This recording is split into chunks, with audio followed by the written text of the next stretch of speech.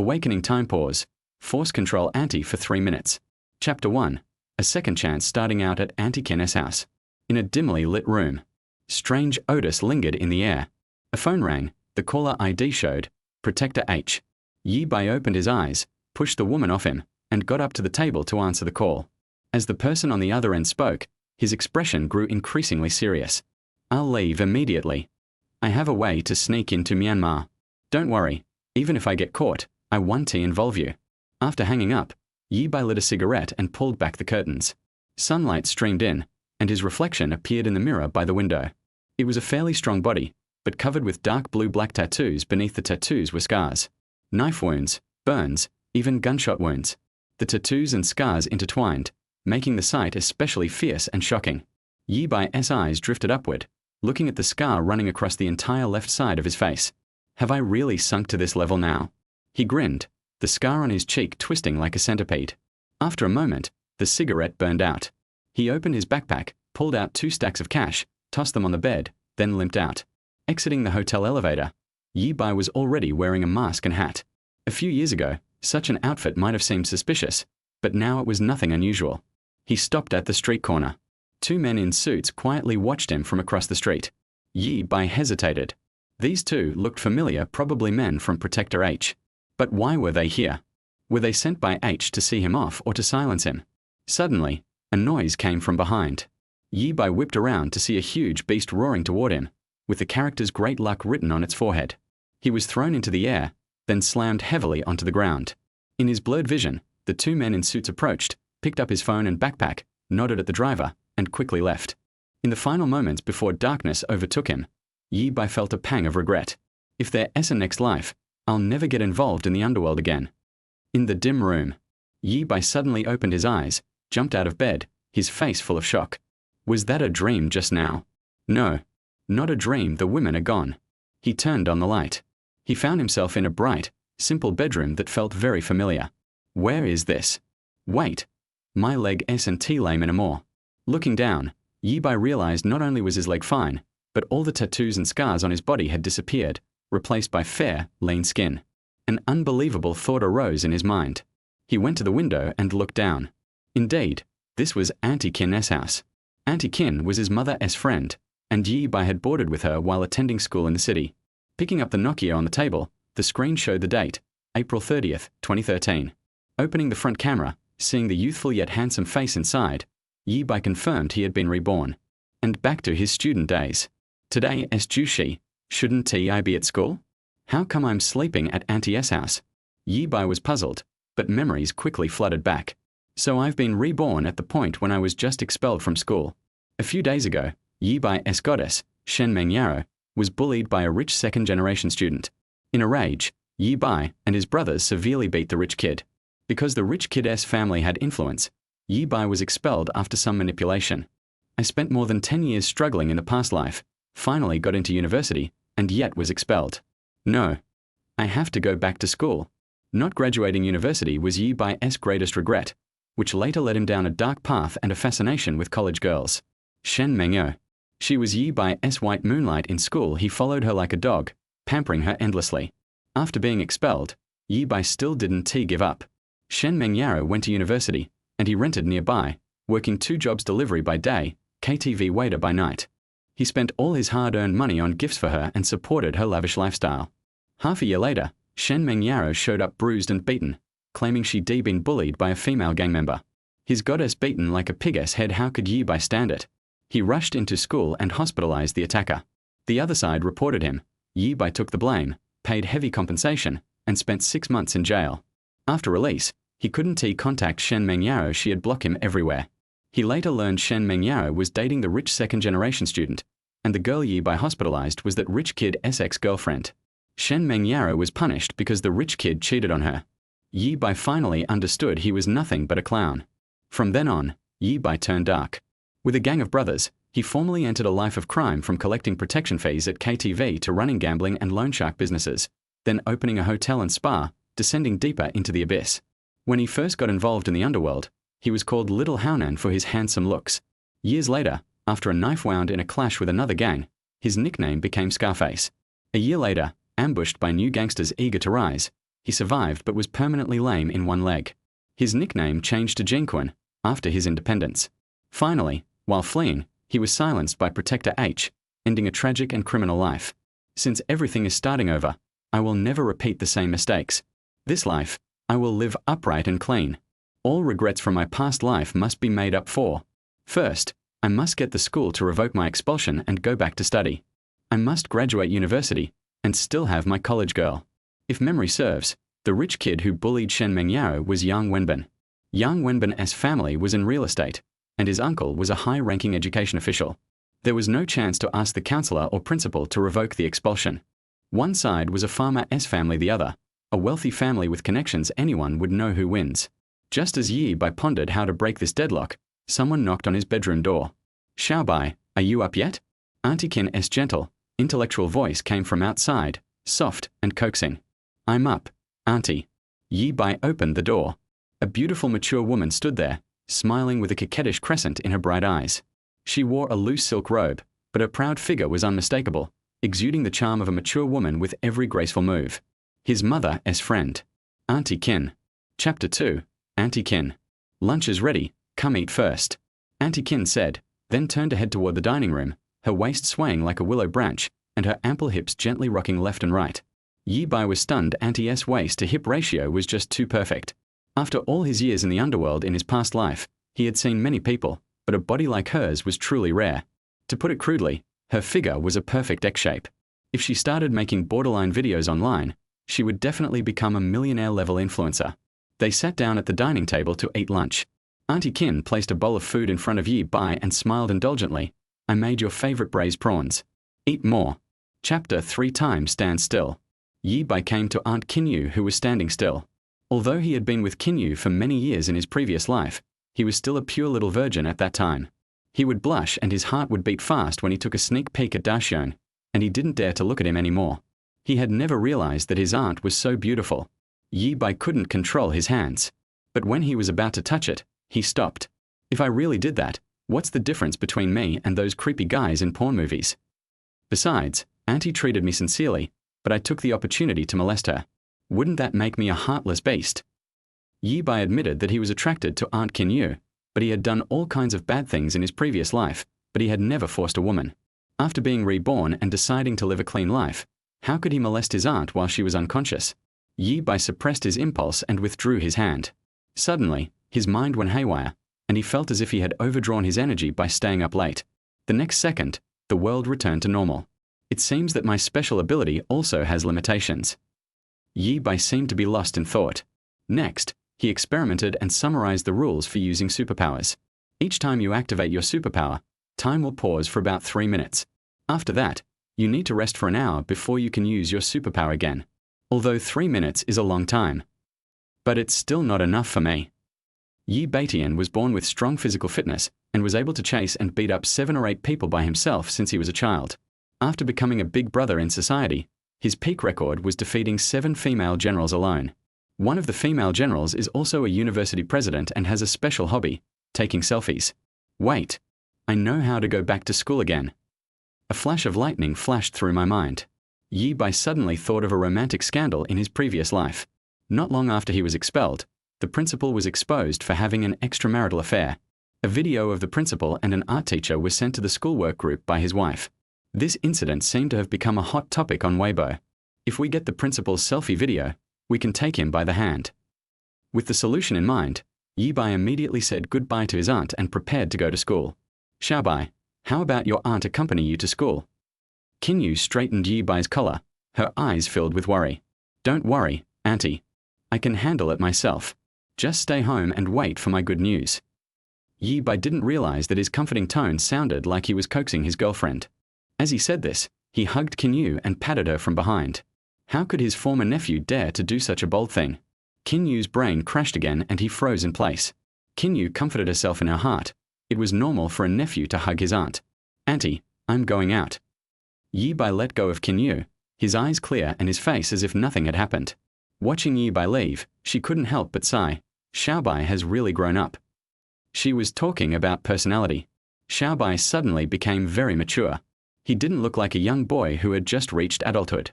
Instead, He looked like a mature man of the same age as her. However, he seemed to be deliberately taking advantage of me. I am his aunt. Although we are not related by blood, I am also Xiaobai's elder and a friend of his mother. How could he do that? On the bus, Yi Bai received a call. The caller ID shows, Mom. Hello, Mom. Yi Bai was a little dazed. He couldn't remember how long it had been since he last called her that. Xiaobai, your father and I will come to the city tomorrow. We will kneel down and kowtow to the principal and teachers, begging them not to expel you. In today's society, you can't live without a degree. Mother Li Qin was chattering on the other end of the phone. Listening to his mother's voice, Yi Bai's eyes became a little moist. In his previous life, he simply wouldn't listen to anything his parents said. He was confident that even without an academic degree, he would be able to make a name for himself in the future. His indifferent attitude made his mother so anxious that she cried, but he didn't feel any sympathy. Instead, he thought his mother was noisy and turned off his phone after hanging up. His parents came to the city overnight and wanted to take him to the school to plead for mercy, but they couldn't find him. They were so anxious that they almost searched all the internet cafes in the city. While searching, the mother was in a car accident, left with a lifelong disability and lost an arm. But Yi Bai was still possessed by a ghost and didn't know how to wake up. Later, he helped Chen Mengyao and beat someone into the hospital. His parents had to pay compensation for him, and not only did they lose everything, they also owed a lot of debts. While Yi Bai was serving his sentence, his mother dragged her broken body to the mountain to dig herbs in order to pay off her debts. As a result, she had an accident and fell off a cliff and lost her life. After Yi Bai was released from prison, his father cut off all ties with him and died of depression not long after. The loss of his parents was also one of the reasons why Yi Bai turned evil and embarked on the path of crime. Thinking of this, Yi Bai slapped himself hard. I was such a bastard in my previous life. Mom. Yi Bai choked up and said, Don't worry, Mom. The principal just called me and said I can go back to school. I'm on my way to school now. Really? Xiaobai, you didn't lie to me, did you? Really, Mom. You and Dad should just wait for my good news at home. I'll go back to school later and have the counselor call you. Yi Bai swore solemnly. After I hung up the phone, the bus arrived at the station. Yi Bai got out of the car and walked into the school, but was stopped by the security guard on duty at the door. As the school bully and the leader of Daojiang University, how could the security guards not know him? Yi Bai, you've been expelled from school. You're not a student of our school now, so you can't come in. Yi Bai raised his eyebrows and slowly looked up. But before he could say anything, the slightly older security guard in the booth saw this, hurried out, kicked the young security guard on the butt, and pulled him behind him. Then he showed Yi Bai a kind smile. Classmate, are you late today?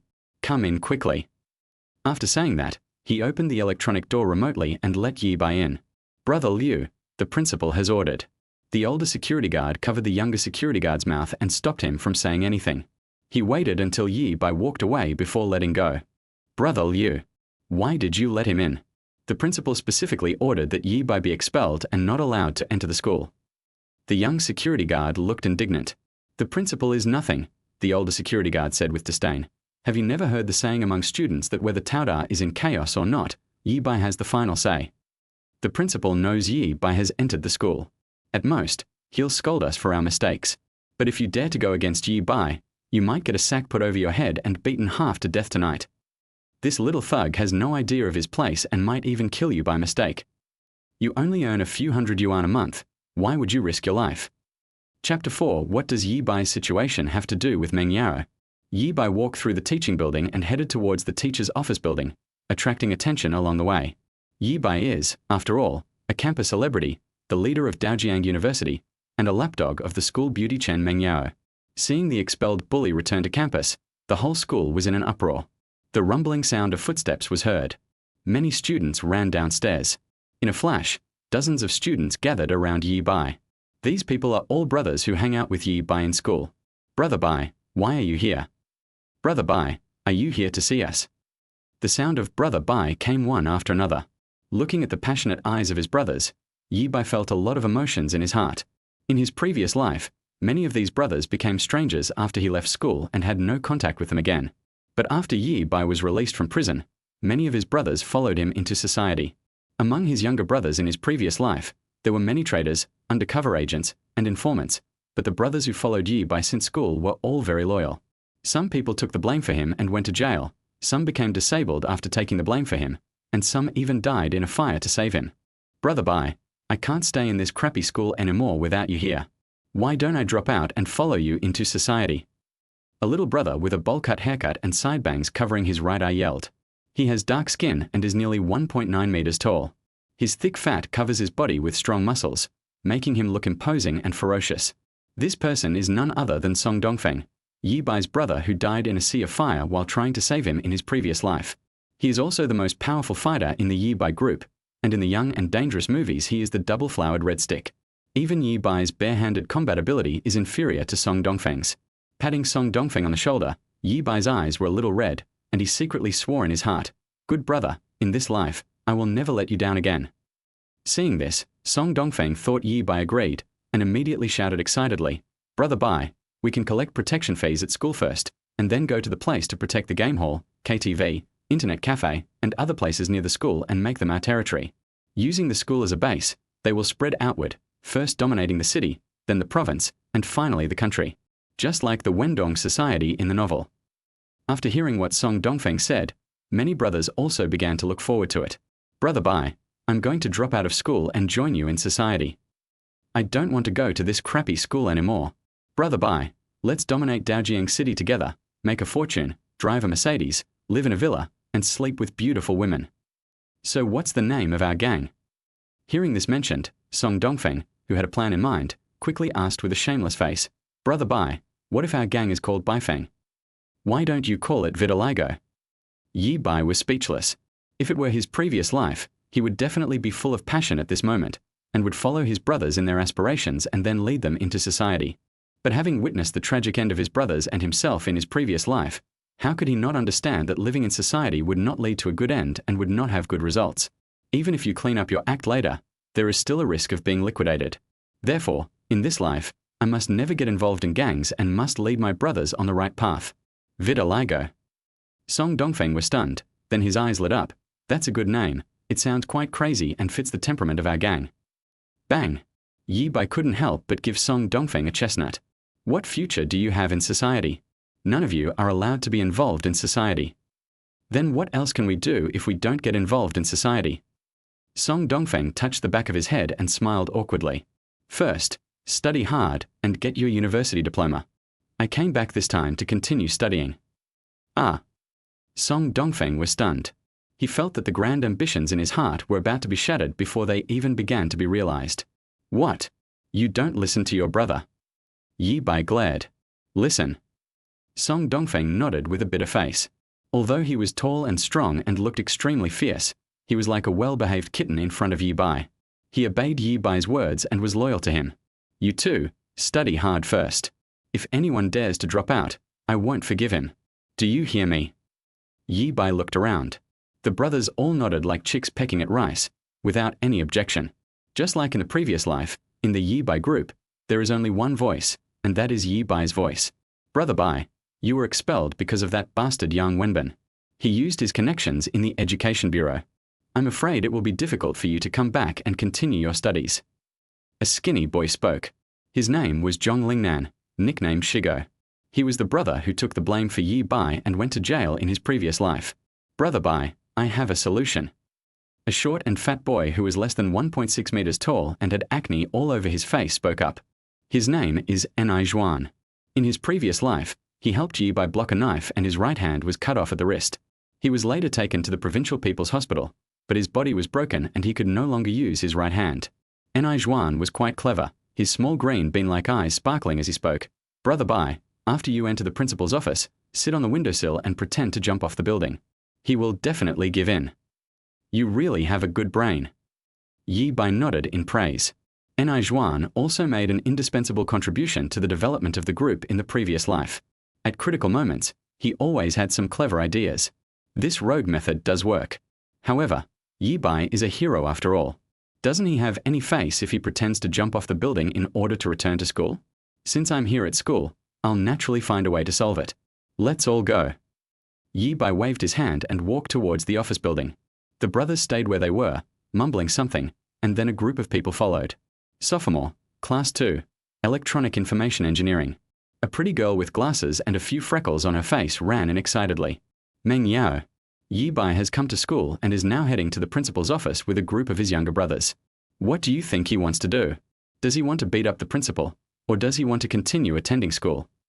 A pretty girl with a bun raised her head and saw that all her classmates were looking at her. She frowned but didn't say anything. Bang! There was a loud noise.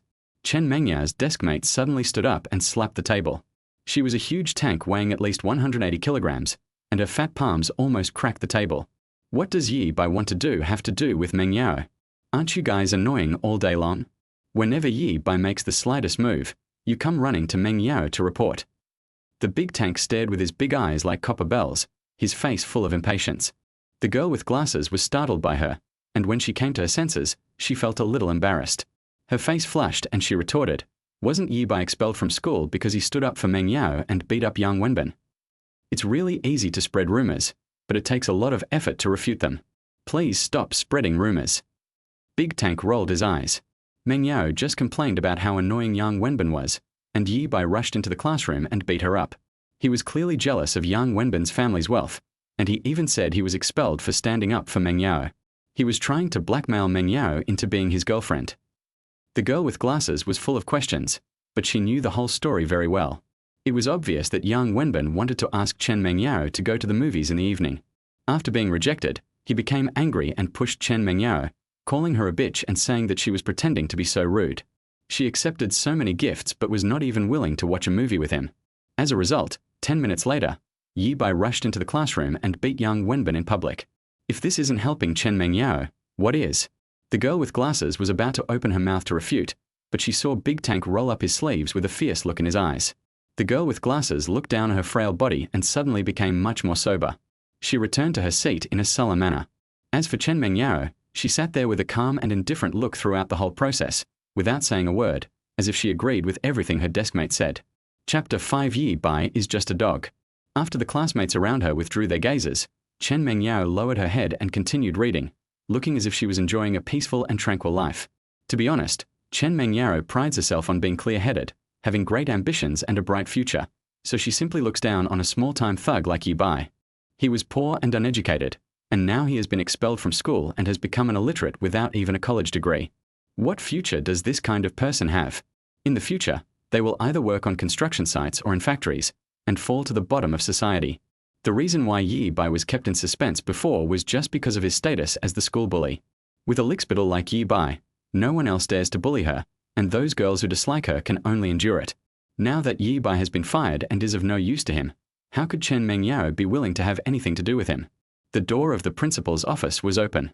The principal sat behind his desk with a gloomy face, staring coldly at the door. He had already received the news that Yi Bai had returned to school and came to his office. Yi Bai didn't knock on the door or shout report. He just walked in and sat down in front of him. Brother Bai. The brothers are all waiting outside. Just shout if anything happens. Song Dongfeng was shouting loudly at the door, glancing at the principal with a cold look, as if as long as Yi Bai gave the order, he would rush in with a knife and stab the principal 3 times and make 6 holes in his body. The principal was so angry that he was shaking. Was this a student or a gangster? Did he still have any respect for the head of the school? Principal Wang, let's be frank. I want to come back and continue my studies. Please approve it. Yi Bai said calmly. Impossible. Principal Wang rejected it flatly, his voice resounding. Your behavior has caused a very bad influence. Our school will not accept a black sheep like you. Yeah. Yi Bai touched his trouser pocket, but only pulled out an empty cigarette box. He tilted his head and held up 2 fingers. Dongzi. Song Dongfeng and Zhong Lingnan walked in immediately after hearing the words. One of them took out a cigarette and handed it to Yi Bai's mouth, while the other took out a lighter and lit it. Yi Bai took a deep breath, and after the smoke passed through his lungs, he slowly exhaled towards the principal. The principal's heart suddenly skipped a beat. At that moment, he felt that he was not facing an uneducated punk, but a gangster boss. But how is this possible? When Yi Bai was expelled a few days ago, he was still a rebellious, unruly, and bad student. How could such earth-shaking changes happen in just a few days? Zhong Lingnan and Song Dongfeng didn't notice these things. They just felt that Brother Bai was too stylish and even more handsome than Chen Haonan in Young and Dangerous. Soon, Principal Wang came to his senses and became a little angry and embarrassed. I was actually fooled by a poor student. Bang! Principal Wang slammed the table, stood up, and shouted angrily, What do you think I am? Get out of here, Yi Bai.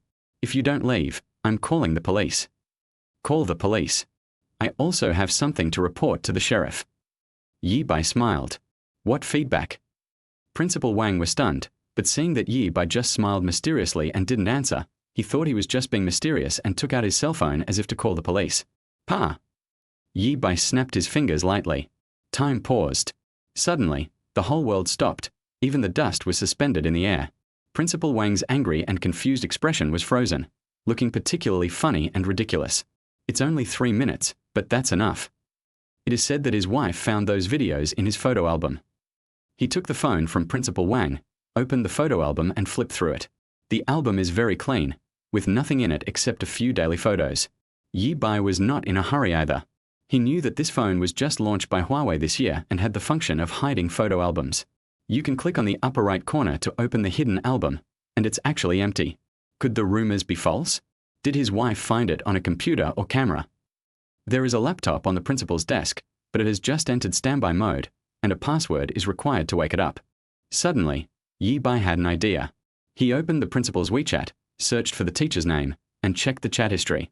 TSK, that art teacher looks serious, but is actually so flirty behind the scenes. Click on the pictures and videos again, and suddenly, many eye-catching photos and videos come into view. There is only 1 minute left. Yi Bai calmly copied the photos and videos to his mobile phone, then returned to his original seat and sat down. Wow. The world returns to normal. Why don't you get out of here? The principal roared. Yi Bai ignored him and smiled at Song Dongfeng. Dongzi, let me show you an interesting video. Clicking play, the art teacher's voice came from the phone. Principal Wang, you are amazing. I've told you so many times not to address people by their titles at a time like this. This time Yi Bai did not use time pause. But Principal Wang's angry expression was still frozen on his face. He didn't understand why the video he had taken with his art teacher last week appeared on Yi Bai's phone. This is clearly a little secret that belongs only to the two of them. Song Dongfeng's eyes nearly popped out when he saw such an explosive video. Holy crap. Isn't this a teacher from the art department? Brother Bai, how did you get this? Send me a copy. She's calling me Principal Wang. Could this big-bellied man filming the video be you, Principal? Zhong Lingnan's face was also full of excitement. He winked and gave the principal a thumbs up, showing an expression that all men understand. When the brothers who were guarding outside the door heard this, they could no longer hold back and rushed in, crowding behind Yi Bai to watch and chattering. The netizens on Cheerbar were right. Fat people are small. What's wrong with being small? Being small is also cute. How could a group of hot-blooded young men watch such a video? They were all extremely excited. That's enough. Stop arguing. Yi Bai put his phone back in his pocket and patted the table. The brothers suddenly became quiet, and the office, which was previously as noisy as a vegetable market, became so noisy that you could hear a pin drop. You all should go back to class first. I have something to discuss with the principal. Looking at the blushing principal, Yi Bai added, the contents of the video are to be kept secret for the time being. Once you leave this door, you are not allowed to discuss it or tell anyone. Do you understand? I understand, Brother Bai. The brothers answered in unison, and then retreated like a tide. Song Dongfeng walked at the end and closed the door considerately. Now he understood why Brother Bai was so confident that he could return to school. With this video, the little punk principal would be easily controlled by the vitiligo. From then on, Daojiang University was completely theirs. Song Dongfeng was full of confidence for a while, fantasizing about his grand ambitions starting from school. Chapter 6. The last day of April, the withered jailing flower. Yi Bai smiled and said, Old Wang, you don't want your wife to see this video, do you? Where did you get it? Did that bitch Ju Yu give it to you? This has nothing to do with you. Yi Bai flicked the ash from his cigarette. Now I want to go back to school. Do you have any objection?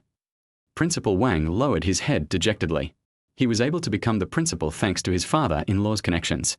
Once the video with the art teacher was leaked, his life would be ruined. After a while, he replied in a muffled voice, I have no objection, the video. I want to send it to anyone. So many students just saw it. If they spread it. Don't worry, I will take good care of my brothers. That's it, Lao Wang. I'll rely on you from now on. Yi Bai stood up, put out his cigarette in the ashtray, patted the principal on the shoulder, and stood up to leave. Principal Wang pulled his hair in pain. He didn't send the video to anyone, so there must be something wrong with the art teacher. He couldn't figure it out. If the video was leaked, he would be doomed, but his art teacher wouldn't be much better off. After all, she also had a husband. Why did she do that? Could it be that she and Yi Bai? Sophomore, Class 2, Electronic Information Engineering. Counselor Lee Daeong led Yi Bai into the classroom. Find a seat yourself. Lee Daeong looked as if his mother had died. He felt extremely upset. Yi Bai is the biggest troublemaker in the class, causing trouble all the time. This kind of person is the scum of the trash and a stain on his educational career. When Yi Bai was expelled, he was so happy that he almost went to the school gate to set off firecrackers. Who would have thought that just a few days later, the principal would actually revoke his decision?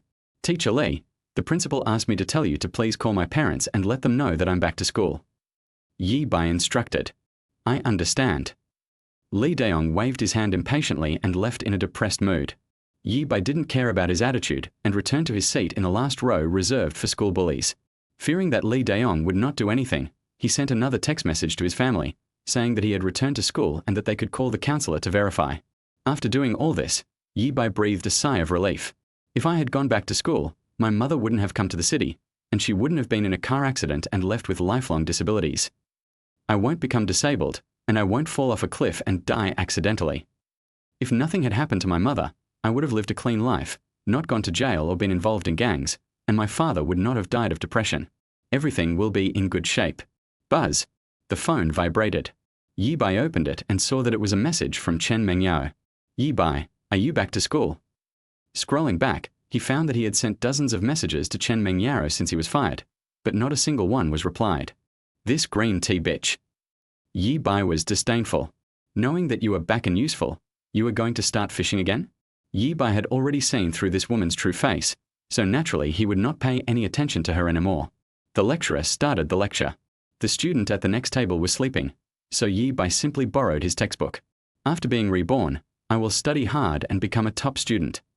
Yi Bai sat upright and began to listen to the class attentively. 10 minutes later, he fell asleep on the table seriously. After a long time, the bell rang and Yi Bai woke up. It seems that even after being reborn, I'm still not cut out for studying. Those who barely made it to undergraduate studies had to sit behind a top student during the college entrance exam and were good at copying. Let's figure out how to make money first. Since we are reborn, of course we want to become rich. But there is a problem. Everyone knows that after rebirth, investing in real estate and Bitcoin is very profitable. But the question is, how to earn the initial capital? Yi Bai began to recall his past life and the rebirth novels he had read in his spare time. Bet on football. But Yi Bai usually doesn't watch football, he just likes to play football. This road passes. Lottery tickets are also not an option, as they are exclusively for internal leaders and their families. Stocks are even worse for him. As a gangster, he knows nothing about finance. If he opened a casino and lent money at high interest rates, Yi Bai would be confident that he could make $1 million within a month. But if that happens, won't we be back on the old path of crime? If we could stop time and empty the armored car. No. I must live a clean life and not do such illegal and criminal things. After a lot of hard thinking, Yi Bai still couldn't think of any way to make money quickly and legally until school was over. Daojiang University is the best local university, so most of the students studying here are locals, and most of them do not live in the dormitory. As soon as school is over, a group of brothers came to the classroom door and surrounded Yi Bai as they walked out of the school. Brother Bai, I have an idea that can make 200,000 in a week. Song Dongfeng said excitedly.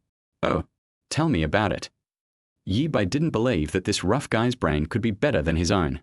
Now the principal is one of our vitiligo people. The whole school is ours. We can collect protection fees from the school. There are more than 10,000 students in the school. If each student gets 50, how much money can we collect? This plan was very good. Yi Bai was very happy and rewarded Song Dongfeng with a big chestnut. I'll say this one last time. I won't lead you into society. There's no future in society. I'm going to lead you down the right path. If anyone ends up in society, I, Yi Bai, will treat him as if I don't have a brother. Yi Bai's face was gloomy. Song Dongfeng touched his head awkwardly. No, we'll listen to Brother Bai. Brother Bai, southeast, look. Enai Zhuan suddenly shouted in a low voice, his small green bean-like eyes shining brightly. It's Cao Chen. I'm a little dizzy looking at him. Yi Bai turned his head and his eyes were also dazzled. Then a beautiful girl walked out of the school. Amazing. Coupled with the slender waist, It gives people the feeling of a thin branch with rich fruits hanging on it.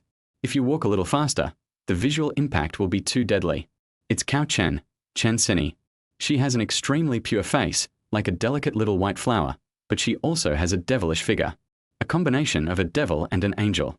Chen Mengyao was elevated to a deity because of the favoritism of the school bully Yi Bai, and was called the school belle by many students.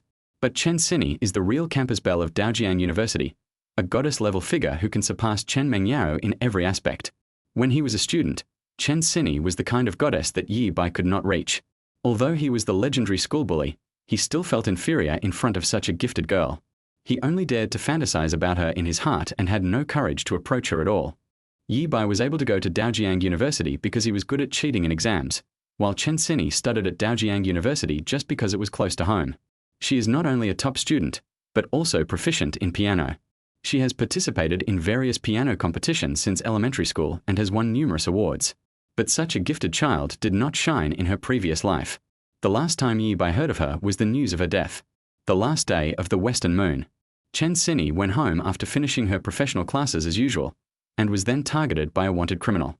The wanted criminal followed her home and brutally murdered her. Zhu Kachang, known as Brother Headshot, committed dozens of gun-related crimes across Jiangsu, Hunan, Chongqing, and Shaanxi provinces over a period of 9 years, killing 26 people and injuring dozens more. The local police have issued a reward of up to 500,000. Zhu Kachang is the wanted criminal who killed Chen Sini. Yi Bai is very familiar with this person.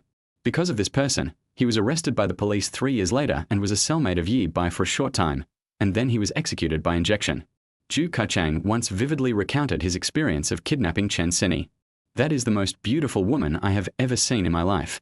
Even the actresses in the movies can't compare to her. Unfortunately, she refused to comply and even tried to escape.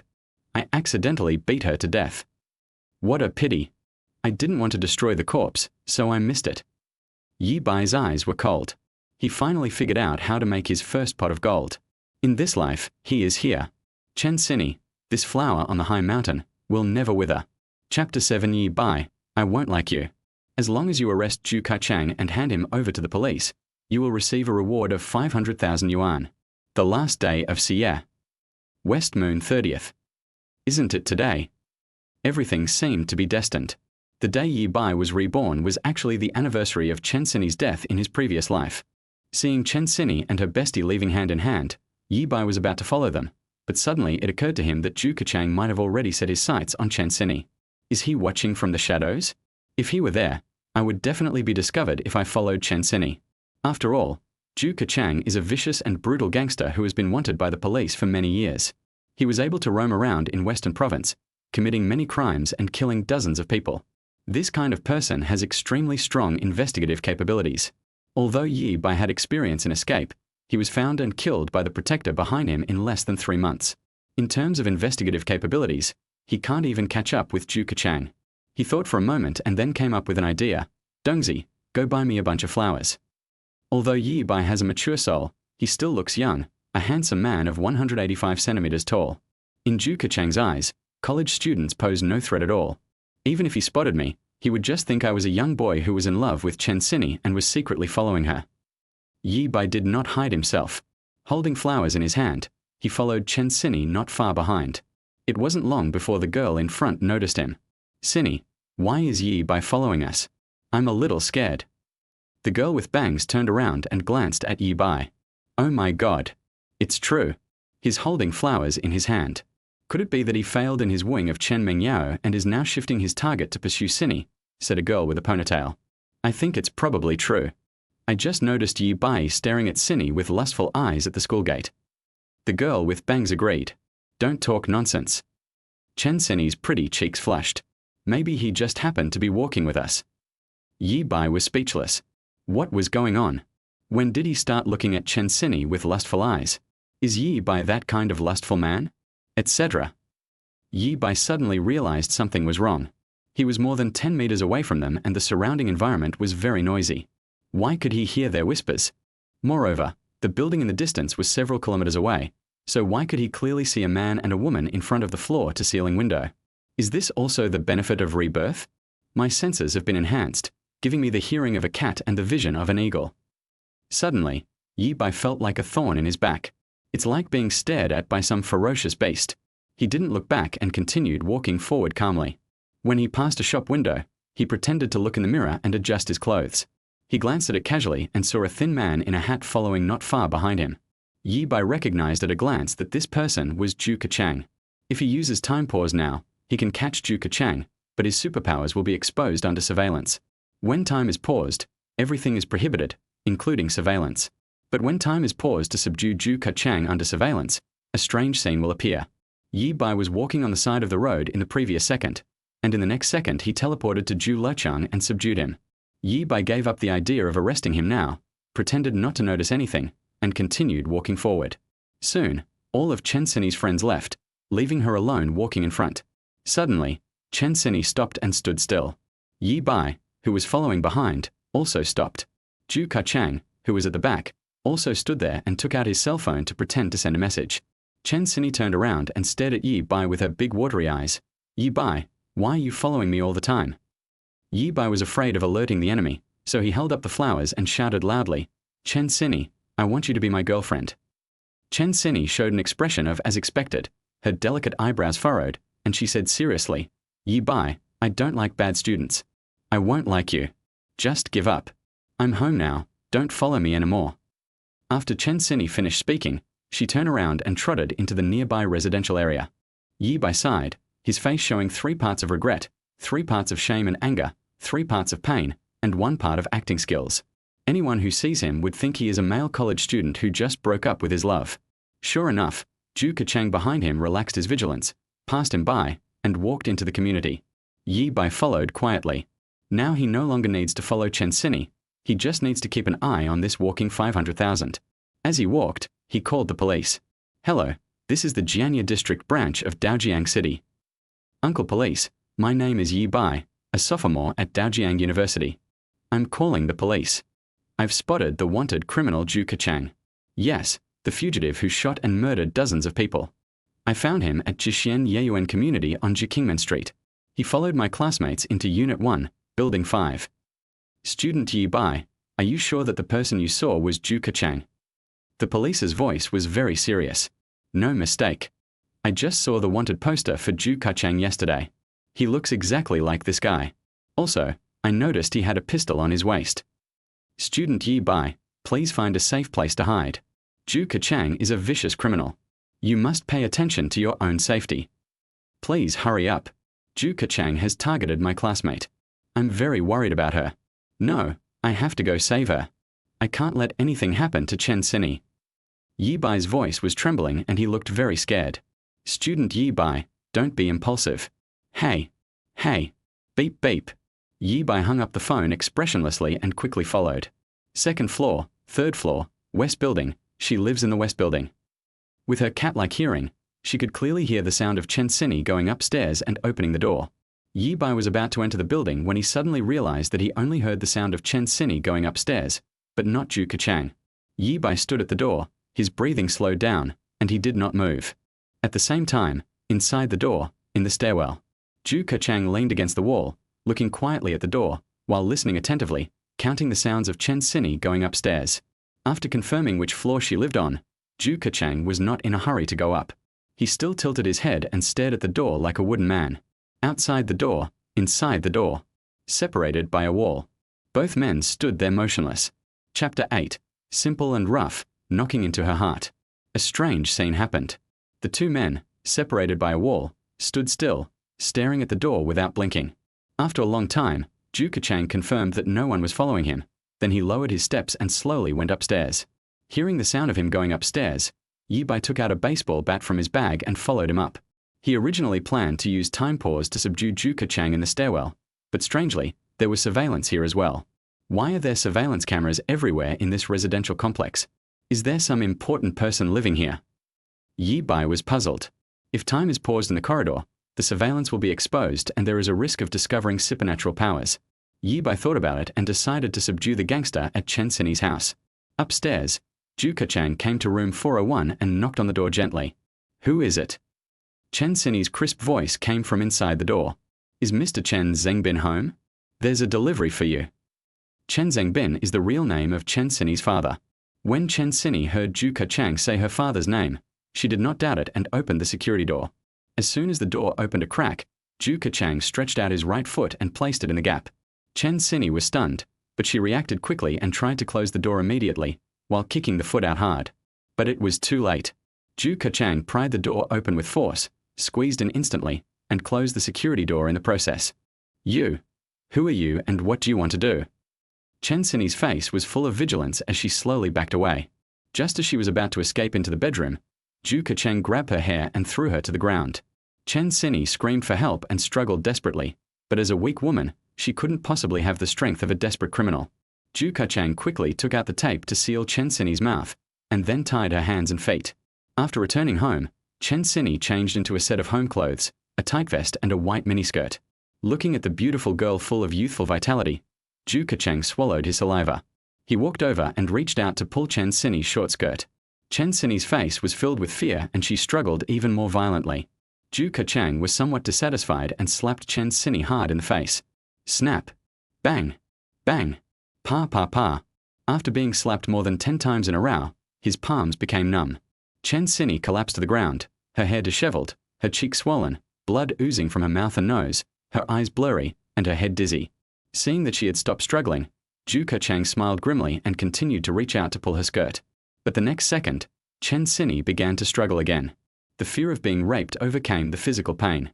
She had only one thought in her mind: she must not let the bad guy succeed. Damn it! A hint of cruelty flashed in Zhu Kechang's eyes. He picked up the vase on the table, aimed it at Chen Sini's head and smashed it down hard. Ooh! Chen Sini closed her eyes in horror, her heart filled with despair. Hearing the sound of the security door closing, Yi Bai's heart skipped a beat and he hurried up. When he got outside and carefully observed the door lock, he breathed a sigh of relief. He took out the keychain from his pocket, turned the iron ring of the key, and stuck it into the door lock. He put his ear close to the door and listened to the movement in the keyhole. Luckily, it's not a smart door lock, otherwise I would have wasted the time I paused time violently smashing the door. Yi Bai learned the lock-picking skills from one of his subordinates in his previous life. Give him a piece of wire and he can poke open any door with a hole in it. With his super hearing, he could clearly hear the movement of the lock core, and his unlocking ability was a step higher than in his previous life. Soon, there was a crisp sound. The door opened. Yi Bai raised his leg and kicked hard. Bang! There was a loud bang. The security door was kicked open from the outside, and then a loud shout came from the door. Zhu Kechang, put down your weapon, you are under arrest. Zhu Kechang raised the vase but hadn't smashed it yet when he heard a noise and was startled, turning back subconsciously. Seeing that it was the student who had just confessed his love to Chen Sini, he couldn't help but reveal a contemptuous smile, another one seeking death. There is a road to heaven but you don't take it. There is no door to hell but you come by yourself. Zhu Kechang shook his head and pulled out a gun from his waist. Wow! The world suddenly stopped. Zhu Kechang had a cruel smile on his face. Chen Sini's pupils contracted, and her face showed a bit of surprise and a bit of worry. They all seemed like characters in a movie with the pause button pressed. As Yi Bai walked towards Zhu Kechang, he took out a pair of gloves from his pocket. I don't know if it was an occupational disease, but when Yi Bai was reborn, he found that he had the ability to stop time. The first thing he did was to find a pair of gloves and put them on. Wearing white gloves, he walked up to Zhu Kechang and pulled the gun out of his hand. Holding the gun in his right hand and quickly loading it with his left, Yi Bai subconsciously commented, "The spring needs to be increased by 2 pounds." Then, Yi Bai took out all the bullets from the magazine and put them into Zhu Kechang's pocket, leaving only one loaded. Then he put the gun back in his hand, pointed the muzzle at his kneecap, and squeezed his index finger. No, it's not safe enough. Even if Zhu Kechang loses one leg, he still has the ability to fight back. Yi Bai was well aware of Zhu Kechang's brutality. Although he had extensive combat experience, his current physical fitness was no match for the one that had been tempered in his previous life. Therefore, he was not completely sure that he could subdue Zhu Kechang. Although the opponent had lost a leg, wild beasts are often more ferocious after being injured. Yi Bai picked up the baseball bat, aimed it at Zhu Kechang's right elbow joint, and hit it hard. Next came the left elbow, and finally the other kneecap. Under the time ban, the propagation of sound stops, so everything happened silently. It's okay now. Yi Bai nodded with satisfaction. As the saying goes, a gentleman does not stand under a dangerous wall. 3 minutes were almost up, and Yi Bai returned to his original position, regaining his righteous expression. Wow! The world returns to normal. There was a bang, followed by the sound of a bullet piercing a human body. This was followed by 3 muffled sounds and a shrill scream. Zhu Kachang staggered and fell to the ground, looking dazed and in pain. What's going on? Is it haunted? He clearly wanted to raise his gun and shoot the guy, so how could he have shot through his own knee? Also, why do my elbows and other leg hurt so much? It was as if someone had hit him hard with a hammer. His bones seemed to be broken and he had no strength at all. But before he could think about it, Yi Bai had already pounced on him and hit him on the head with a baseball bat. Bang! Bang! Bang! Along with the sound of a baseball but hitting flesh, Chen Sini, who was lying on the side with her little head tilted back, had a strange light in her eyes. She felt that Yi Bai was so handsome, and his whole body seemed to be glowing.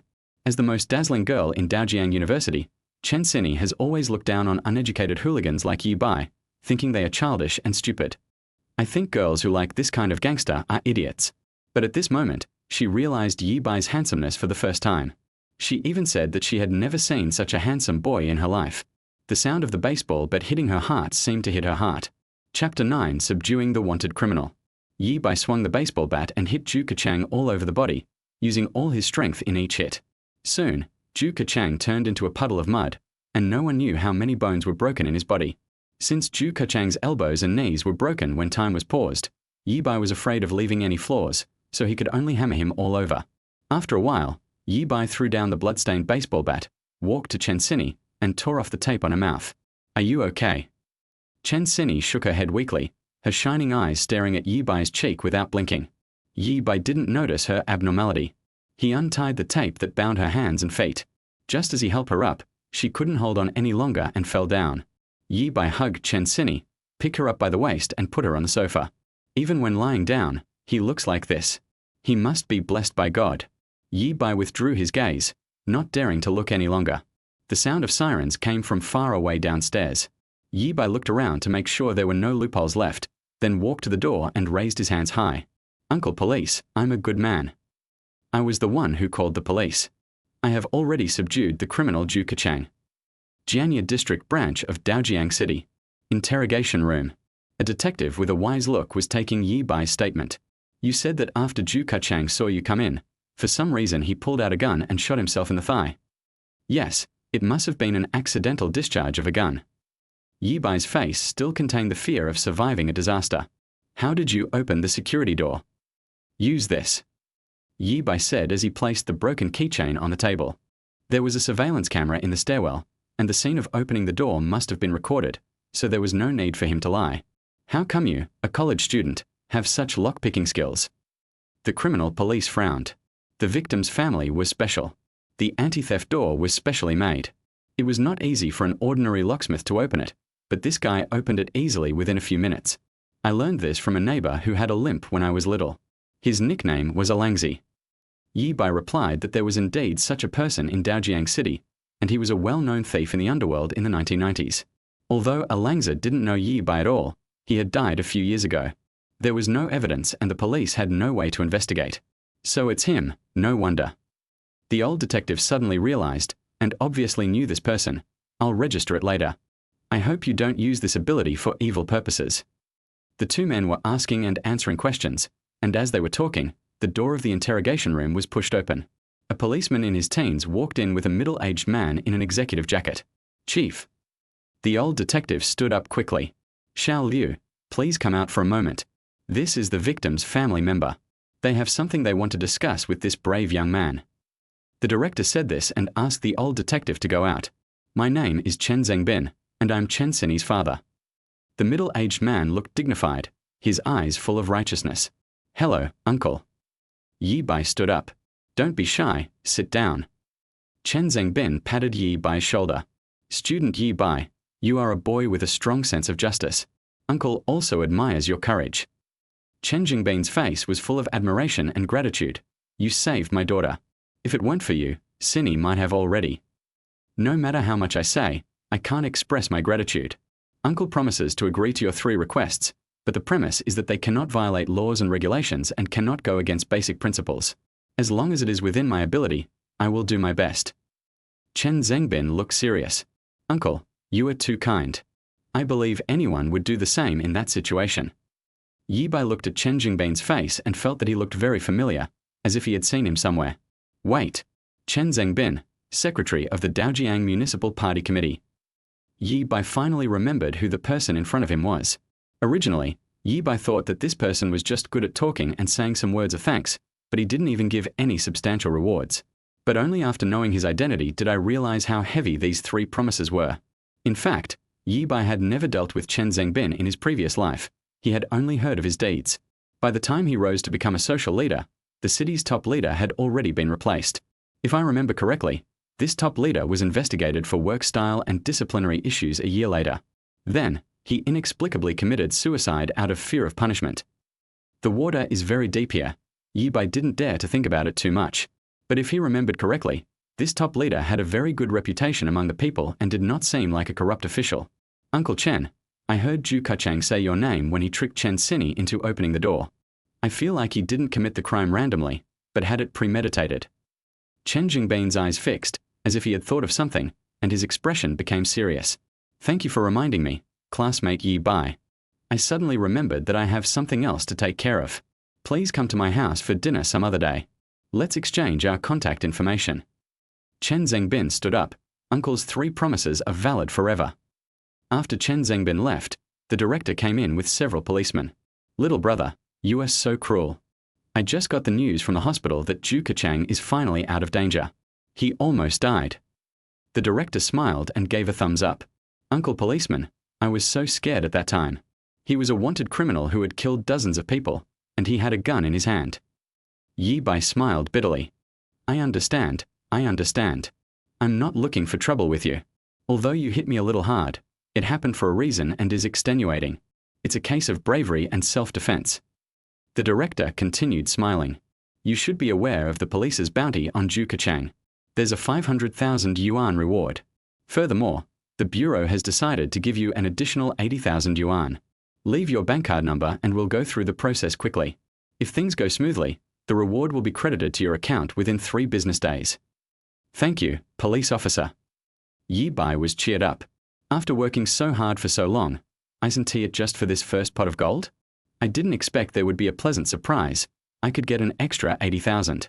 By the way, little brother, according to the rules, we should notify the school and let the school commend you. However, the identity of the victim is rather special, so this matter cannot be made public, you understand, said the director. Clear. Yi Bai nodded. He didn't care about the school's commendation. Moreover, if this matter were to be spread, it would indeed be bad for the girl's reputation. Although she was successfully rescued, there would definitely be people who would make malicious speculations, and her innocence would be gone. After a lot of trouble, the police finally let Yi Bai go. When he returned home, it was already past 10 o'clock in the evening. Aunt Kin Yu hadn't gone to bed yet and was sitting on the small sofa in the living room. It was round there, like a millstone, and a small sofa could hardly fit in it. Xiaobai, why did you just get home? The phone couldn't get through. What's going on? Did the school rescind the decision? Kinyu looked at Yi Bai nervously. The principal agreed to let me go back to school. Yi Bai replied with a smile. Great. Kinyu excitedly waved her fists. You must be hungry. Auntie will heat up some food for you. As she spoke, Kinyu stood up and walked towards the kitchen. She was wearing a tight nightgown that swayed from side to side as she walked. Ding ding ding. There was a noise coming from Kinyu's bedroom, the sound of the washing machine. Xiaobai, go help Auntie hang up the clothes. Good. Yi Bai agreed, went to the balcony of his aunt's bedroom, turned on the washing machine and hung the clothes to dry. Looking down, I saw a stepmother's skirt in the laundry basket next to the washing machine. It's Kinyu's clothes. A very charming purple. Suddenly, Yi Bai focused his eyes and found that there was actually a bee resting on it. Chapter 10, Aunt's Misunderstanding. Why didn't you close the window screen? All the mosquitoes flew in. Yi Bai picked up his stepmother's skirt, opened the window, and shook the bees out. A moment ago, Kinyu told Yi Bai to hang up the clothes while he stayed in the kitchen to continue heating up the meal, etc. I haven't had time to wash the skirt I took off. How embarrassing for Xiaobai to see it. Thinking of this, Kinyu quickly turned off the fire and went to his bedroom. Xiaobai, I'll hang the clothes myself, you go. Kinyu's voice stopped abruptly, and then her charming eyes widened and her rosy little mouth opened slightly. Xiaobai, what are you doing?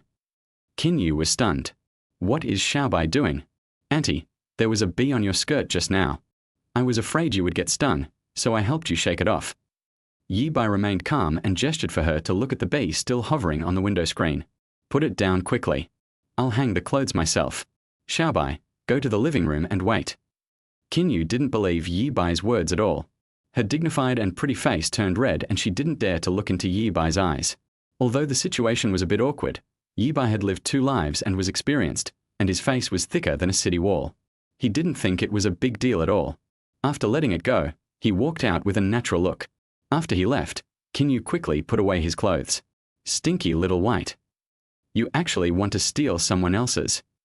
Qinyu was ashamed and angry, and waved a pink fist at the air, as if to hit Yi Bai. At this moment, Qinyu didn't look like a woman in her 30s at all, but more like a shy girl. After adjusting his mood, Qinyu walked out of the room and went to the kitchen to heat up the meal. Soon, the meal was heated up, but Qinyu still felt embarrassed. He asked Yi Bai to finish eating and clean up himself, then hurried back to the bedroom and closed the door. Yi Bai felt a little amused. After he entered society in his previous life, he had no contact with Qinyu again, and his impression of her gradually faded. After spending time with her today, he discovered that this aunt, who was already 32 years old, seemed not to be very mature mentally. It actually gives people a childish and cute feeling. It's probably because Auntie has never had any experience in society. After inheriting her late husband's estate, Qinyu became a landlord, owning 3 buildings. She had no worries about food and clothing and did not need to work hard for a living, so it is understandable that she has such a personality. Wait, isn't Li Xiang already an adult? Yi Bai suddenly thought of a question. My aunt is 32 years old this year, and her daughter Li Xiang is 18 years old. So what about the child she gave birth to when she was 14? Giving birth at 14, pregnant at 13? If this is true, then Qinyu's late husband probably would not have died accidentally, but would still be in prison. Li Xiang is probably not Auntie's biological daughter, or she is an adopted child. Or Li Xiang is the child of my aunt's late husband, and my aunt is her stepmother. Yi Bai carefully recalled the details of how his aunt and Li Xiang interacted. Although Li Xiang called his aunt Mom, the two of them didn't act like mother and daughter in their daily interactions. Li Xiang has a stern face all day long, is very precocious, and sometimes even disciplines Qinyu. When the latter was being educated, he kept his head down and obeyed, like a child who had done something wrong and did not dare to talk back. One of them is clearly in his 30s, but he still acts like a child. One is still a girl, but looks very mature. This mother and daughter are so interesting. After eating and washing up, Yi Bai lay on the bed, thinking about how to use money to make more money after getting his first pot of gold. If I remember correctly, Bitcoin will experience its first wild surge at the end of this year. Starting from $13 at the beginning of the year, it will exceed $1,000 by the end of the year, and its overall market capitalization will also exceed $1 billion for the first time. An increase of nearly 100 times. This is a huge opportunity. Let's set a goal first. Make 10 million before summer vacation. Then use that money to invest in Bitcoin and make a killing. When Yi Bai was worrying about how to make 10 million, Qinyu was also very worried. Thinking about what Yi Bai had just stolen from him, Qinyu blushed and his heart started beating fast. Xiaobai has really grown up. Recalling Yi Bai's actions at home at noon, Qinyu felt a little worried. What if one day he insisted on having sex with her like in the movies? What should she do then? Xiaobai is so strong, I definitely can't resist him. If he really did that to me, how would I ever face Sister Qin again? For some reason, while Qinyu was worried, he also felt a little. No, we can't do this. I'm Xiaobai's aunt and a friend of his mother's. After all these years together, I've already considered Xiaobai half my son. Qinyu shook his head and threw those messy images out of his mind. After thinking for a moment, she turned on the computer and searched on the browser. My best friend's son stole my.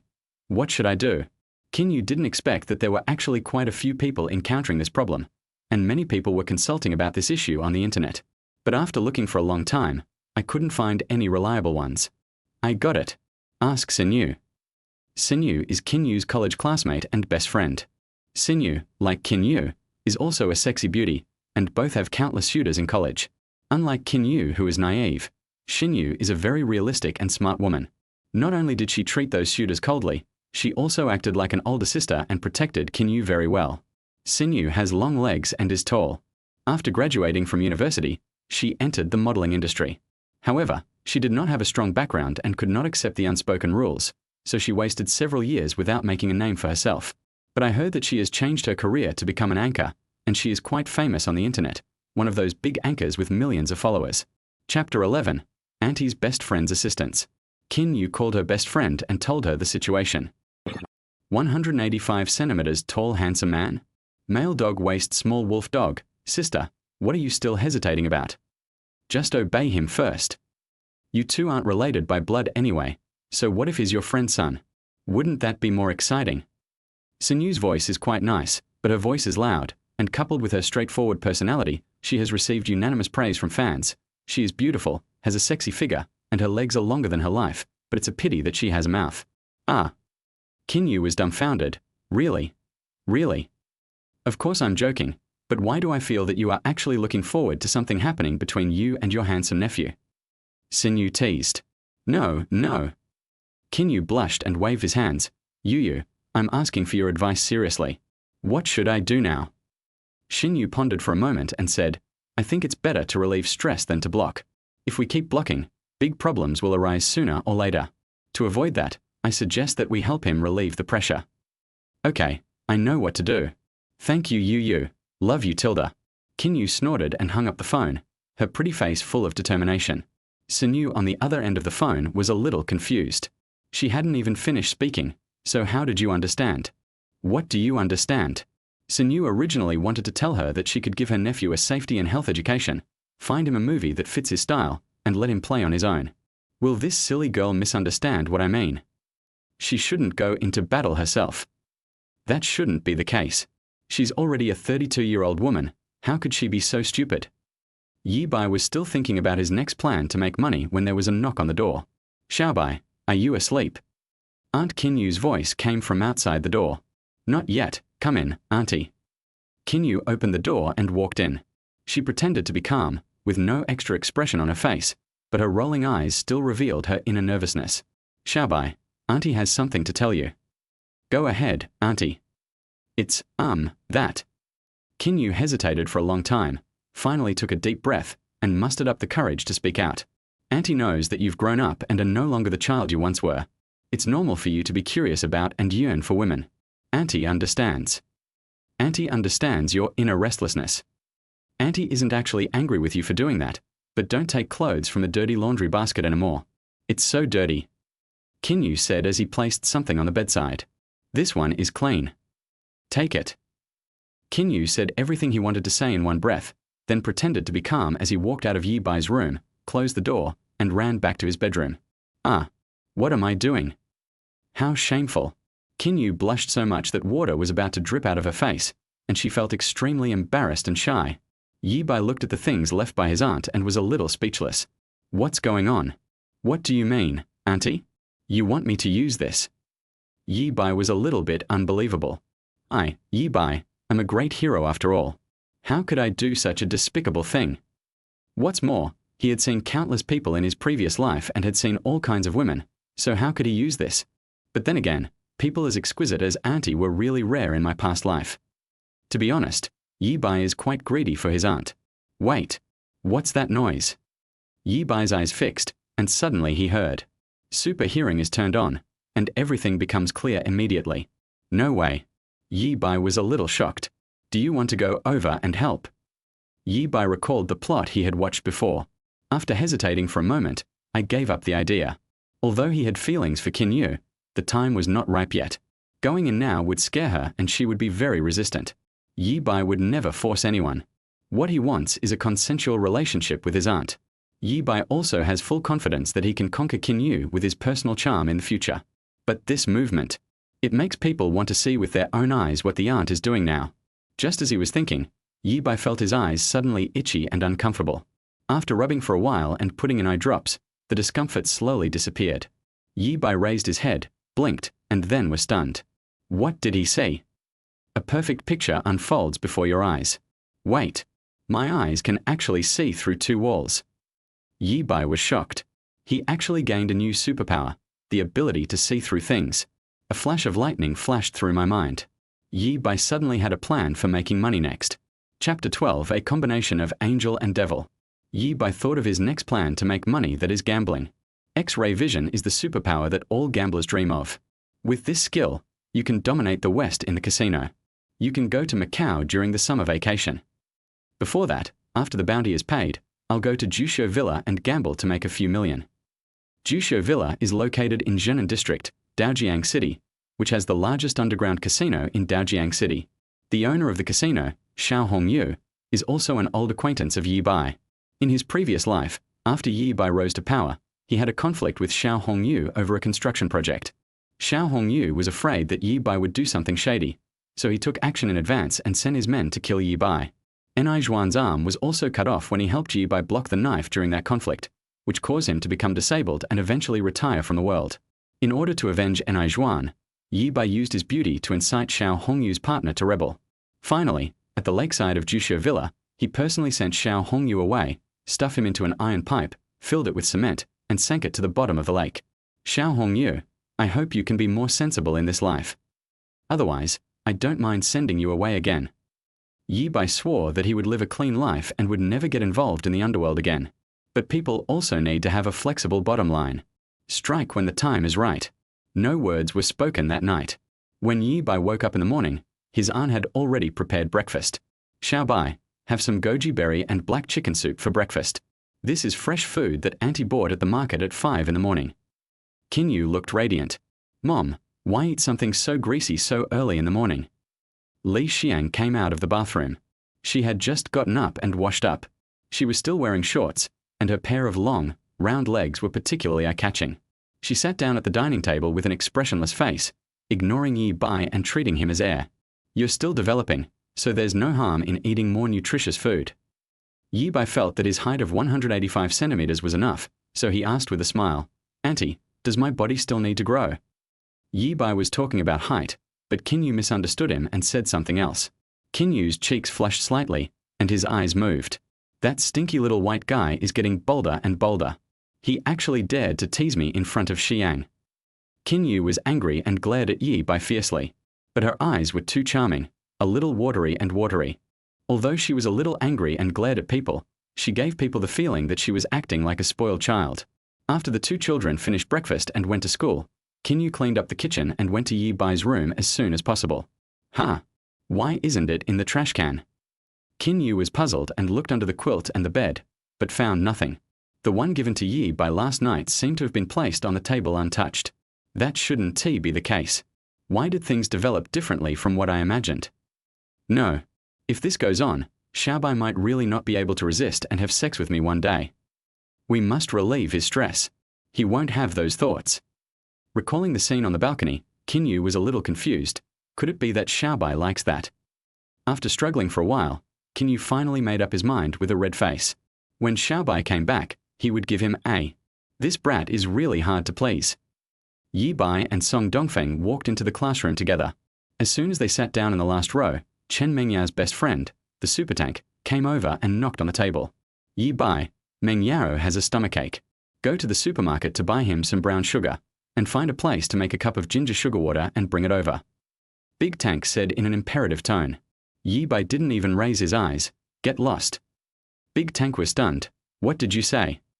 I told you to get away. What does Chen Mengyao's stomachache have to do with me? Yi Bai was a little impatient. Yi Bai, why are you so stingy? Meng Yao just forgot to reply your message. You. Yi Bai interrupted her. Shen Meng Yao and I have no relationship at all. I have no obligation to help her with anything, so don't bother me with anything related to her in the future. You. What's your attitude? Do you still want to be Meng Yao's boyfriend? I once pursued Chen Meng Yao, but I don't have any feelings for her anymore, so please, don't bother me anymore. After Yi Bai finished speaking, seeing that Big Tank was still trying to continue pestering him, he slapped the table and shouted, Dongzi. Brother Bai is here. Song Dongfeng couldn't hold back any longer and walked over eagerly after receiving the order. Let this fat pig go away and stop bothering me. Receive. Song Dongfeng looked down at the Big Tank, his eyes as bright as copper bells. You heard what my big brother said. If you dare to bother him again, I'll beat you up every time I see you. Get out of here right now. Big Tank was so angry that her head was shaking and her face turned red, but looking at Song Dongfeng, who was about 1.9 meters tall and as strong as a gorilla, she didn't dare to say a word and walked away in shame. Meng Yao, you heard it. Yi Bai has gone too far. Don't bother with him anymore. Big Tank sat down next to Shen Meng Yao and complained to her. Chen Mengyao nodded. She heard everything Yi Bai said, but Shen Mengyao didn't feel anything. Not only was she not angry, she even found it a little ridiculous. Yi Bai thought he couldn't tell. Was he playing hard to get? Pretend to dislike yourself, have no feelings for yourself, keep a distance from yourself, and even act as if you hate yourself. Then what? Do you think you will realize his importance? Do you think you will find out that you already have him in your heart? How childish. How could such a simple-minded gangster understand that he was just a tool in his eyes? Shen Mengyao smiled contemptuously. At this moment, the originally noisy classroom suddenly became quiet. Chen Mengyao raised her head and looked towards the door. There was a girl standing at the door of the classroom. She has a face that is extremely pure, looks delicate and fragile, and makes people feel pity for her. But he also has a super big bear that makes all women jealous. The face of an angel, the body of a devil. It's Chen Sini. Chen Mengyao was stunned. What was she doing here? Then Chen Sini spoke, her voice clear and crisp, like pearls falling on a jade plate. Hello, classmate. Can you please call Yi Bai for me? Chapter 13 Agreement with Chen Sini. With the appearance of Chen Sini, the noisy classroom suddenly became quiet. Except for Yi Bai, who was lying on the table, ready to sleep, everyone else was staring at her blankly. Chen Sini said to the boy in the first row at the door, Hello, classmate. Can you please call Yi Bai for me? The boy was a rather wretched little frog with western eyes, who was secretly reading a pornographic book whose protagonist was a young woman named Bai. Just when he was unable to stop watching, a super beautiful girl suddenly appeared in front of him and burned up his CPU. Seeing the boy staring at her like a moron without saying anything, Chen Sini frowned slightly and tapped on the table. Classmate. Ah. Oh. The boy woke up with a shudder, his face flushed and his heart beat fast, and he didn't dare to look at Chen Sini at all. The school beauty has such big breasts. He turned around and shouted, his voice distorted, like an old sister-in-law. Yi Bai tilde Chen Sini is looking for you tilde. After Yi Bai walked out of the classroom and left with Chen Sini, the boy excitedly grabbed his deskmate's neck and shook him. Holy crap. Did you see that? Chen Sini talked to me. She's so pure and beautiful, but why does her face look a little purple, like it's swollen? And she's really big. No wonder she's called Cow-chan. The pressure is so strong. I almost suffocated. I don't know whether he was suffocating or not, but the classmate whose neck he was strangling started rolling his eyes. The quiet classroom was in an uproar, and the students were talking excitedly. Why did Chen Sini come to find Yi Bai? When did Yi Bai hook up with this campus beauty? One is a favored girl from a wealthy family who has won numerous awards in piano competitions. One of them is said to be the school boss, but in fact he is just an uneducated gangster who only knows how to fight all day long. Neither of them is a painting-style character. Belonging to two different worlds. Now they are together.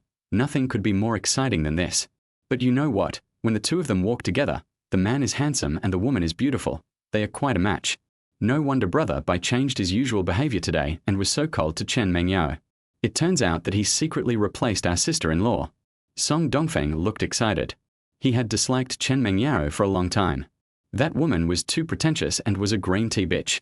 No matter how good Brother Bai was to her, she accepted it calmly, as if that was how it should be. It was as if she was a rich lady and Brother Bai was a servant serving him. Song Dongfeng couldn't understand it. There were so many smart young girls who liked Brother Bai and wanted to be his woman, but Brother Bai seemed to be obsessed and had to be with Chen Mengyao, the green tea bitch. Although he hated her, as a younger brother he didn't dare to interfere in his elder brother's family affairs, so Song Dongfeng could only work hard and serve Chen Mengyao together.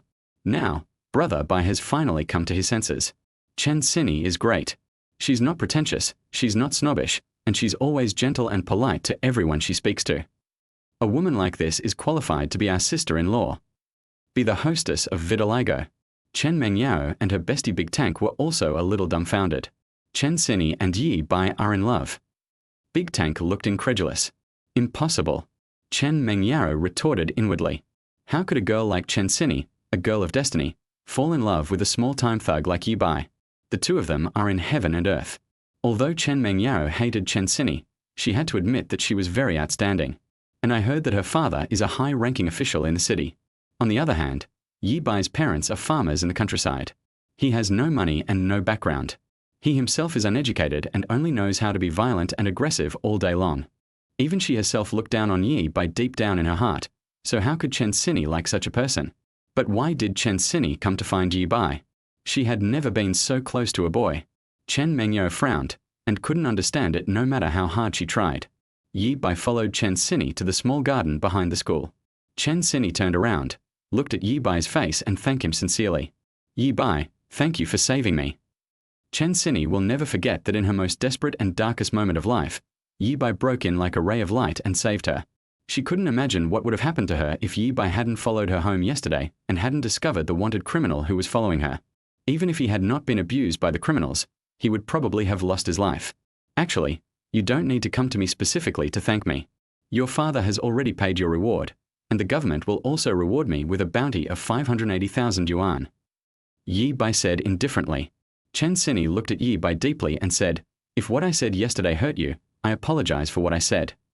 After a pause, she added seriously, I realized I was wrong. Although I hate bad students, I don't hate you. To be honest, I think you are quite handsome and very secure. Well, I think I have a crush on you. Chen Sini is not like ordinary little girls. She would be shy and blush when saying such things. As she spoke, she still looked into Yi Bai's eyes, looking calm and composed. Yi Bai was a little surprised. What does this mean? Chen Sini fell in love with me? Is this a confession to yourself? Yi Bai, let's make an agreement. You say. My family doesn't allow me to have a relationship during college. As long as you study hard, I agree to be your girlfriend after graduation. Chen Sini said as she handed the cloth bag to Yi Bai. This is a bracelet I made before. I was thinking that if I liked a boy in the future, I would give it to him. Now, I'll give it to you. Yi Bai didn't say anything. He felt that the bracelet in the cloth bag was not just the girl's heavy love. Looking at the girl who was serious yet a little stubborn, Yi Bai couldn't say no. Should I tell her that, actually, I don't like you at all, and I only saved you for the reward? Just kidding.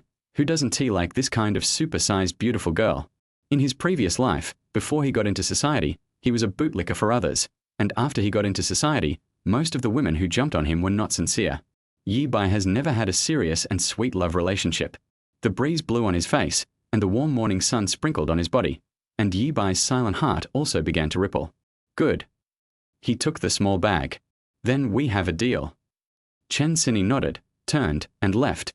Her steps seemed to be a little lighter. Chapter 14. The first pot of gold arrived. 580,000. After Yi Bai returned to the classroom, Song Dongfeng immediately came over with an expectant look on his face. Brother Bai, has Chen Sini become our new sister-in-law? No. Yi Bai shook his head. Ah. Song Dongfeng was greatly disappointed. He almost thought he was going to escape from the sea of suffering. Yi Bai added, not yet, but if nothing unexpected happens, it will be after I graduate from university. Song Dongfeng was stunned for a moment, then his face was filled with joy. Great. Then Brother Bai, will you stop being Chen Mengyao's? No, will you stop pursuing Chen Mengyao? Okay, I've thought it through. I won't pursue her anymore. She doesn't deserve her. Yi Bai nodded. Okay. Song Dongfeng said good 3 times in a row, and quickly opened QQ on his mobile phone to announce the good news to his brothers in the Vitiligo Association group. Sure enough, nearly 100 people in the group cheered together, and there was a feeling of universal celebration, which was even more lively than the Chinese New Year. To be honest, everyone has seen what happened between Brother Bai and Shen Mengyao in recent years, and no one likes that pretentious green tea bitch. Not only did she enjoy Brother Bai's kindness to her, she also exchanged glances with Yang Wenbin. Last time, Brother Bai was even expelled from school. Is this stinky bitch worthy of being Brother Bai's woman? She is a world away from her new sister-in-law Chen Sini. Many of the brothers actually have a crush on Chen Sini. Now that they know that the goddess they secretly love is together with their eldest brother, they don't know whether to be relieved or sad for a moment. Bite. Yi Bai received a message from the thin dog Zhong Lingnan. Brother Bai, be nicer to Chen Sini. Question mark. Her favorite color is blue, she loves to eat puffs, can't eat chili peppers, isn't a fan of celebrities, but enjoys watching movies. Her favorite movie is The Legend of 1900, and she appreciates talented people of the opposite sex. Brother Bai, don't get me wrong, I heard all this from Chen Sini's best friend. Question mark. Brother Bai, although Chen Sini looks very strong, she is actually in great pain. Promise me, Brother Bai, that you will be gentler next time, okay? Question mark. Don't worry, Brother Bai. I have cut off all ties. From now on, she will only be my sister-in-law. Yi Bai was speechless. He really didn't expect that Chen Sini was actually Shigo's white moonlight. He had never heard him mention it in his previous life. But if you think about it carefully, The girlfriends that Shigo had in his previous life all seemed to have the shadow of Chen Sini. All of them were big bear girls. On the other side, Big Tank was stunned when he saw Yi Bai and Chen Sini go out and come back with a cloth bag in their hands. Yi Baizhen and Chen Sini are in love. And it was Chen Sini who took the initiative and even gave him gifts. Big Tank even wondered if he was dreaming. Mengyao, no wonder Yi Bai suddenly became so cold to you. It turns out he really hooked up with that bitch. As Chen Mengyao's best friend, Big Tank is well aware of her jealousy and disgust towards Chen Sini. Chen Mengyao didn't say anything, her brows furrowed. Chen Sini is really not picky about food. She even eats the garbage that you, Mengyao, look down upon. Seeing her arrogant look, I thought she had very good taste. Big Tank said sarcastically. When Chen Mengyao heard this, she felt relieved immediately. Yes, Yi Bai is just his own bootlicker. Chen Sini is so ridiculous. She actually likes the kind of guy she doesn't like. She is nothing special. While Yi Bai was sleeping soundly, the Nokia on the table vibrated. A text message came. The sender is Industrial and Commercial Bank of China. 580,000 yuan received. Balance. There is no tax on the rewards and bounties for bravery, and the full amount of 580,000 will be credited to your account. Yi Bai's deskmate was a fair and tender little chubby boy. He noticed his phone vibrating and subconsciously took a look.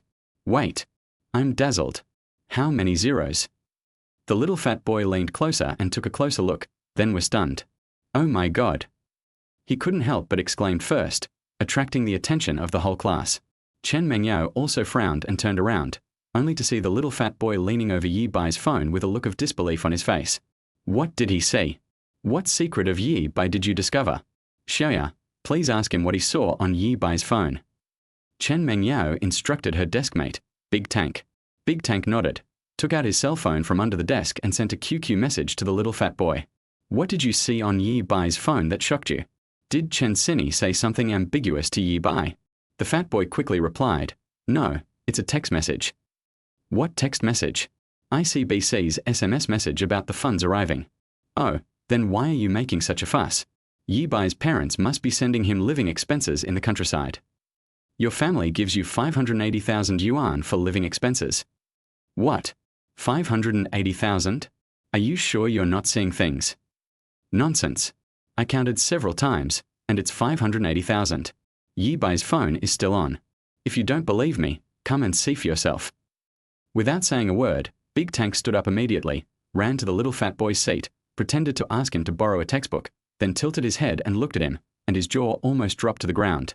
Big Tank returned to his seat, his face trembling with shock. Mengyao, 580,000 yuan just arrived in Yi Bai's bank account. Chen Mengyao was stunned. No way. It's true. I just went over and saw it with my own eyes. Chapter 15. Brother Bai is indeed a born bad guy. Chen Mengyao was completely unable to remain calm. She found that she couldn't understand Yi Bai. He suddenly seemed like a different person. A few days ago, he was still concerned about me and sent me QQ messages asking if I wanted to eat barbecue or go to the ice rink. But today he announced publicly that he had nothing to do with her, no longer liked her, and inexplicably became ambiguous with Chen Sini. This is actually fine. At most, Chen Sini is just picking up the junk that she despises.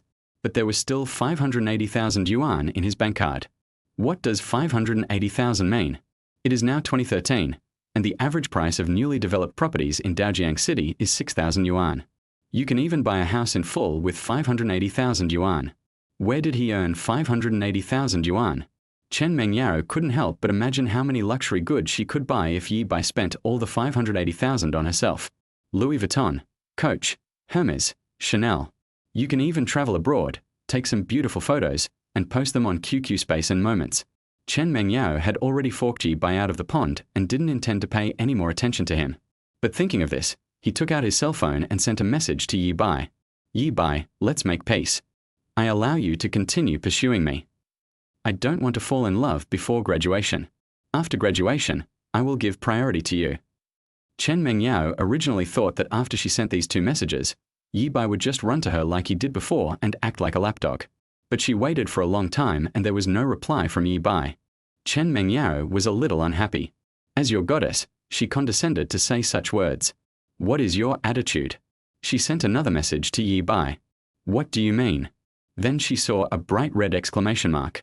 The most painful thing is to be discarded by your former bootlicker. Chen Mengyao was dumbfounded. and then became extremely angry. Usually she is the one who deletes and blocks the bootlickers. When will it be the bootlickers' turn to block her? Oh, it's true that men turn bad when they have some money. He used to say that he only loved me and that I was the only one he wanted, but now he's changed his mind after only pursuing me for 2.5 years. Isn't it just 580,000 yuan? What's so great about it? What are you pulling for? Chen Mengyao gradually calmed down. She thought carefully and realized that with her looks, after graduation, and entering the society, what kind of high-quality boyfriend would she not be able to find?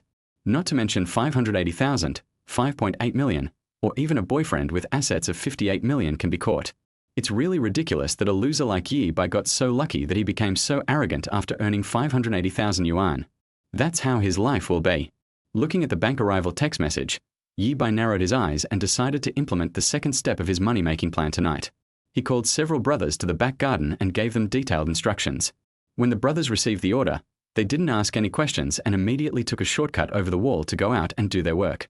Soon, the afternoon class ended. Yi Bai took the rest of his brothers to the secret base and unfinished building behind the school. Dengzi, let the brothers find all the stuff. Yes, brother Bai. Song Dongfeng agreed and waved his hand.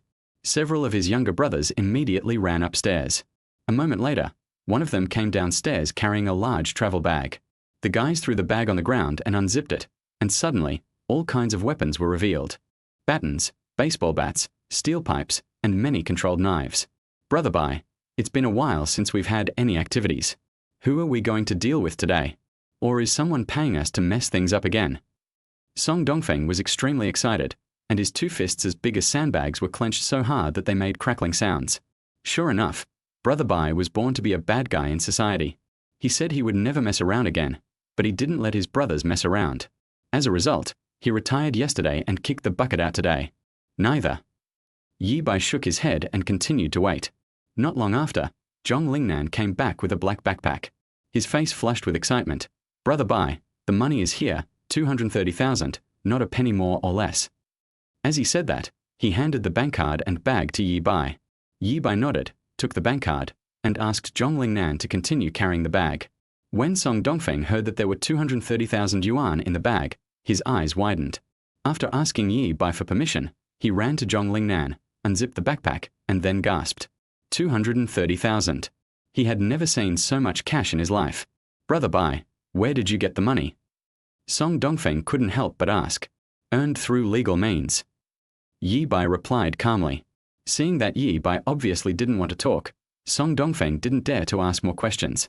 He felt uncomfortable in his heart as if it was being scratched by a cat's claws. But his admiration for Yi Bai became even stronger. As expected of him being the leader of Vitiligo and Song Dongfeng's good elder brother, he managed to make so much money without making any noise. In one word, awesome. As expected, my vision is so accurate. Following Brother Bai, I have a bright future. After a while, Enai Zhuan also came back. He waved at the door and heard a loud roar outside. A convoy of cars drove into the compound of the unfinished building. Leading the way was a Mercedes-Benz, followed by 5 Audis, 6 BMWs, and finally a dozen motorcycles. Brother Bai, the car rental is ready. Yi Bai nodded, then looked around and said, when you have time, go get your driver's license. I'll pay for it. The brothers all nodded like chicks pecking at rice. Many people felt a little ashamed in their hearts that they couldn't even drive a car, and they had to do something important today, and they made their elder brother spend money to hire a driver. Yi Bai took out 3 wads of cash from his bag and tossed them to Enai Zhuan. Take the brothers out for dinner, and then go to the nearby mall to buy some clothes. Dress up a little more maturely, so that people won't recognize you as a college student at first glance. Once you're done, wait at the foot of Shirping Mountain. Go up the mountain immediately when you receive my order. Dengzi, Nanzi, you two come with me. After giving the instructions, Yi Bai took Song Dongfeng and Zhong Lingnan onto the Hutuban, called out to the driver, and the car drove towards its destination Jusho Villa on the top of Shirping Mountain in Zhenan District, Daojiang City. He was an old rival of the owner of the underground casino in Jusho Villa and the one who sent him away. Yi Bai knew Xiao Hongyu's character very well. He was cruel, vindictive, and valued money more than his life. If someone wins more than 1 million in cash from Xiao Hongyu's place at one time, he will definitely not be able to leave the mountain if he has no identity or background. At the very least, you will lose money, and at worst, you will lose both your money and your life. If it was in his previous life, when Yi Bai rose to prominence and went to the casino to win millions, Xiao Hongyu would never have given a damn. But his current identity is an ordinary college student. Carrying millions down the mountain is like a child carrying gold into the market. Even if Xiao Hongyu doesn't have any evil intentions, there will be others who will take action. Therefore, before going to an underground casino, you must make full preparations in advance. The tree wants to be still, but the wind does not stop. A strong wind is coming. Chapter 16 Sexy Dealer Deals Cards Online. When passing by SEG Mall, Yi Bai asked the driver to stop the car and change clothes for Song Dongfeng and Zhong Lingnan. I picked out a business-style outfit for Song Dongfeng, a black shirt, suit pants, and big-toed leather shoes. Song Dongfeng is about 1.9 meters tall, with a strong body and a thick layer of fat. Wearing this outfit, he looks very oppressive, a bit like Ma Dong-suk, but taller and more muscular than Ma Dong-suk. Zhong Lingnan has a thin body and can't support a suit, so Yi Bai picked out a youthful and sporty suit for him. Wide-leg jeans, black short sleeve shirt and light sun protection clothing. As soon as he changed his clothes, that energetic young man vibe disappeared. Yi Bai also picked out a new set of clothes for himself. White shirt, black trousers, and big-toed leather shoes. Not to mention, Yi Bai is handsome and has a good figure, and with the bossy temperament he developed in his previous life, he looks good in anything he wears. Anyone who sees him will have to praise his elegance. Walking in front of Song Dongfeng and Zhong Lingnan, he looked like a gangster son traveling with bodyguards and followers. When the three got in the car, the driver was stunned and couldn't help looking at the rearview mirror. They looked like thugs before entering the mall, but they looked completely different when they came out. Especially the handsome guy in the lead, he looked calm and composed, as if even if Mount Tai collapsed in front of him, his expression would not change. His face looks a little immature, but his temperament is unmatched. Soon, we arrived at Sherping Mountain. The road up the mountain is very wide, but it is winding and has more than a dozen turns before reaching the top of the mountain. Jushio Villa Hotel is located on the top of the mountain. After instructing the driver to wait in the parking lot, Yi Bai took the two of them into the hotel, through the lobby, out of the back door of the hotel, and to the backyard. The place is covered with lawns and shaded by tall trees. Yi Bai walked across the lawn, into the woods, and stopped in front of a 5-story building. A man turned out from the shadows. "Hello, this is the hotel warehouse, please stop." Yi Bai pointed to the sky and said, "It's too sunny outside. I want to go in and get some cool air. Please give me some space." Song Dongfeng was confused. Where did the sun come from in the middle of the night? What was Brother Bai talking about? But the man made way upon hearing this. "Come in." Song Dongfeng. Yi Bai walked in first. What he just said was the jargon of this underground casino. A stranger coming here had to say these words to prove his identity and prove that he was an invited gambler. Otherwise, even if you bring hundreds of millions or even tens of millions in cash, you will not be allowed in if the terms do not match. There is a corridor as soon as you enter the door, with 3 forks at the end. Yi Bai was quite familiar with this place. After all, it was the territory of his old rival in his previous life. Zhong Lingnan and Song Dongfeng had killed people here in their previous lives. After taking the two of them through many twists and turns, they reached the end, where there was a closed door. Yi Bai knocked on the door and the camera above his head turned. This is the second checkpoint. Yi Bai stretched out his hand and gave the camera a middle finger. Snap! The electric door opened, revealing a passage leading down. That's right, giving the middle finger to the surveillance camera is the secret code for the second level. This is also Xiao Hongyu's bad taste. Going all the way down, there is a second door at the end. There are 2 little brothers guarding the door, but up to here the road is unobstructed. The younger brother slowly opened the door. Various sounds came from inside. The sound of dice rolling, the clashing of paigao, the shuffling of cards, the shouts of gamblers. It was brightly lit inside.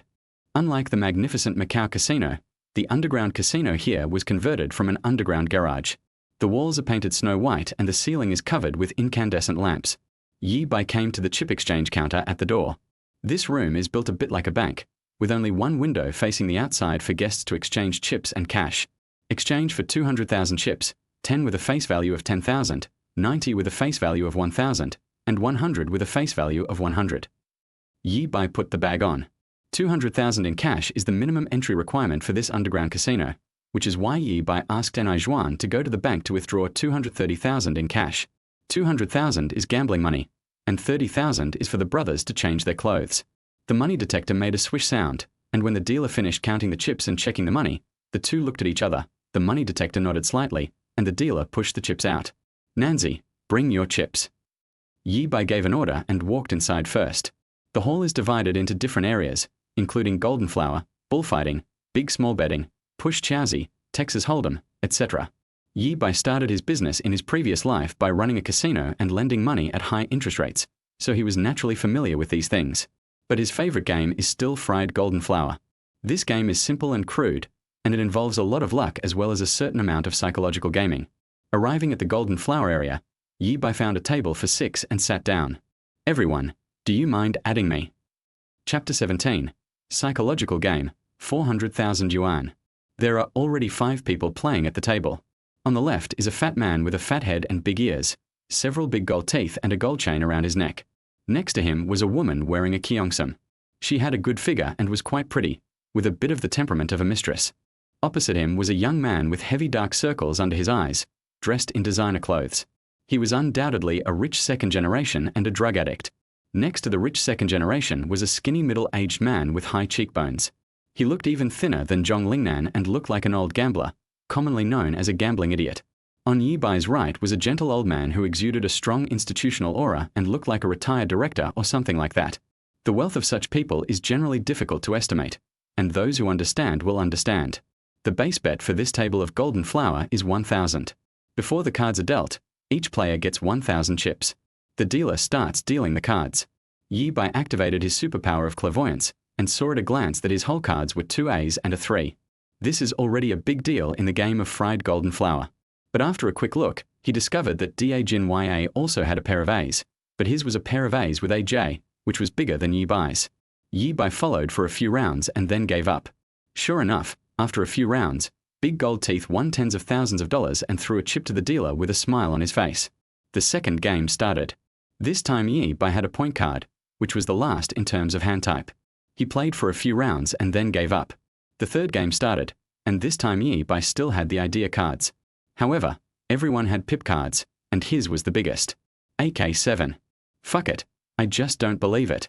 If you don't give me a good hand, I'm going to lose this game.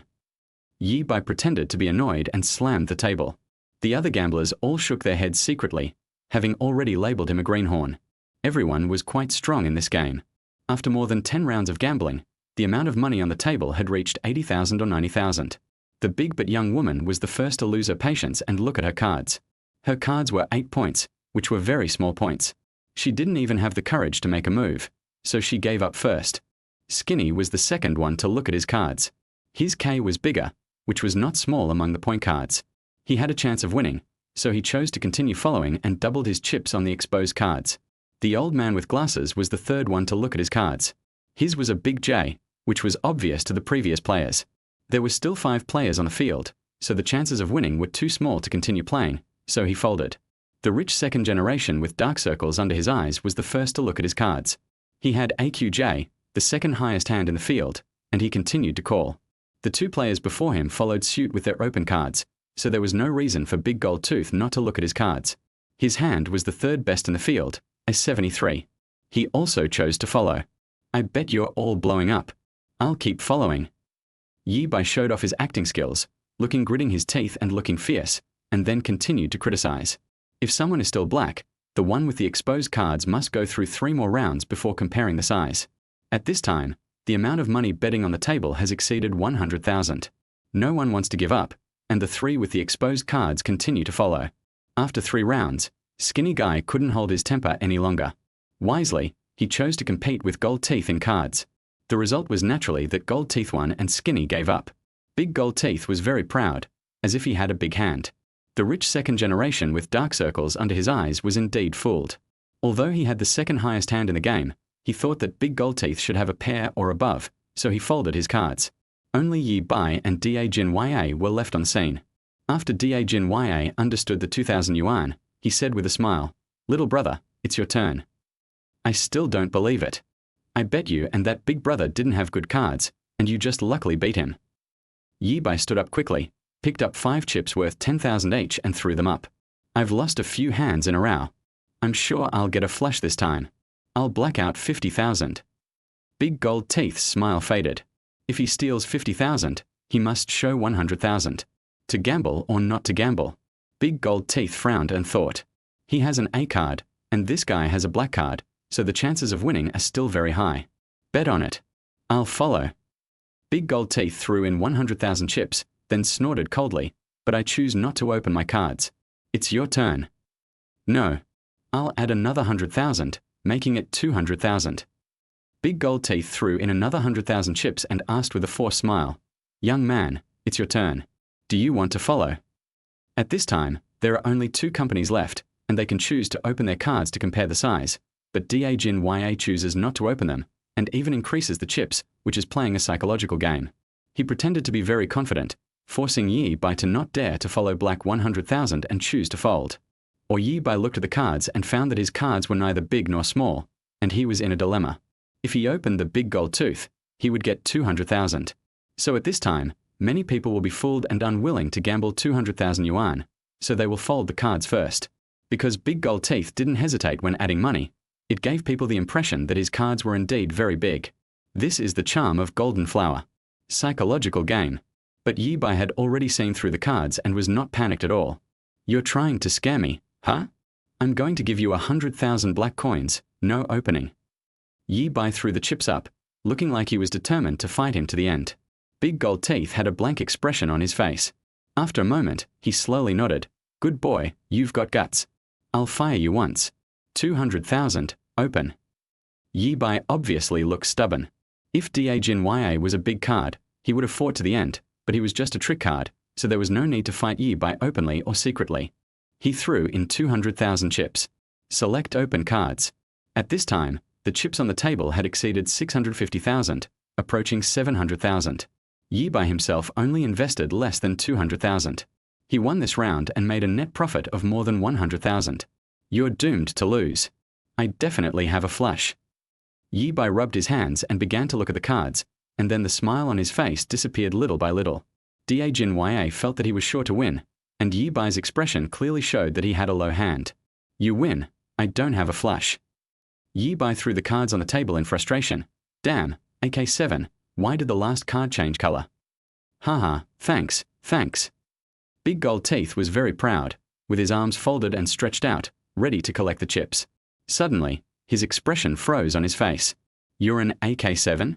Damn it, BYD is so lucky." Big Gold Teeth angrily threw his cards on the table. A 73. He lost. Chapter 18. $5 million in hand. The woman with the dragon tattoo.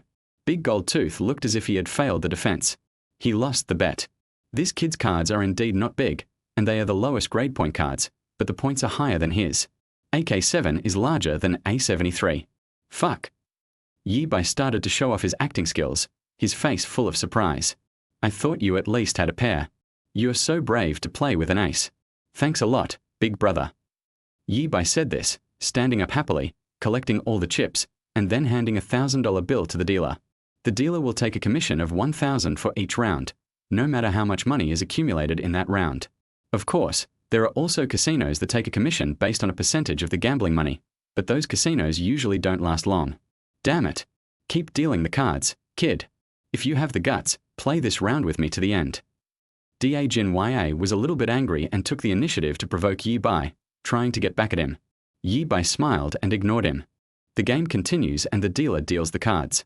Yi Bai found that his hand was the second to last, so he decisively folded after losing a few rounds. After several rounds, Yi Bai was finally dealt a big hand, J45 Polonia. This time, he played it to the end, but unfortunately, Dajin Ya was fooled once and learned to be cautious. As soon as Yi Bai raised the price, he decisively folded his cards. Time passes slowly. The chips in Yi Bai's hand reached a huge amount of 2 million. Putting aside the original capital of 200,000, he made a net profit of 1.8 million. The gamblers at this table also noticed that Yi Bai's luck was a bit outrageous. Every time his cards were bad, he would give up after a few rounds. "Every time I win, the cards are good and I can win a lot of money." They all suspected that this kid had X-ray vision. Another round of cards was dealt. This time, Big Gold Teeth looked at the cards first, then angrily threw them on the table. "Damn it. I'm so unlucky today, I'm not playing anymore." After cursing, he got up and left. Then the old man with glasses also left. Next is the young man with dark circles under his eyes. The card game, which could have lasted until at least the second half of the night, was broken up by Yi Bai in less than 2 hours. The big butt woman in Gyeongsam stood up but did not leave. She came over and hugged Yi Bai's arm in a familiar manner. "Little handsome boy, you are so awesome, come and play with me." As he spoke, He rubbed Yi Bai's arm. Yi Bai was unmoved. To be honest, he had seen many women like this when he ran a casino in his previous life. When they are unlucky and lose a lot, they will gather around people who are lucky, hoping to get some good luck and gamble with them to see if they can win back their money. Sorry, I want to play by myself. Yi Bai refused. Don't be so cold, handsome boy. Come play with me. I'll be with you tonight. I'm awesome. I promise to make sure you're well taken care of. The woman's breath was as fragrant as orchid, and her eyes were almost thready. Dongzi. Yi Bai turned his head and shook it. Song Dongfeng immediately understood what he meant and approached him, his massive figure like a silverback gorilla giving off an oppressive vibe. Please. Humph. You don't understand romance. You're so handsome for nothing, but you won't even accept me even though I'm right here. Big But Kyongsum angrily shook off Yi Bai's arm, rolled her eyes and walked away angrily. Song Dongfeng and Zhong Lingnan both looked at Yi Bai with admiration. He is indeed their good brother. Not to mention making millions easily in just over an hour. Don't be polite to this kind of female fairy who comes to your door. If I put it in their hands, let alone taking her to play with them, I would even give myself to her to play with. It was impossible to play fried golden flower. This table was the largest in this area, and the other tables were too small.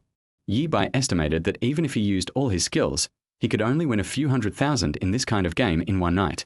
After thinking for a moment, Yi Bai brought the two of them to the sick bow area. This is commonly known as betting on size.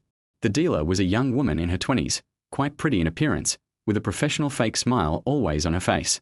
She shook the dice cup for a moment and then placed it on the table. Please place your bets and bet on them. Yi Bai activated the eye of perspective. She's actually wearing a thong, and she's quite sultry. You used too much force. Yi Bai swore that he definitely did not deliberately reveal the dealer's secrets. This happens if you are not proficient enough in controlling your supernatural powers, and you may accidentally reveal the wrong things. His eyes moved to the dice cup. 134, 8 o'clock. This time I was right. There are rules for playing sick bow in this casino. The minimum bet is 1,000 and the maximum cannot exceed 1 million. Yi Bai did not hesitate and placed a small bet of 1 million. Bite. The dealer rang a bell and opened the dice cup. 1-3 west, 8 o'clock small. Then, the two staff members started to distribute the prizes together. All the losing chips are taken away, and the winning chips are paid out proportionally. The payout multiplier for buying points is the highest, but that would be too conspicuous, and Yi Bai doesn't want to be in the spotlight. Little brother, you're really courageous. You bet 1 million at a time. I was nervous for you, but I didn't expect you to win. An uncle next to him gave Yi Bai a thumbs up. Just good luck. Yi Bai smiled and looked at the dice cup. This time it was 356, 10 points bigger. But Yi Bai took out 100,000 chips and bet on small. As expected, he lost. If he won one song, he would definitely be suspected of cheating. So Yi Bai used the method of losing small and winning big. Soon, Yi Bai won more than 3 million in the big and small bet. Including the winnings from playing fried golden flower, the chips reached more than 5 million. When playing golden flower just now, the dealer noticed this young man who was lucky and handsome. But what Yi Bai wins in golden flower is the gambler's money, and the casino only makes money from the commission. When betting on big or small, the dealer is a casino staff member, and all the money Yi Bai wins is the casino's money. At this point, the casino management had their eyes on him. That unfamiliar pretty boy was lucky and won over 5 million tonight. I feel like there's something fishy going on. Is he a professional gambler? Or is he sent by a rival casino to clean up the place? Pay special attention to this and have Xuezi replace Xiao Li. Just like in the movies, a true gambling master can tell the number of points on the dice by the sound of them shaking and hitting each other. Such people usually have absolute pitch. The casino suspected that Yi Bai was also such a person and decided to temporarily replace the dealer. I'm sorry, everyone. I'm off work now. My colleague will serve you next. After the sultry dealer in a thong finished speaking, she bowed respectfully to the dealer who came to replace her, and then left. The new dealer was a very cold woman, wearing a Chanel-style jacket and without a smile on her face. She came to the gambling table, took off her coat, threw it casually, and hung it accurately on the hook on the wall behind her. There were several gasps from the crowd. The woman was wearing a cool kimono that was bulging in the front, and there was a large tattoo on her bare left shoulder. There is a green dragon lurking there. Chapter 19, Ishihara Yukiko, who is cold on the outside but warm on the inside. The cool and beautiful face, sexy figure, snow-white skin, and the somewhat ferocious blue dragon tattoo give people a strong impact and a unique beauty and temptation. And she has an exotic charm. That kind of charm that is unique to women from island countries makes people want to conquer her. The men present were all knowledgeable and experienced, but without exception, they all looked at the first thing. Yi Bai also sighed that she was still as dazzling as in her previous life. No matter where she appears, she becomes the focus of the crowd. That's right, Yi Bai knew this woman, and he knew her so well that he couldn't be more familiar with her. Yukiko Ishihara. Xiao Hongyu, the boss of the underground casino, invited a master of cheating from an island country. At the same time, she is also Xiao Hongyu's woman in public. In his previous life, Enai Zhuan had his arm chopped off while trying to block a knife for Yi Bai during a conflict with Xiao Hongyu. Later, Yi Bai avenged Enai Zhuan by using his beauty to incite Xiao Hongyu's partner to rebel, and it was the cold and beautiful woman in front of him. So Yi Bai knew very well that beneath her cold and beautiful appearance, she had a very passionate heart. This is a woman who is cold on the outside but warm on the inside. Once you conquer her body and mind, she may even give her life for you. After instigating Zhu Zi to rebel, Yi Bai also discovered Xiao Hongyu's secret. He is actually an old glass, and he is not good at that job, so he can only be a zero. Yukiko is his woman on the surface, but secretly she suffers from unspeakable loneliness and solitude. This is also the main reason why Yi Bai was able to successfully incite her to rebel. In his previous life, after Xiao Hongyu was killed by Yi Bai, his boyfriend found Zhu Zi and forced her to tell him about Yi Bai's whereabouts. Yukiko refused to say a word and eventually drowned in the swimming pool. Zhu Zi seemed to be born unable to smile, and Yi Bai had only seen a smile on her face once. By that time, she was already a cold corpse. Crash! Yukiko Ishihara picked up the dice cup and started rolling the dice. She used a special technique, which made a loud noise when shaking. Even a master of cheating with absolute pitch would not be able to tell the difference from the sound. After all, this is the largest casino in the entire province, and Zhu Zi, as the master of cheating here, is quite capable. But unfortunately, Yi Bai didn't rely on listening at all. He used the perspective plug-in. After a moment, Zhu Zi put the dice cup on the table, looked straight ahead, and said nothing. The staff member next to him shouted loudly, "Please place your bets and bet on it." The gamblers around finally came to their senses and started placing their bets. 216, 9 o'clock. Yi Bai took out 1 million chips and bet on Xiao without hesitation. Zhu Zi looked over. Yi Bai looked at her and smiled slightly. Yukiko still had no expression on her face, and her eyes were calm. Yi Bai smiled secretly in his heart. In her previous life, Yukiko once said that I was a type and she had a liking for me the first time they met. Yi Bai's clothes at this time were the same as when he first met Zhu Zi in his previous life. Pretend. Try your best to pretend. Shuazi is still as stuffy as ever. Bite. Yukiko pressed the bell and opened the dice cup. The staff member shouted loudly, 216, 9 o'clock. Yi Bai won another million, and the chips in his hand reached 6 million. The staff member came up to Yukiko and whispered something to her, and Yukiko nodded slowly. She knew why the casino asked her to come forward. I thought he was just a minor character, but I didn't expect him to have some skills. He could even crack the special dice rolling technique. Moreover, he is so handsome and charming. The look in his eyes when he looked at me was not filled with desire like other men, but was clear. He is definitely a gentleman and a very good person. Although Zhu Zi had a good impression of Yi Bai, she understood that she must never bring personal emotions into work, so she had to make him lose all his money here. Sorry, handsome sir. Zhu Zi looked solemn and picked up the dice cup. Next, Yukiko changed the way she shook the dice. The sound she made was very regular. After she put the dice cup on the table, the 3 dice inside were actually scattered inside, rotating separately and silently. It stopped after a while. If it shakes to this extent, even the god of gamblers won't be able to tell the number. Yukiko's cheating skills are indeed amazing, but unfortunately, she met a cheater. 456, 15 points big. Yi Bai bet 1 million without hesitation. After the dice cup was opened, he won another million, and his chips reached 7 million. Zhu Zi's face was as gloomy as water. She felt that she had met a strong opponent and was under tremendous pressure. She decided to use her ultimate move. This time, she shook the dice cup casually and put it on the table. 235, 10 o'clock.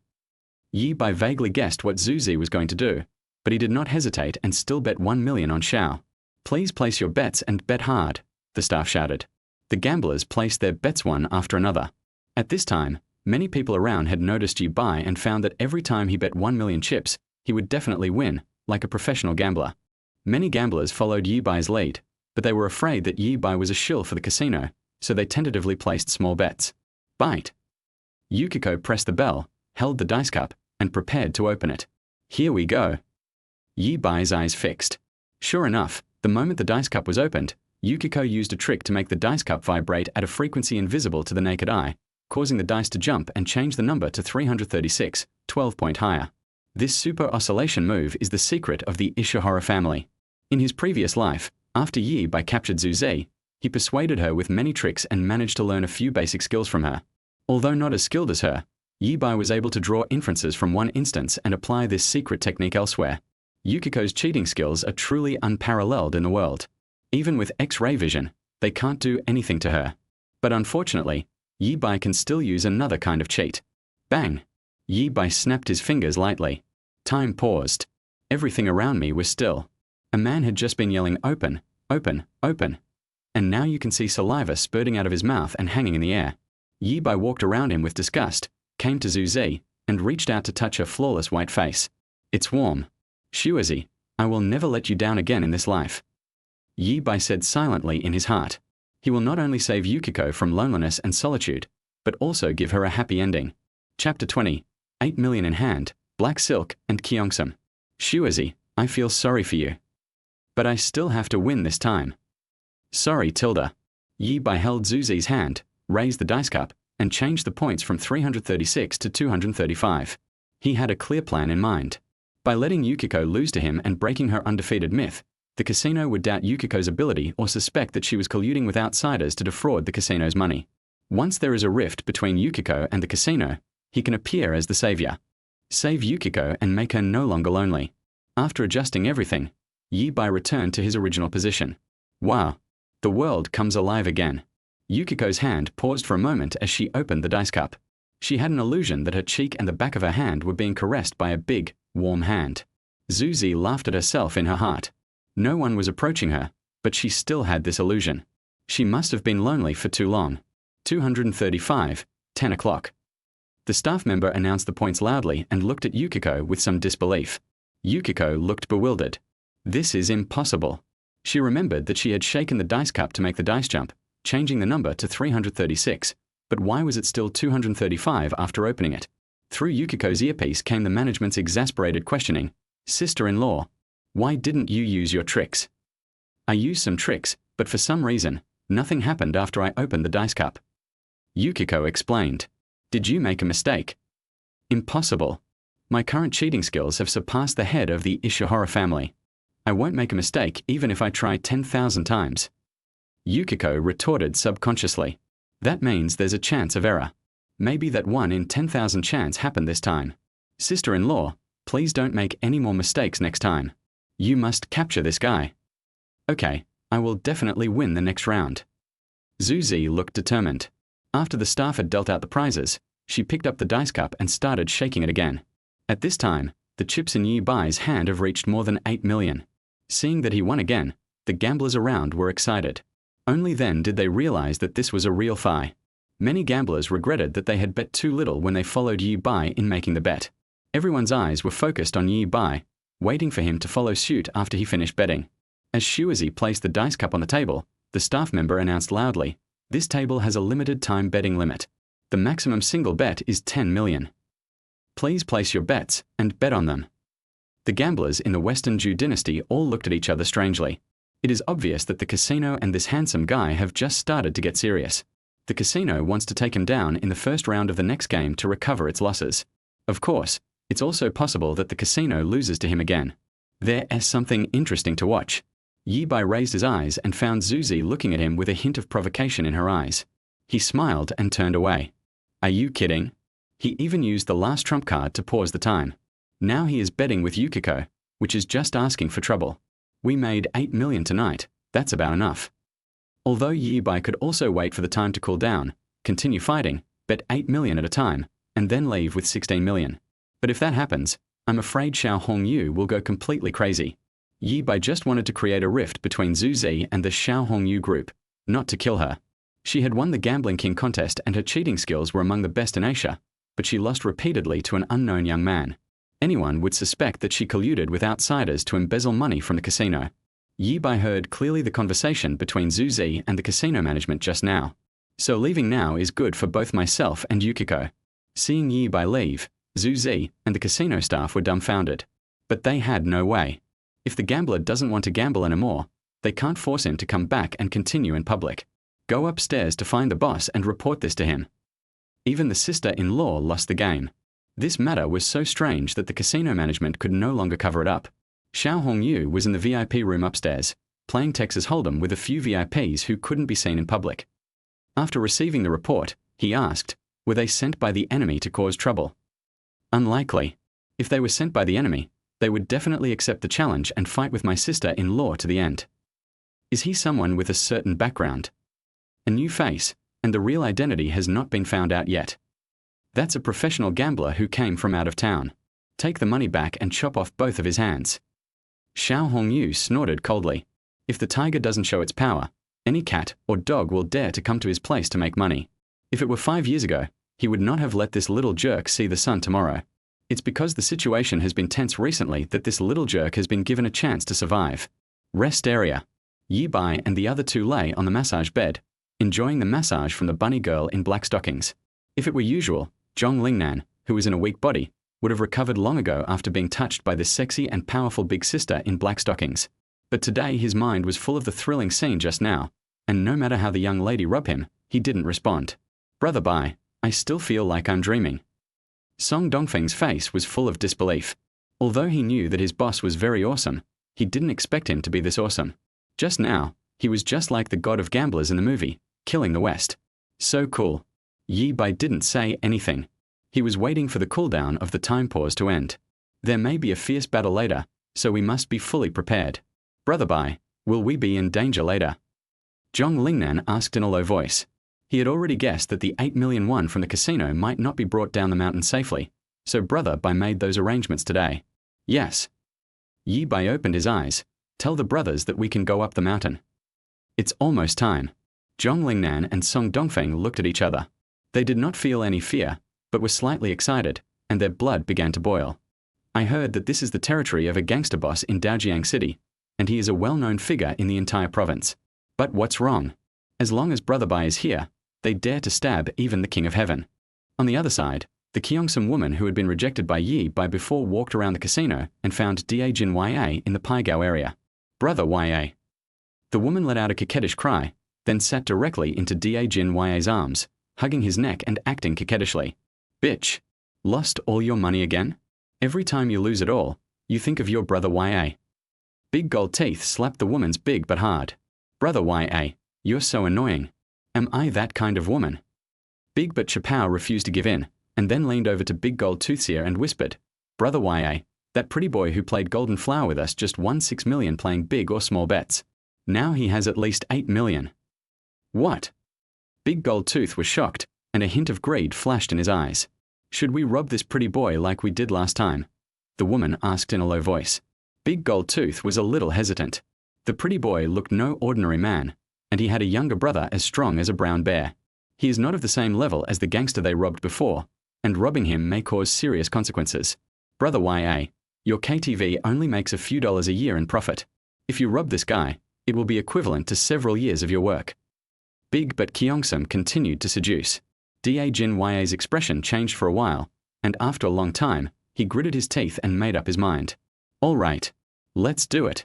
I'll contact Hu Zi and the others, and you keep an eye on that pretty boy. I'll give you 30% when the time comes. Don't worry, Brother Ya, leave it to me. The Gyeongsam woman sneered at Da Jin Ya's face, then came to the rest area and stared at Yi Bai in the dark with a sneer on her face. You're such an ungrateful person. You like to act noble and think I'm dirty. I can't kill you today. Chapter 21. The Style of a Gangster, the Gyeongsam wrapped hip woman paid. In the parking lot of Jusho Villa, more than a dozen men in black wearing hats and masks and holding weapons squatted behind the car, waiting quietly. People are coming, get ready. The command came from the earphone of the leading man in black. Receive. Swish. The man in black pulled out a dagger flashing with cold light from his waist. Wait. Someone's targeting them. Let them fight each other first, and then we'll do the same. Yes. Upon hearing this, the man in black retracted his dagger, quietly raised half of his head in the darkness, and observed quietly. The cool-down period of time standing still has finally passed. During this period, Zhong Lingnan and Song Dongfeng counted the chips together. A total of 805,000. After giving the scattered chips to the black-stocking bunny girl who would work hard to massage them, the three of them went to the exchange office at the entrance and exit of the casino to exchange the chips for cash. After all, this is an underground casino, hidden from the public, so money transfers are not allowed. With so many customers in one night, the turnover is probably tens of millions. If we take over this place. Yi Bai had evil thoughts. But after thinking about it, I gave up the idea. Robbery is not as profitable as gambling. When Zhu Zi leaves the casino and is short of money, he can come here to purchase goods at any time. After a long time, the dealer finally counted the chips and exchanged the cash. Several strong men opened the security door from inside and carried out a large bag. A total of 8 million chips, all of which have been converted into cash for you. Welcome to visit us next time. The dealer had a professional fake smile on his face, and his eyes flickered with an unclear meaning, which seemed to be mocking, but also seemed to be pity. Grateful. Yi Bai nodded, picked up a bag, and asked Song Dongfeng and Zhong Lingnan to carry the rest. The three of them walked out of the casino together. Yi Bai didn't feel anything. After all, he was a gangster who started his business by opening a casino in his previous life. He wouldn't even blink if hundreds of millions of cash were placed in front of him, let alone 8 million. But Song Dongfeng and Zhong Lingnan were still students who had just reached adulthood after all.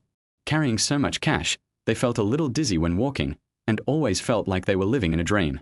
The three of them walked out of the underground casino and then out of the Jusho Villa Hotel. It was already late at night, and this was a rarely visited mountaintop. Shiju was completely silent, without even a ghost in sight. When Yi Bai arrived outside the parking lot, before he could step in, a burst of engine noise suddenly sounded, and a van came out from the darkness and stopped nearby. After the car door opened, 7 or 8 masked men came out, each holding a weapon. The leader was a fat man who walked over with a swagger, the machete in his hand making a knife pattern. "Boy, you won a lot of money. Hand over the money and I will spare your life." The fat man in the lead spoke in a pinched voice. Yi Bai looked the group up and down, feeling somewhat puzzled. Is this the thug Xiao Hongyu sent to rob him? Is this the level of Xiao Hongyu in 2013? Where are his subordinates, the Shi Da Jin gang? Why didn't any of them come? Xiao Hongyu has a tough guy named Shihao under his command, who is known as the Western Big King Kong. Ni Zhuan's arm was chopped off by the King Kong nicknamed Black Boy. Hey, big brother, why waste time talking to them? Just chop them a few times and they'll behave. A female voice came from behind. Yi Bai turned around and saw a masked woman standing not far behind him. It seemed that she had followed him from the casino. Although the woman was disguised, Yi Bai recognized her at a glance by her kyongsum and iconic big butt. She was the woman who had wanted him to take her with him before. Turning back, I looked at the big gold chain hanging around the fat leader's neck and his belly that was almost about to burst his shirt. Yi Bai recognized him. Auntie, this the guy with big gold teeth who played Goldenflower with him before? It turns out they are just a bunch of punks. Yi Bai sneered inwardly. All right, let's use them as an example to frighten Xiao Hongyu and make him afraid to act rashly. He hasn't developed well yet, and we need to avoid conflicts with Xiao Hongyu. Yi Bai raised his right hand and made a gesture. What? Are you raising your hands to surrender?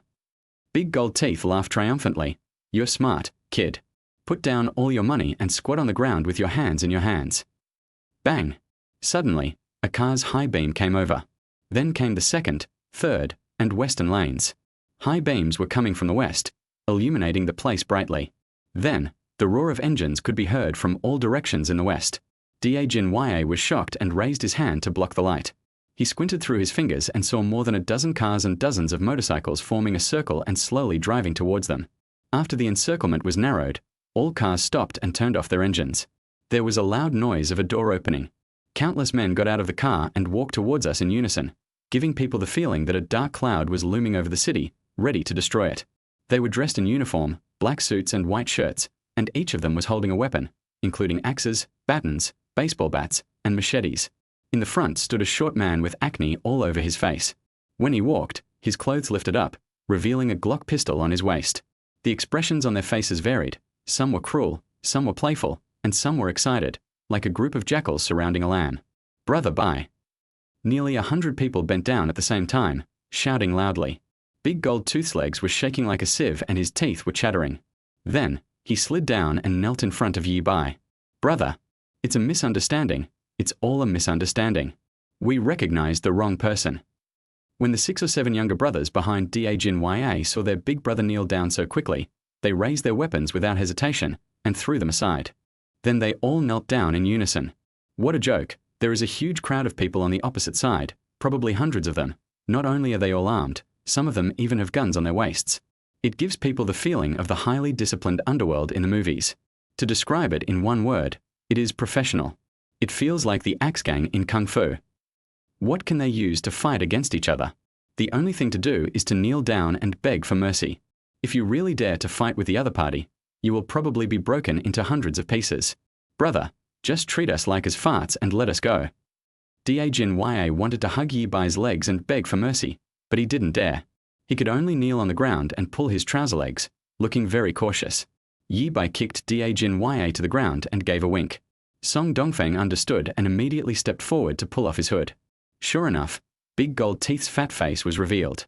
He was flattering and his eyes were panic-stricken, just like a clown. So it's this old bastard. Brother Bai, when you were playing Golden Flower, I knew he was no good. Sure enough. Song Dongfeng spat on Dajin face. The latter smiled awkwardly, not daring to wipe it off, and could only beg for mercy. Brother Bai, what should we do with them? Enai Zhuan walked forward, lifted his clothes, revealing the Glock pistol at his waist, made a gesture, and asked whether he wanted to shoot them first. Yi Bai. Dajin was so scared that his nose and tears were running, and his head banged loudly on the ground. After a moment of silence, Yi Bai spoke, "Kill them all." Chapter 22. Don't be silly, sister-in-law, I don't hit women. Enai Zhuan was stunned. He was just joking to scare these bastards, but Brother Bai actually wanted to kill them. But Enai Zhuan grew up watching Young and Dangerous, and he knew very well that the underworld was a road of no return. If he followed Brother Bai to mix in society, he would see blood on his hands sooner or later, so he was mentally prepared. Enai Zhuan gritted his teeth and made up his mind. Then kill them all. And he has to do it himself. Maybe this is a test for Brother Bai himself? Mouse, give me the knife. Enai Zhuan took a machete from the younger brother beside him, took out a red scarf from his pocket, and wrapped the handle of the knife around his palm. This was an experience he learned from movies. When chopping someone, the blood would become slippery on the hands. If the knife fell, there was a risk of being killed. A hint of ruthlessness flashed in Enai Zhuan's small eyes, a firm look appeared at the corners of his mouth, and his heart began to pound. Forget it. Yi Bai said, their crimes don't deserve death, so just break their legs. Ah. Enai Zhuan was stunned, not knowing whether he felt relieved or a little regretful. Bang! Bang! The sound of steel hitting bones was heard, and a few screams stopped abruptly, followed by a whimpering sound. Brother Bai, what about that woman? Zhong Lingnan pointed at the Kyeongsum-wearing woman behind him. Her legs were shaking constantly, and a bright yellow liquid flowed down her thighs and onto the ground. Bai, Brother Bai, I know I was wrong. Please let me go. As long as you are willing to let me go, I will do anything. The woman begged for mercy in a crying voice. Yi Bai was too lazy to pay attention to her. He waved his hand and signaled Enai Zhuan to deal with it. She didn't know she was wrong, she just knew she was scared. Enai Zhuan lit a cigarette, took a deep breath and exhaled slowly. Don't be silly, sister-in-law, I don't hit women, you can go. Big Bat Chapow burst into tears when she heard this, and became even more frightened. What are you walking for? Who would dare to leave after hearing such words? You think I haven't seen Kung Fu Hustle? She could imagine that as soon as she turned around, the dwarf would pull out a shotgun, shoot her in the back, and send her flying. Not leaving. Fine, then don't leave. Enai Zhuan snatched the baseball bat from a younger brother, rushed over, and hit the woman's leg hard. Accompanied by crisp knocking sounds, the woman screamed and fainted from the pain. Don't think I won't spank you just because you have a big, sexy butt. Enai Zhuan spit out a mouthful. He didn't know what it meant to be gentle and considerate to women. He only knew that Brother Bai had just said that if he broke her legs, the woman would naturally not be able to escape. And just now she instigated that fat guy with gold teeth to chop Brother Bai. Such a vicious woman deserves to be chopped to death. Let's go. Yi Bai waved his hand, and his brothers immediately filed into the car, ready to leave. Yi Bai gave Song Dongfeng a few instructions. Although he was a little confused, he still shouted towards the dark parking lot. Still looking? Come out and clean the floor. The parking lot remained silent. Song Dongfeng scratched his head, got in the car, and the convoy roared away. After a long time, a group of people walked out of the darkness of the parking lot. The leading man looked confused and uncertain. Who is the other party? Moreover, they clearly didn't make any noise, so how did they find out? Brother Haiwa, what should we do with these people? A younger brother pointed at Dajin and his group and asked. Take him back. He dared to rob customers in our place. Of course, we can't let him go easily. Haiwa said calmly, as if he had forgotten that their purpose tonight was to rob Yi Bai and chop off his 2 hands. They came well prepared. There were nearly 100 of them, driving more than a dozen cars, all Mercedes-Benz, Audi, and BMW, as well as dozens of motorcycles. Everyone was armed, and many had pistols on their waists. They were outnumbered, and most of the brothers were in the casino at the time. I took about 10 people with me and didn't dare to take action. These people all wore black suits and were extremely disciplined, just like the gangs you see in movies. And the license plates were all covered up, so you couldn't tell where they were from. When Xiao Hongyu heard the report from his subordinates, his brows furrowed. Where did this dragon from? It is obviously a very powerful underworld organization. None of the other gangsters in Daojiang City have such style. Why are they making such a big fuss? Just to win those millions? Impossible. With so many of them and plenty of guns, they can wipe out the casino. Xiao Hongyu racked his brains but couldn't figure it out. Could it be that an organization from another city wants to establish a presence in Daojiang City and is showing off its strength this time? Haiwa looked hesitant. It's very likely. Xiao Hongyu nodded seriously. Perhaps they've set their sights on us and want to attack us. This time it's just a declaration of war, but next time it'll be a real fight. Give the orders to all the brothers outside to come back and prepare to meet the challenge. Yes. Haiwa agreed and walked out. Xiao Hongyu came to the floor-to-ceiling window, picked up the wine glass and took a big gulp. The storm is coming. The opponent seems very strong. But so what? Xiao Hongyu has been in the underworld for more than 10 years and has been active in Daojiang City. The word fear does not exist in his dictionary. Secret base, unfinished building. Except for the Mercedes-Benz that was loaded with money, all other rented cars were returned and the drivers were paid and dismissed. Ni Zhuan had been looking worried all the way and couldn't help but ask, Brother Bai, were you really planning on having me kill them just now? You seem to be having a lot of fun, so I'm just playing along with you. We are law-abiding citizens, so how could we possibly kill someone? Yi Bai explained. Besides, how could someone kill someone in front of so many people? Remember, everything we did today was just to protect ourselves. Breaking their legs was also legitimate self-defense, and it was to give the bad guys the punishment they deserved. Yi Bai said seriously, I said I won't bring you into society. I'm not joking. Do you understand? Understood. The brothers all nodded. Now everyone knows what Brother Bai means. No matter what he leads us to do, we will never admit that we are gangsters, even if we are beaten to death. Social scoundrels are so low class. We are all organized and disciplined, and are members of the Vitiligo Association. Xiao Xuanzi, why do you have a gun on your waist? Where did it come from? Zhong Lingnan asked. Hey, I bought this for $5 at the toy store. I think it goes really well with this black suit. Tell me if it looks cool or not. Ni Zhuan proudly showed off his toy gun. Brother Nan, I bought one too, he. Me too. Many brothers lifted up their clothes to reveal their guns. Chapter 23. Auntie is anxious. Yi Bai was at a loss for words. It was pitch dark and without careful observation, no one could tell that it was a toy gun. I guess Xiao Hongyu was so scared at this moment, thinking that he had provoked some powerful force. Everyone has worked hard tonight. Dongzi, give each of the brothers 10,000 yuan. The 3 of you will each take 20,000 yuan. Yi Bai gave the order, and Song Dongfeng immediately took out a bag, unzipped it, revealing stacks of red banknotes inside. The brothers all held their breath and looked at Yi Bai with admiration. Zhong Lingnan has already described everything that happened tonight in vivid detail. Everyone knows that Brother Bai turned into a gambling god tonight, beating the West in the casino and winning more than 8 million. He is worthy of being their good brother. Awesome. Besides, we just followed them around tonight and didn't do anything, but Brother Bai actually gave us some money. He's so generous. Where can we find such a good brother in the world? Brother Bai is mighty. Sure enough, there's meat to eat by following Brother Bai. Brother Bai, I have a younger sister who will soon graduate from the 3rd grade. Get lost. Minors are not allowed to date. Brother Bai, I have a sister who is so old. Brother Bai, I have a sister-in-law who is very. Brother Bai, my mother just got divorced. If you don't abandon me. Brother Bai, I can wear a skirt. The brothers laughed and joked, and for a moment the air was filled with a happy atmosphere. After dividing the money among his brothers, Yi Bai drove his Mercedes-Benz home with the remaining money. 8.4 million. After dividing the money, there is still 7.53 million left, plus the 350,000 left in the bank card. Yi's current total net worth is 7.88 million. As expected, cheating makes money faster. My goal of earning 10 million before September will soon be achieved. Forget it. Let's just make enough money to achieve a small goal instead. Yi Bai made a new plan.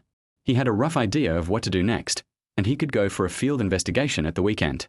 Soon, the car drove to the private garage downstairs of my aunt's house. Yi Bai felt a little distressed when he saw the trunk full of cash. It's not safe to leave so much money in the car, but taking these big bags back would be too conspicuous and I wouldn't be able to explain it to my aunt. How about we go buy a suite this weekend? Yi Bai was thinking about buying a house. Although housing prices had already skyrocketed, it was still far from the peak. Buying a house now was a sure-win investment. Moreover, there will definitely be many inconveniences when living with my aunt in the future, and I really need a house of my own. Where was the money hidden before this? After all, it was money won from gambling, so I couldn't just deposit it in the bank. Yi Bai was frowning and thinking when a bag in his hand suddenly disappeared out of thin air. What's going on? Where's the money? Yi Bai was shocked. The next moment, his consciousness descended into a vast white space, where the bag of money that had just disappeared was placed. This is space ability. Portable space. Yi Bai was overjoyed.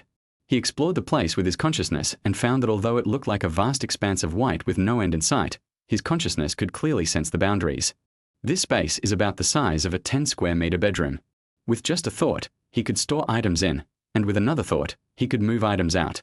It's like giving me a pillow when I'm sleepy. Is this the benefit of being reborn? My superpowers are activated one after another. Yi Bai moved all the cash into his personal space. Fortunately, this is my aunt's private garage. There's no surveillance, so we won't be filmed. But in this space, gunshot is a necessary artifact for murder and arson. If a body is hidden in it, even Conan won't be able to find out the truth. Yi Bai's occupational disease came back again. It was already 1 o'clock in the morning and the house was quiet. Yi Bai activated his super hearing and discovered that Li Xiang had already fallen into a deep sleep, breathing evenly. Auntie hasn't gone to bed yet and is still playing with her cell phone. After taking a shower, Yi Bai just came out of the bathroom, but found that his aunt had come out at some point. "Xiao Bai, why are you back so late?" Qin Yu questioned, and picked up Yi Bai's clothes on the sofa and smelled them. "Why do you smell like perfume?" Qin Yu looked suspicious, like a young wife who suspected her husband was fooling around outside. "My classmates celebrated their birthdays and went to KTV to sing. Maybe one of the female classmates sprayed perfume on them," Yi Bai said without thinking. Qin Yu was still a little unconvinced, but when he lowered his head, his face turned red. Now she completely believed that a man who had just had an affair would not be in this state. "Xiao Bai, you, why aren't you wearing pants?" Qin Yu quickly covered his eyes with his hands. "I just took a shower, and Auntie, you watched me grow up, so you are half my mother, not an outsider," Yi Bai said nonchalantly as he wiped his body with a bath towel and went back to his room. Qin Yu blushed and his heart beat fast, and he quietly opened his fingers a little. "Xiao Bai has a great body. I've never seen him working out, but is so muscular, with 8-pack abs and a big waist. He looks sexier than those male stars on the screen, with hormones overflowing. Xiao Bai has really grown up." Returning to his room, Qin Yu's mind was filled with Xiao Bai's appearance just now, and then, his best friend's wise words echoed in his mind again. What Yu said makes sense. No matter what I say tonight, I must help Xiao Bai relieve his stress. Qin Yu made up his mind, then took something out of the drawer and came to Yi Bai's door. "Xiao Bai, put on your clothes. Auntie has something to tell you." Qin Yu knocked on the door, and after getting Yi Bai's response, he opened the door and walked in. "Xiao Bai, Auntie knows you're under a lot of pressure and feeling very uncomfortable. But why didn't the one I gave you last night work?" "You want the kind you find in the laundry basket." Yi Bai was dumbfounded. What was going on? If I were really an 18-year-old ignorant boy, I would probably feel like I had found a treasure. But inside my 18-year-old body resides a soul that has experienced many vicissitudes of life. How could I possibly do that? Yi Bai felt the need to explain clearly.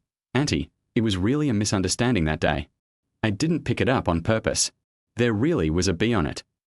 Qin Yu didn't believe it at all. He put the thing on the table with a look of "stop pretending" on his face. "Stop talking. This is the same as the one you found in the dirty clothes basket." Take it. No. Auntie, I really don't want this. Yi Bai refused. Qin Yu was anxious. You don't believe this is that kind? No. Before Yi Bai could finish his words, he felt as if his throat was being strangled. Just see Auntie. Her dignified and pretty cheeks were red as if water was about to drip out, and her eyes were full of shame. Hey, you stinky white guy, now that you've seen it with your own eyes, you should believe it, right? For you. Chapter 24. This misunderstanding is even bigger. Yi Bai swore that any man would be unable to resist. In other words, he is knowledgeable and wants his aunt to be willing, otherwise he would have gone berserk by now. Are you satisfied now, little brat? Qin Yu suppressed her embarrassment, put the things on the bedside table, and then ran out in a hurry. In her panic, she even forgot to close the door. Returning to the room, she threw herself on the bed and buried her head in the quilt. Oh ko-oh. Ah. What am I doing? Smelly Xiaobai, it's all your fault. You had to do that. Qin Yu felt like his heart was about to jump out, and a strange feeling grew in his heart. I don't know if it was because she was shy, but her eyes were sparkling and it seemed like tears would overflow from them at any moment. It took Yi Bai a while to come back to his senses. Why didn't he realize in his previous life that his aunt had so much inner drama? Yi Bai shook his head helplessly. Fortunately, he had a strong will and could withstand the test. If this were a comic, the content would have long been. There was no conversation that night. When Yi Bai woke up in the morning, he looked in the mirror and found that the muscle contours on his body seemed to be a little more obvious than yesterday. But it's not the kind that becomes bulky, but rather streamlined and full of beauty. The kind that looks thin when dressed and has flesh when undressed. I feel like my body is full of endless energy, and it seems that I am a little stronger than yesterday. He had the same feeling when he woke up yesterday morning, but Yi Bai didn't take it seriously and thought it was an illusion. But when he still had the feeling today, he realized something was wrong. Even though I haven't been exercising, my physical fitness is gradually getting stronger. Is this also a benefit of rebirth? Is it a supernatural power similar to enhancing physical fitness? Is it possible that he will evolve into an indestructible body that even a nuclear bomb cannot break? You know what? Yi Bai really looks forward to having a body like that. When I left the room, my aunt was making breakfast. Xiaobai, go wash up quickly. Breakfast will be ready soon.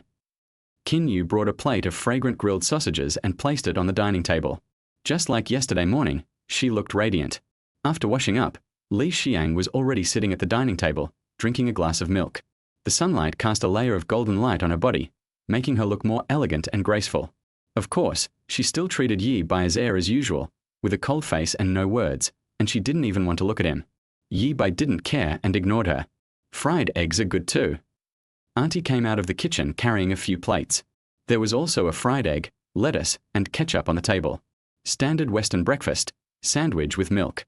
Qin Yu rolled a sandwich, handed it to Yi Bai, and then rolled her own. Ah! Qin Yu screamed and her sausage accidentally fell to the ground. What a pity. These are the last 3 left at home. Qin Yu lamented. She really liked eating sandwiches, and her favorite was sausages. Yi Bai of course understood his aunt's preferences, so he handed his over. It's okay, Auntie. You can eat mine. Qin Yu blushed, feeling that Yi Bai was hinting at something. After breakfast, when the 2 children were out, Qin Yu didn't even have time to clean up the kitchen. He immediately ran to Yi Bai's room and carefully searched for evidence. Strange, why is the trash can so clean? Qin Yu found it on the bedside table. She didn't know what she saw. Her beautiful eyes widened. HMPH. You little brat, let me catch you, and you're still pretending you don't want it. But after observing carefully for a while, Qin Yu frowned. That's not right. It seems like it hasn't been moved. That shouldn't be the case. Doesn't Xiaobai like this? Qin Yu returned to his room, hesitated for a while, and took out a small piece of clothing from a drawer. She bought this out of curiosity after seeing it worn by other women online, but she has never worn it. That's not underwear at all. It's just a small piece of rag hanging from a rope. Qin Yu spat. I don't know what kind of woman would wear such embarrassing clothes. Wear it once, just wear it this time. Little bastard, if you're still not satisfied this time, I really don't know what to do. Chapter 25. Interception. There is no coincidence. Yi Bai originally planned to wait until the weekend to make his next plan. But then I thought, the school is full of our own people from top to bottom, so going to school is just like going home. Lao Wang, please ask for a long vacation for me. You can do it yourself. That's it. Yi Baisho called the principal first, gave him instructions, and hung up the phone without waiting for him to speak. After thinking about it, he sent another text message to the principal, asking for a long vacation for Song Dongfeng and the other two. Not long after, the principal sent a text message. What do you think of me? Don't go too far. I'm the head of the school, not your little brother. It can be seen that the principal is quite angry. Yi Bai didn't hesitate and sent a photo of the art teacher and the principal in front of a French window. Do it now. The Mercedes-Benz he rented yesterday had not been returned yet, so Yi Bai drove it out and picked up his three brothers at the central square. Song Dongfeng and Ni Zhuan were dressed the same as last night, in black suits and white shirts. Zhong Lingnan may think this looks very handsome, so he also bought a black suit, but he is too thin and looks like a monkey in a human body. Brother Bai, let me drive. Although I haven't passed the driving test yet, I learned how to drive last summer vacation. Song Dongfeng said. His skills are not very proficient yet, and he didn't dare to volunteer to do something important yesterday, but he had to do it today. How can it be reasonable to let the elder brother drive the younger brother? Yi Bai nodded and gave him the driver's seat. Brother Bai, where are you going? Song Dongfeng was quite showy. He got a pair of white gloves from somewhere, and they looked very professional. Yongla District, Rainbow Bridge. Yi Bai said, lost in memories. The Rainbow Bridge is a cross-river bridge. There is a row of residential buildings on the river bank. Usually many tourists go there to see the river view, and the passenger flow is good. After Yi Bai was expelled from school in his previous life, he found a job in a small bar there in order to earn money to buy gifts for Chen Mengyao. He remembered very clearly that just a few days after he started working, the landlord's youngest son owed 5 million yuan from gambling outside and was visited by loan sharks. In order to pay off his son's debt, the landlord had no choice but to sell the entire building to the owner of the small bar for 5 million. Who would have thought that just 1 week later, the area was designated as a high-tech development zone and the value of the entire building increased sixfold. As long as we take over this building, we can make more than 20 million. Calculating the time, the building was sold almost within the past 2 days. Soon, we arrived at the Rainbow Bridge. Liang Muyuan Bar is now open for business. The bartender was a young man with a head of explosive blonde hair, wearing tight pants and loafers that are popular among people in today's society. After entering the room, Ni Zhuan went over to pass out a cigarette and ask about the situation. You're late. My boss already talked to the landlord last night. Huang Maro said while blowing bubble gum. Yi Bai felt relieved when he heard him say that. The deal was just concluded last night, so the contract must not have been signed yet, and the procedures had not been completed in time. The building has 6 floors in total, and the landlord lives in the west building. The group went to the west building first after leaving the bar. Song Dongfeng banged on the door. Who is it? The security door opened, and a little old man with grey hair and bloodshot eyes appeared at the door. He was stunned when he opened the door, then looked the Westerner up and down, his expression becoming angry. I said I'd sell the house and pay you back within a week. It's only been a few days and you can't wait. The old man was spitting and was about to close the door. Yi Bai quickly used his foot to block him. Uncle, you misunderstood. We heard that your house was for sale, so we came here specifically to buy it. Aren't you those debt collectors? The old man asked suspiciously. Really not. Then you're too late. I've already sold this building to someone else. I know. It's sold to the owner of the bar downstairs for 5 million, right? I'll pay 5.5 million, full payment, in cash. Yi Bai said and waved to Song Dongfeng. Song Dongfeng nodded, put the bag in his hand on the ground, and then opened it. Stacks of banknotes were revealed, dazzling red and extremely tempting. The old man's eyes widened. 5.5 million, really? Truer than gold. Okay, I'll sell it to you. The old man's son owed 5 million in gambling debts. He had just paid off the debt by selling the house, but now he can get an extra 500,000. Why not do it? The old man immediately found the materials and documents and followed Yi Bai to the Real Estate Administration Bureau to handle the formalities. The house transfer process usually takes between half a month and a month, but the price here will increase after a week, and if it is delayed, there will be changes. Yi Bai can only find a way to complete all the procedures today. The first person he thought of was Chen Sini's father, Chen Zhengbin. As the top leader of Daojiang City, Chen Zhengbin can handle such a small matter with just one phone call. But the other party only agreed to help Yi Bai do 3 things. Although he could earn more than 20 million this time, Yi Bai still felt it was not worth it. This kind of favor is best used at critical moments. As the head of Daojiang University, Lara Wang should have the connections to solve this problem. Yi Bai's eyes lit up and he immediately called Principal Wang to explain the situation. There was a long silence on the other end of the phone. I'm sorry, I can't do this. I work in the education system and don't have the ability to reach out to the housing authority. Okay. Yi Bai didn't waste any time talking to him. He hung up the phone first and then sent a video. The video begins with a first-person perspective, with Principal Wang and the art teacher. The faces of the two people are clearly revealed. Soon, Principal Wang replied after appreciating his own work. Hello, I've already made the arrangements. When you get to the housing authority, please call 133. The principal is indeed considerate of students. Yi Bai sighed. Principal Wang is indeed very powerful. In just half a day, everything was handled and even the real estate title deed was prepared. Yi Bai successfully owned his first building in his life. At the same time, the owner of Liang Miyuan Bar was stunned when he learned that the landlord had sold the building to someone else for 5.5 million. He made a phone call, then drove to Jusho Villa Hotel and checked into room 888. As soon as he entered the door, someone slapped him to the ground. You useless thing, you can't even handle such a small thing. Brother Mao, I already agreed on it last night. We were going to go to the housing authority today to go through the process, but who knew someone would interfere? The bar owner had a sad face and begged for mercy. Brother Mao, now that things have come to this, I'll go collect the 5 million gambling debt first. Someone said in the room. Go ahead, this old bastard, how dare you ruin our business? Call his son to the casino tonight and give him another million. Clear. Find out who bought that building. If anyone dares to tamper with it, I'll kill him.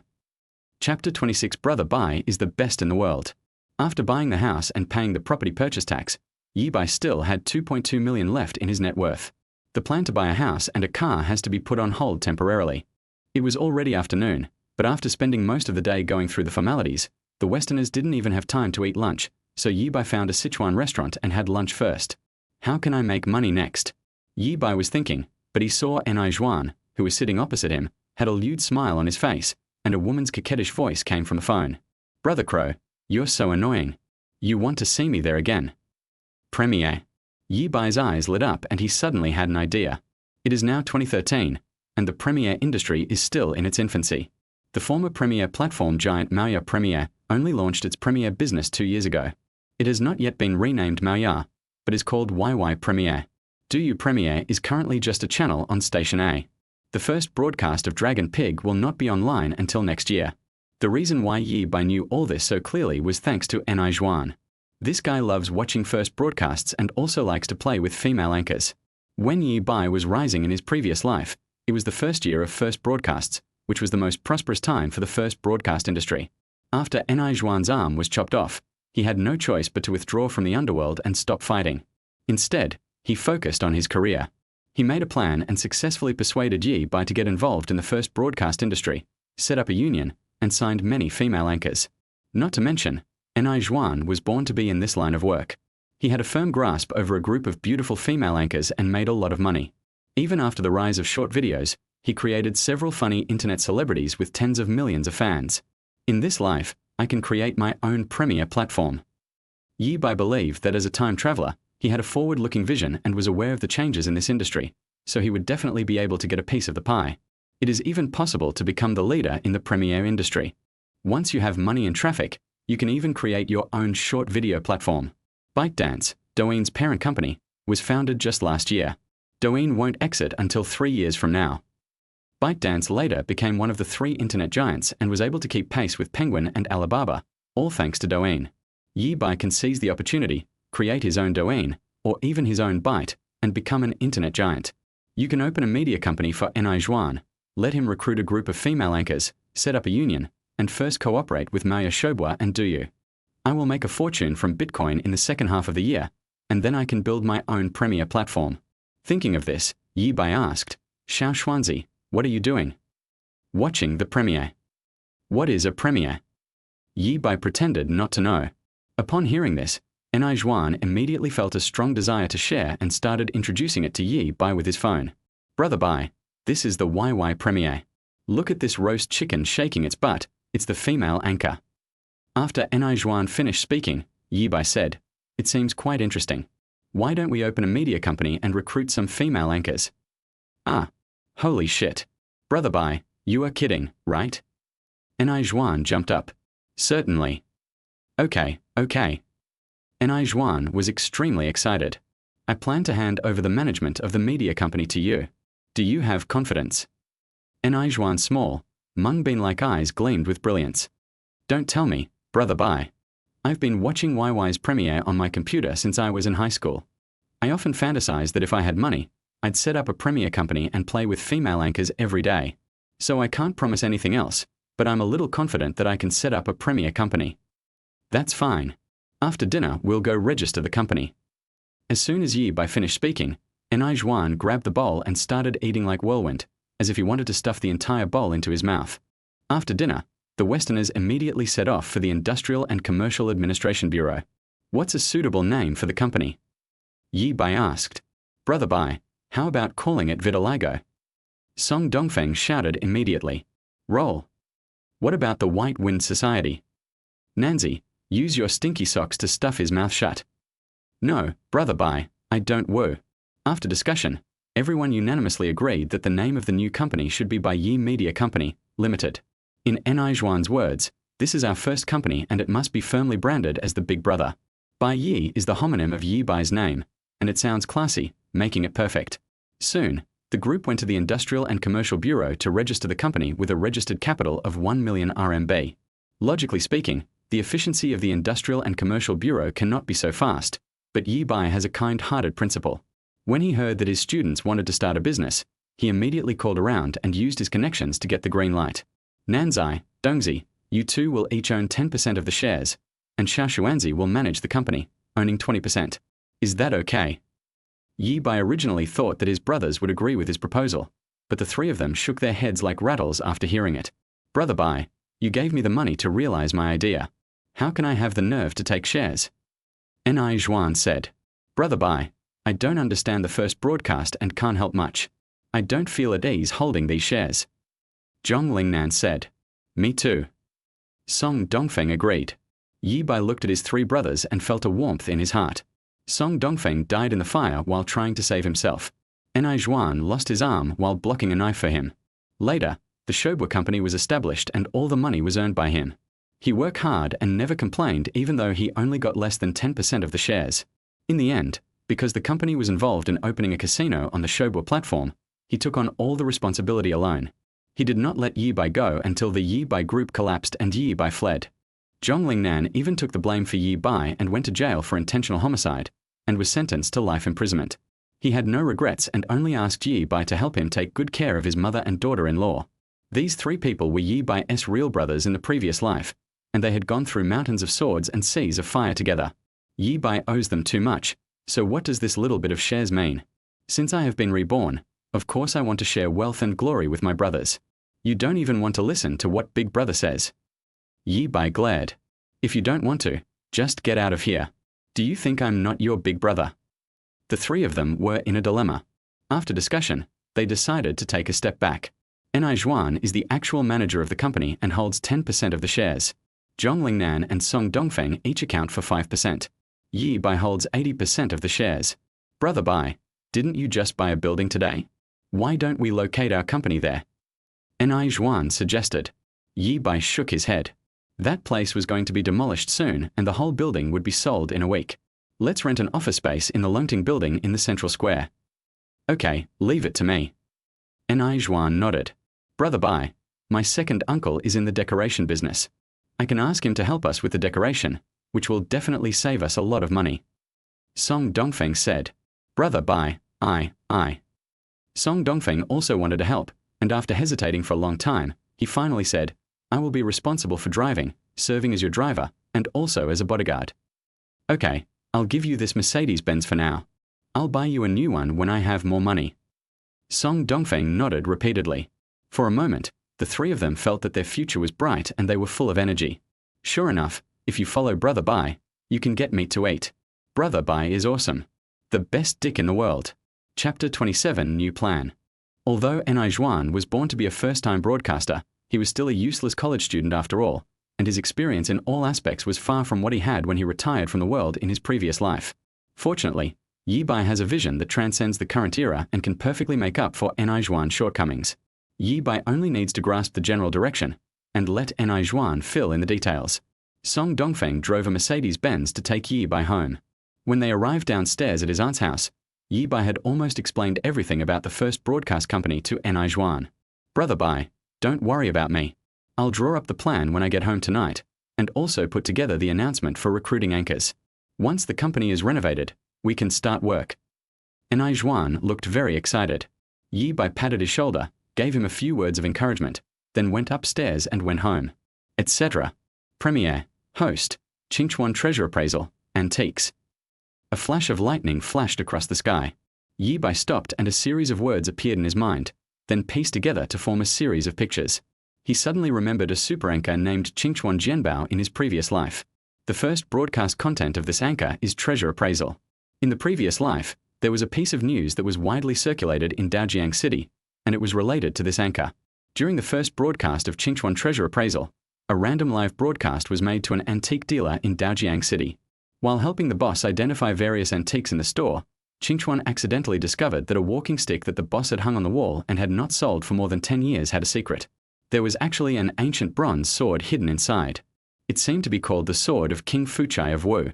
It was the 10th sword discovered and was sold for more than 20 million yuan at the time. Although there are many crutches in the antique street, I have the ability to see through things, so I can snatch this bronze sword first. I can use the money from selling the bronze sword to buy a property at Rainbow Bridge. I'll make a killing in a week. He can earn more than 20 million from one building. If he can acquire 5 buildings, he will become a billionaire in a week. Yi Bai immediately called Song Dongfeng. Dongzi, tell the brothers to gather at the antique street in Yantown tomorrow morning. I need your help with something. There are at least a few hundred shops in the antique street. If Yi Bai had to search each one by himself, by the time he found the bronze sword, it would have been too late. Yi Bai planned to have his brothers act together to mark all the antique shops with crutches hanging on the walls, and then he would go out and use his X-ray vision to find the bronze sword. When Yi Bai returned home, his aunt was doing yoga on the yoga mat. She was wearing a tight tank top on top and yoga pants on the bottom. This dress shows off the aunt's sexy and attractive figure to the fullest. This amazing waist-to-hip ratio, Jane is too perfect. Xiaobai, I left dinner for you. Just heat it up in the microwave. Kinyu was lying on the yoga mat. When he heard the door open, he looked back. Okay, Auntie, I'll heat it up myself later when I'm hungry. Yi Bai sat on the sofa and watched his aunt do yoga. The aunt's next move seemed to be a cat stretch. She knelt on the yoga mat, supported her hands in front of her, raised her head and stuck her butt out. Kinyu did a few cat stretches and stuck her butt out like a kitten several times before she realized something was wrong. When she turned around, she saw Yi Baisho staring at her butt. Kinyu's heart skipped a beat, and a strange emotion arose. He couldn't tell whether it was shame or joy, maybe both. Xiaobai, Auntie is going back to her room first.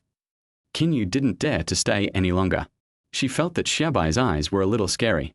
When Kinyu returned to the room, his heart was still pounding. She felt that the relationship between her and Xiaobai seemed to be quietly deteriorating.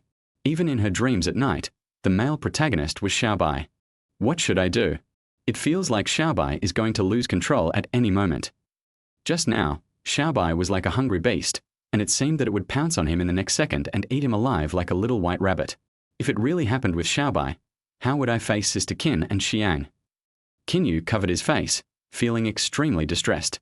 After a moment, a look of determination flashed across her face, and then she stood up and took off her yoga pants with difficulty, mainly because her butt was too big. After a while, Kinyu came to the outside of the room, hesitated for a moment, and knocked gently. Xiaobai, Auntie has something to tell you. Come in. Kinyu opened the door and walked in. She saw Yi Bai sitting beside the bed, staring at her with burning eyes. Kinyu suddenly started to panic, lowered his head, and did not dare to look into Yi Bai's eyes. Xiaobai, Auntie gave you this last night. Why didn't you use it? Don't you like it? Yeah. Yi Bai nodded. You don't like the ordinary ones? How about this one? Kinyu put the things on the table with a red face. Here we go again. Yi Bai was speechless. He didn't want to argue with his aunt like this anymore. Auntie, I don't want these at all. You don't like this either.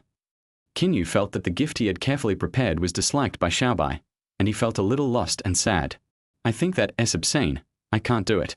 Auntie, let me tell you the truth. I like you very much. You are always in my dreams. Yi Bai laid his cards on the table. As he spoke, he immediately reached out and pulled Kinyu into his arms, holding her waist.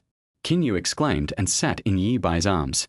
Smelling the scent of male hormones coming towards her, she felt like she was struck by lightning.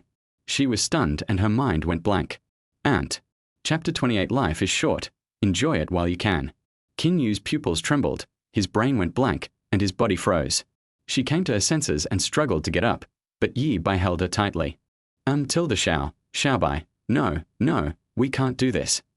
Kin Yu groaned. Auntie, don't suppress yourself anymore. I know you like me too. Let go of Auntie, Xiao Bai, please. Kin Yu's face was full of pleading. We can't do this. You are Sister Kin's child. How can I face Sister Kin in the future? Auntie, we are not related by blood. You and my mother are just childhood playmates. Well, that won't work either. The age gap between us is too big. You and Xiang are both still college students. If Xiang knew, what would she think of me? She would definitely think I'm a cheap woman. Xiaobai, calm down. Looking at Kin Yu's panicked face, Yi Bai sighed regretfully. He could feel that his aunt's love for him was not just the kind of love an elder has for a younger person. Unfortunately, she still couldn't break away from secular concepts and couldn't accept being with younger generations. I was too impatient. The time is not yet ripe. Yi Bai let go of her and sighed. I'm sorry, Auntie, I was too impulsive. Kin Yu struggled to get up from Yi Bai's arms. She suppressed the throbbing in her heart and said, It's okay, Xiao Bai, Auntie doesn't blame you. It's amazing that Xiao Bai can regain his sanity at the critical moment. Kin Yu wanted to leave, but hesitated when she thought of her best friend Sinu's advice. Xiao Bai held back today, but what about next time? Will he still be able to hold back? What should I do if I lose control completely next time? But Xiao Bai doesn't want to. Kin Yu suddenly thought of a method that she learned from movies and TV dramas. Do you really want to do that? After struggling for a while, Kin Yu finally made up his mind. Xiao Bai, we can't, but I have another way to help you. What method? Yi Bai raised his head. Kin Yu finished speaking, lowering his head and not daring to look into Yi Bai's eyes, his slender jade fingers clenched together nervously. Yi Bai hesitated, then nodded slowly. Okay, Auntie, thank you for your help. No words were spoken that night. When Yi Bai woke up in the morning, he opened the window and felt the breeze on his face, which made him feel refreshed and relaxed. When I left the room, my aunt and Li Xiang were wiping the table in the restaurant. Seeing Yi Bai coming out, Kin Yu quickly pulled back her hand. Not knowing what she was thinking about, a faint blush appeared on her dignified and pretty face. The family of three started to eat breakfast, but Kin Yu was a little absent-minded and spilled milk all over the table. Mom, what's wrong with you today? I feel like there's something wrong with you. Li Xian's pretty face was full of suspicion. No, I just had some insomnia last night. Kin Yu hesitated for a moment before asking, Xiang, there's something I want to ask you. I want to hear your opinion. Okay. Li Xiang nodded. I have a friend who's in her 30s and a divorced single mother. She's recently started dating a guy who just started college. There are so many things like this on the internet. Recently, it was revealed in the entertainment industry that a female celebrity who is almost 50 years old found a 20-year-old male model. Li Xiang said, do you think there's nothing wrong with them doing this? Kin Yu was a little happy. No, I think they have no shame. Li Xiang looked disgusted. If you're lonely, just find someone who's not much older than you. Why would an old cow eat young grass and bother a young boy who is inexperienced in the world? Kin Yu was a little discouraged. As expected, Xiang couldn't even accept the huge age difference. The relationship between her aunt and her nephew would probably be even more difficult for her to accept. It's not just a matter of age, it's also a generation difference. Li Xiang continued. Besides, a relationship with such a huge age gap won't have a future. A woman who's 30 years old is already starting to age, and her body is declining in all aspects. Her figure is changing, and she's getting wrinkles, and so on. On the other hand, male college students are in the prime of their lives. They might be with mature women just for the novelty and excitement, but when the other party gradually ages, they will start to dislike them. Although Li Xiang is a student who has just reached adulthood, she is very mature in her thinking and her words are well-reasoned and well-founded. Kin Yu felt that what she said made sense and became depressed. Yi Bai was speechless. The progress bar of the strategy to conquer Auntie has successfully broken through a limit and is about to reach 100%. Don't let Li Xian's words put you off. I believe that everyone has the right to pursue their own happiness, and age is not an obstacle. So, Auntie, tell your friends to love bravely and don't care about worldly opinions. Life is short, enjoy it while you can. Chapter 29. Auntie, the most important thing for people to live is to be happy. Seeing that Yi Bai was contradicting her, Li Xiang frowned slightly, but she didn't want to pay attention to Yi Bai and was too lazy to argue with him, so she didn't say anything else in the end. Qin Yu, who was feeling depressed, felt better after hearing Yi Bai's words.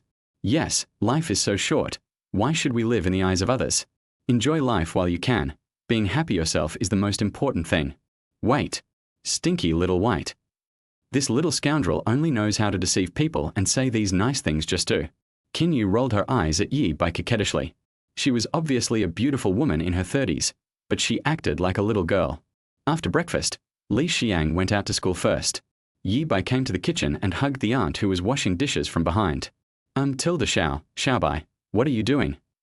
Qin Yu's delicate body trembled. Auntie, thank you. Yi Bai understood the principle of striking while the iron is hot. His aunt was almost depressed by what Li Xiang said just now, and he succeeded in shaking her mind. Of course, he needed to take some drastic measures now. Xiao Bai, let go of your auntie quickly. What if Xiang forgets to bring something and comes back suddenly? Qin Yu was panicked and his voice was shaking. Yi Bai hugged her tighter. Auntie, the most important thing in life is to be happy. Don't care about those rumors. Xiao Bai, please, take your hands away. Qin Yu's voice was filled with tears. Oh well. Yi Bai let go of his hand regretfully. He knew his aunt's personality, so he couldn't push her too hard. He just had to know when to stop. When Yi Bai opened the door and went out, Qin Yu could no longer stand and fell to the ground. This bad guy. Yun Town, northern suburb of Daojiang City. Antique Street. Nearly 100 young people in black suits and white shirts gathered together. Passers-by would stay away from it when they saw it from a distance.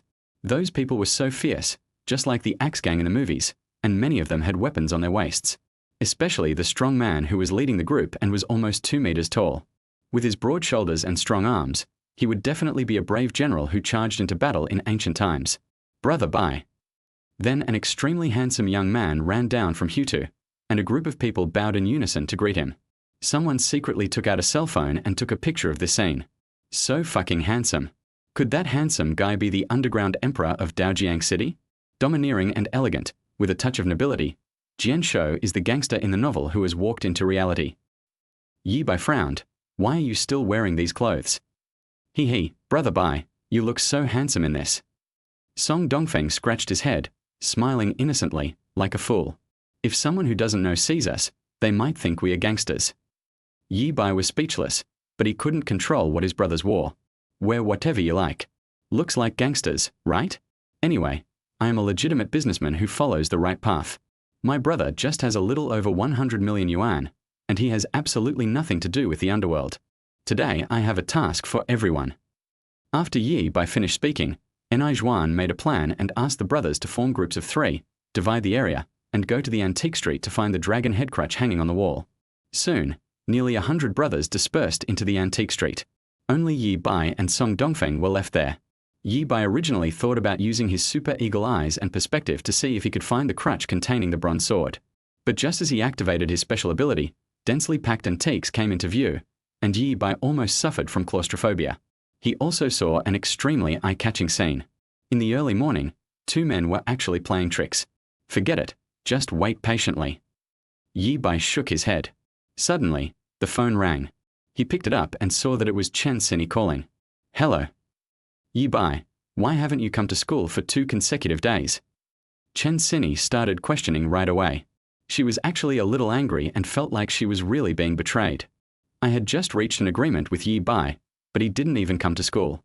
Well, I've taken a leave of absence. I can't keep up with the current courses, so I plan to study at home for a while. Yi Bai said without hesitation. But Chen Sini believed it and softened her tone. That's right. You have so many bad friends at school that you can't concentrate on studying. Staying home can actually improve your study efficiency. Yi Bai, keep up the good work, don't fail any of your courses, and graduate safely. Are you trying to get me to be your boyfriend?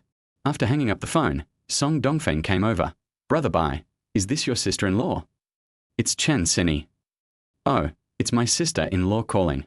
Is she here to check on me? An hour later, the brothers completed their mission and reunited.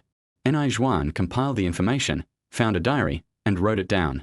He then reported, Brother Bai, there are 78 stores with canes hanging on their walls, but only 19 of them have dragon head-shaped canes. Yi Bai nodded with satisfaction. This kid Enai Zhuan is indeed a talented person. As long as he is given a platform and opportunities, he will be able to shine. Okay, thank you for your hard work. You should go and take care of the matters of the premier company first. Yi Bai took the notebook from Ni Zhuan. Okay, brother Bai. Ni Zhuan nodded and left with Zhong Lingnan and several brothers. He is very efficient. He found an office building online yesterday and made an appointment with Zhong Lingnan's second uncle to go there together today. If all goes well, Zhong Lingnan's second uncle can start the renovation today. Yi Bai took the notebook and looked at it. The first shop with a dragon head cane hanging on the wall is the first one at the intersection. He went in and took a look. There was indeed something inside the crutch, but it was not a bronze sword, but was stuffed with cotton. The second one, the third one, the 10th one. I went to all the 19 Mark stores and still couldn't find the crutch. Could it be that the information is wrong? The cane wasn't hanging on the wall for more than 10 years before it was discovered. Or, have you guys missed anything? Yi Bai frowned and thought, then looked down at the notebook in his hand, only to find that Zhong Lingnan had left a message at the bottom. Brother Bai, if you've looked through all 19 shops and still haven't found what you're looking for, try Mingqing Pavilion at number 88 Antique Street. It's one of the largest shops here, but it's closed in the mornings and opens at 11 a.m. Yi Bai looked at the time. It was already 10:50 and Mingqing Hall was about to open. Let's go, Dongzi. Yi Bai took Song Dongfeng and walked into the Antique Street. Soon, we arrived at number 88 Antique Street. This store is indeed of an unusual size, with luxurious exterior decoration and the largest floor area I've seen today. At this time, a woman in Gyeongsam turned her back to Yi Bai and slowly bent down to open the rolling door. Her butt wrapped in the Gyeongsam is round and plump, and when she bends over and sticks it out, it looks like a round love heart. Chapter 30. I am Wang Gang. Looking at the woman's round buttocks, Song Dongfeng's eyes lit up. This is the type he likes. He likes women wearing Gyeongsams and tight skirts. Song Dongfeng looked at Yi Bai, and after getting her approval, he walked up and started chatting. Beautiful lady, are you open for business? The Gyeongsam woman pushed up the rolling door, turned around, and revealed a face that looked very similar to Grandpa Nyo, with a face full of stubble. What are you calling a beautiful lady? I'm Wang Gang, and I'm a man. The beautiful girl rolled her eyes coquettishly. Song Dongfeng was struck by lightning, staggering back, extremely frightened. Yi Bai felt like something dirty had gotten into his eyes. He recognized who this person was. Auntie, this one of the two men I saw when I activated Super Eagle Vision and X-ray Vision just now? Where's the other one? Where did he go? Just as I was thinking about it, I saw the employees of Mingqing Pavilion coming to work one after another not far away. Walking in front was a middle-aged man wearing a suit and bow tie, with two small mustaches. He was quite handsome and manly, just like the British gentlemen in movies and TV dramas. So it's here. Yi Bai recognized at a glance that this was the warrior carrying the hairy legs. Who would have thought that such a handsome and elegant middle-aged man was actually a gay with such a unique taste? Gangzi, what are you doing standing at the door? Come in and make some tea. The British gentleman scolded the sexy Wang Gang, then gave Yi Bai a warm smile. Welcome to our restaurant, my two guests. I'm the owner of Mingqing Restaurant. Xiaozan, please come in. Yi Bai couldn't look at this man for the first time. He always felt that the way he looked at him was a bit lustful, but for the sake of the bronze sword, he had no choice but to go in. The Mingqing Pavilion is indeed quite large and luxuriously decorated, filled with various antiques. Yi Bai glanced westward, his gaze resting on the west wall. Found it. Yi Bai breathed a sigh of relief. Finally, this trip was not in vain. He calmly walked to the west shelf and stopped, pointing at a porcelain bowl on it and asking Xiaozan, who was following behind him, "How much is this bowl?" This is a Qing Dynasty famille rose porcelain bowl with melon and butterfly patterns. It was used by people in Cixi to drink water. It costs 1.88 million renminbi. Xiaozan smiled. Okay, if you say so, then so be it. Yi Bai pointed to a painting on the wall and asked the price. That's an authentic work by the Tang Dynasty poet Li Wei, worth 5,800,000. Yi Bai was stunned. Levi? You mean Wang Wei? Xiaozan was also stunned for a moment, then he said stubbornly, "It is Li Wei, for sure. If this is an authentic work of Wang Wei, the price should be increased by a zero." Yi Bai pointed at the dragon-headed cane hanging on the wall and asked, "What about that one? How much is it?" That's the crutch used by Yu Saihua, a female general of the Yang clan in the Northern Song Dynasty. 2.88 million. Are you talking about Shi Saihua or Shi Taijun? Boss, that word is pronounced Shi, not you. Oh, yes, it was my mistake. You are really cultured, sir. Yi Bai understood. It turned out that this store was full of fakes.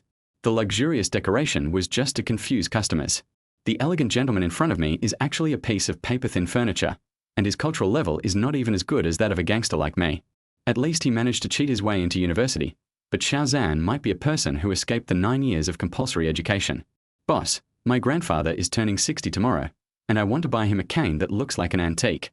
Tell me the truth, how much would you sell it for? As soon as Yi Bai finished speaking, Xiao Zhan's expression changed. What are you talking about? We at Mingqing Pavilion only sell authentic antiques. Get out. We don't welcome rude guests like you. Xiao Zhan said this and was about to drive Yi Bai away. Boss, you don't want others to know that you and Wang Gang. Yi Bai sneered. Xiao Zhan's face changed drastically. How could he know that he had just been with Xiao Gang last night? Give me a sincere price. Yi Bai continued. 10,000, take it. 100. 5,000. 100. 1,000. This is my bottom line, it can't go any lower. 100. 800, it really can't be any lower, this is the cost price. 100. Seeing that Yi Bai refused to give in, Xiao Zhan gritted his teeth and said, Deal, take the things and leave quickly. The boss is an open-minded person. Yi Bai threw down a banknote, took his crutch and went out, calling a few younger brothers who were waiting not far away to come over. When you were looking for crutches just now, did you notice which store looked the most legitimate? Brother Bai, I just inquired and found out that Ting Yu's Hai is the most formal and reputable antique shop here, said the younger brother with yellow hair. Another younger brother nodded in agreement. Brother Bai, I agree with you. I just went to Ting Yu's Hai. It looks like the best place there. The proprietress is also a very beautiful lady. Did you see clearly? Don't tell me it's someone like Wang Gang again. Song Dongfeng felt a shadow in his heart.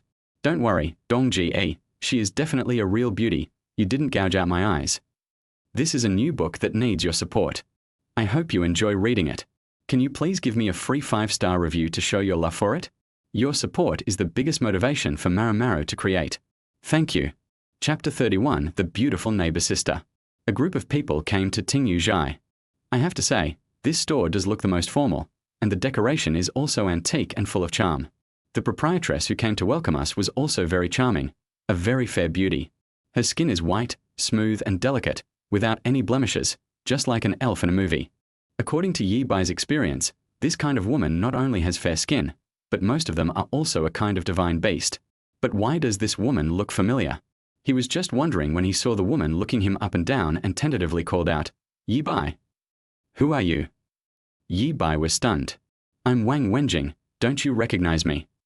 The woman's face was filled with excitement as if she had met an old friend in a foreign land, and her snow-white face flushed.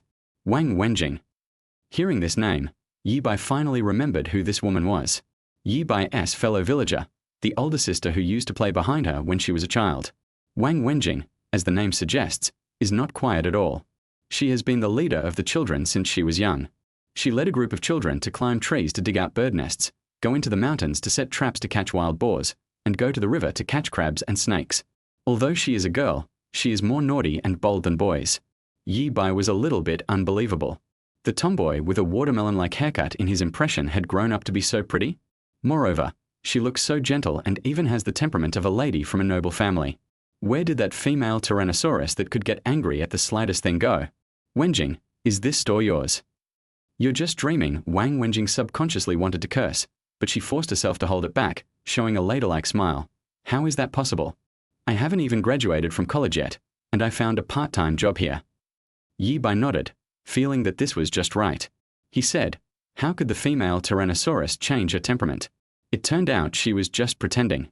However, looking at her pretty face, Yi Bai suddenly had a bold idea. Although Wang Wenjing is a lawless tomboy, she is also the idol of her friends and the child of other people's families. This child was smart since he was young and learned things quickly.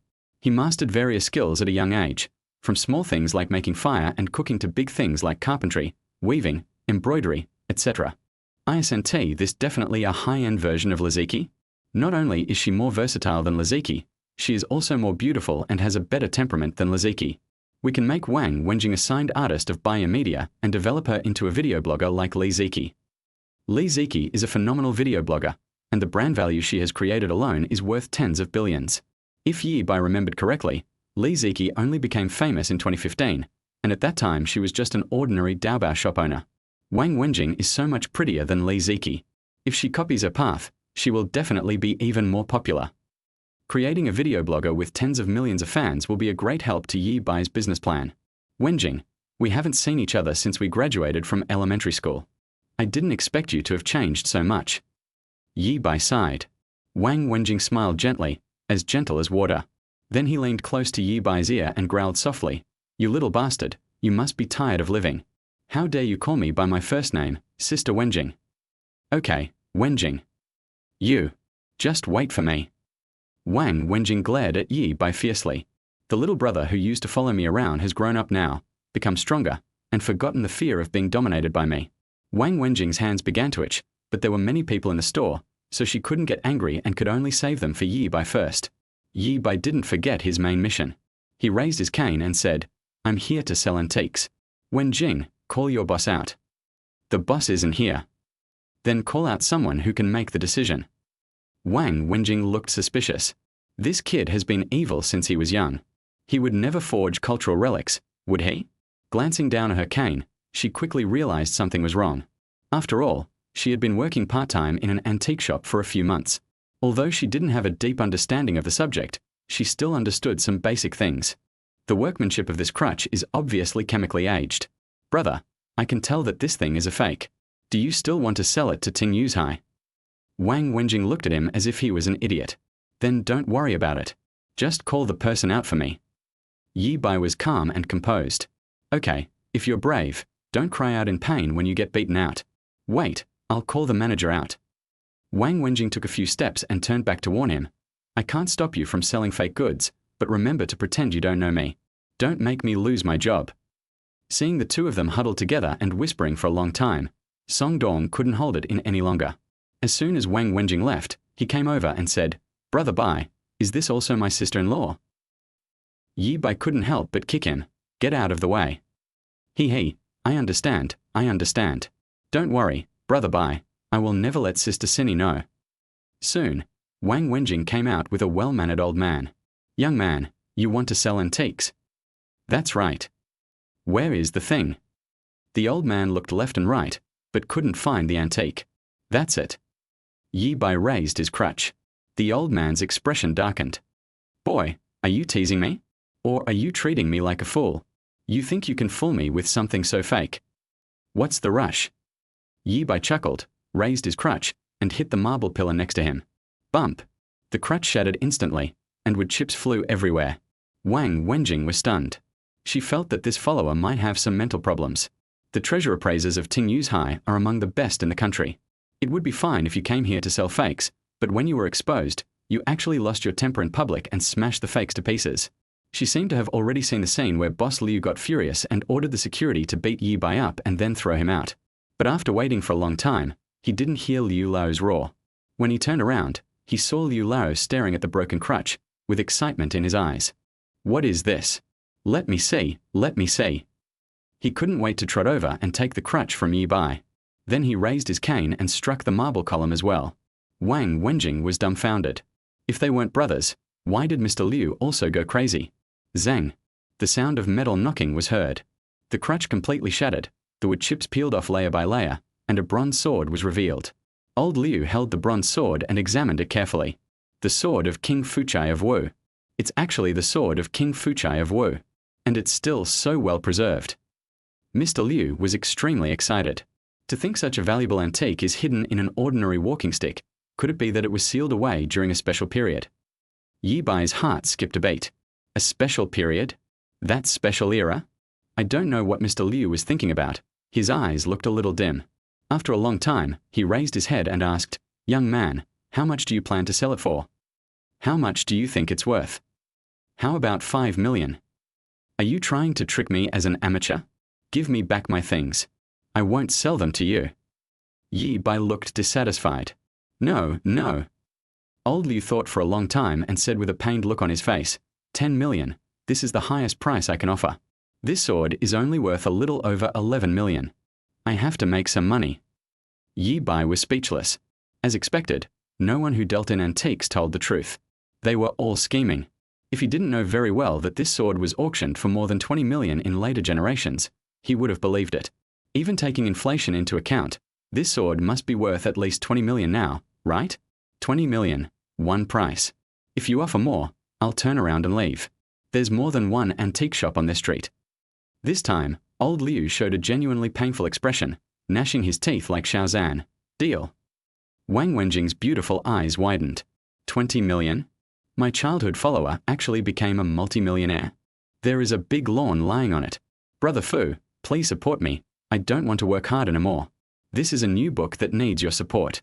I hope you enjoy reading it. Can you please give me a free 5-star review to show your love for it? Your support is the biggest motivation for Myanmar to create. Thank you. Chapter 32. Who doesn't he love a gentle elder sister? When Yi Bai was selling the sword of King Fuchai of Wu, everyone present focused their attention here, and no one noticed that there was a figure hiding behind the crowd and observing furtively. Seeing Yi Bai sell the bronze sword in his crutch for a sky-high price of 20 million, the man was dumbfounded. He ran out crawling all the way to Mingqing Pavilion. Boss, something terrible has happened. There was actually a bronze sword hidden in the dragon-headed cane. That guy sold it to old man Liu in Tingyuzhai for a full 20 million. Xiao Zhan, who was drinking tea, stood up suddenly, and the teapot fell to the ground and broke into pieces. He looked horrified. What did you say? Did you see it right? It's absolutely true.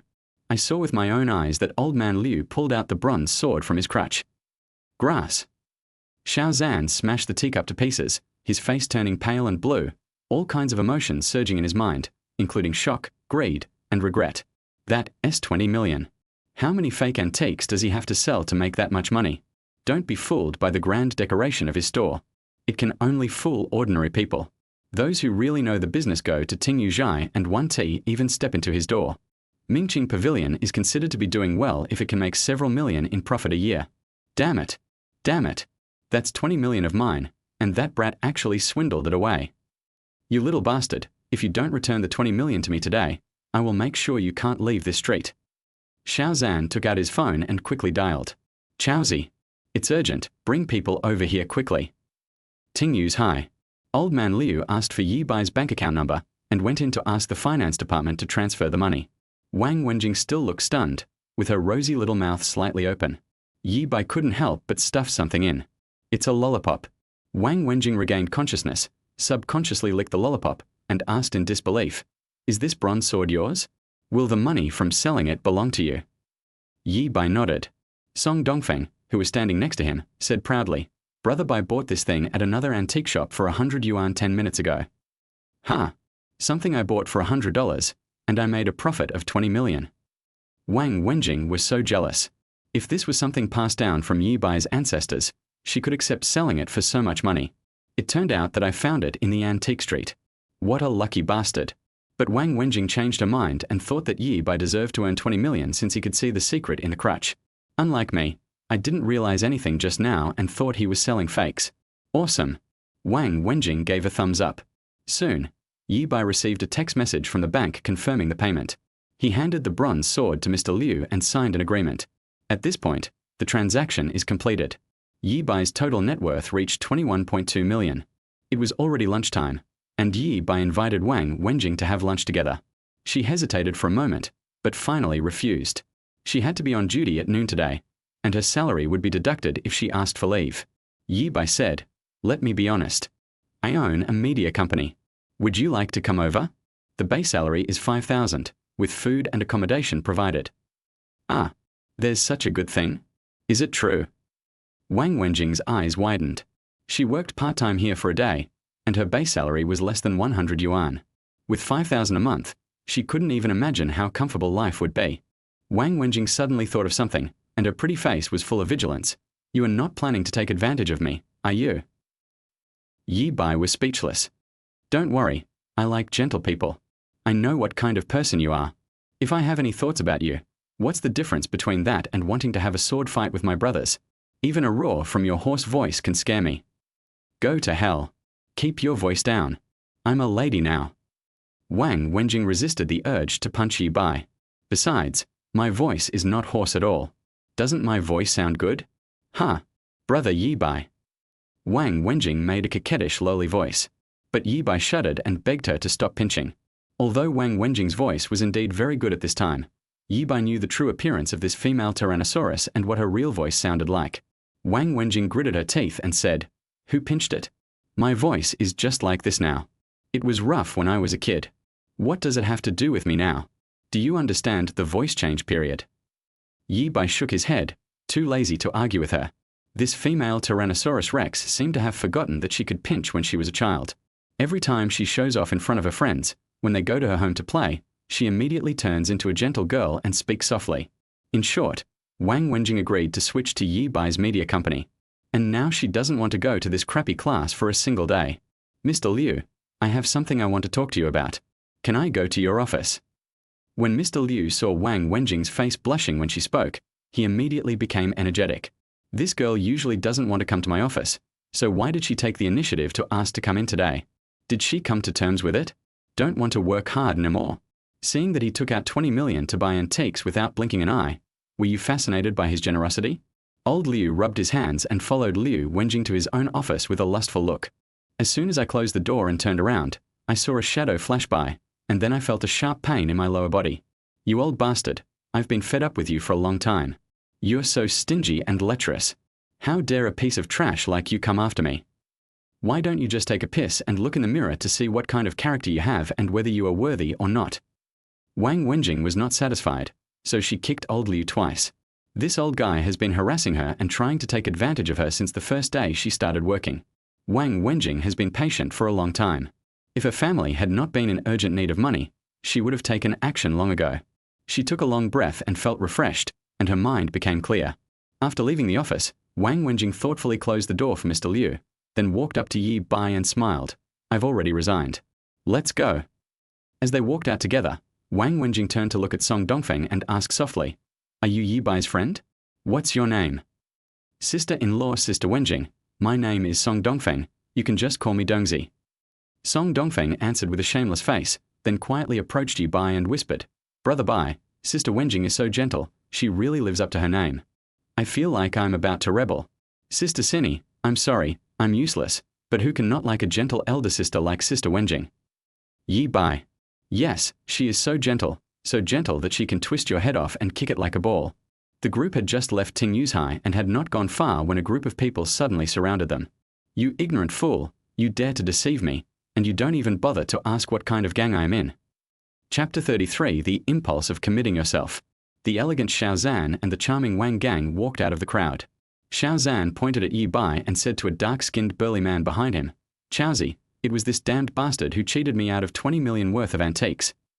The burly man walked forward, looked Yi Bai up and down, and snorted coldly, "Just this pretty boy? Brother Zhan, don't worry, I'll take care of this." As he spoke, he pulled out a butterfly knife from his pocket and decorated it with fancy patterns. "You little bastard, I'm giving you two choices. Either return Brother Zhan's antiques, or hand over the 20 million.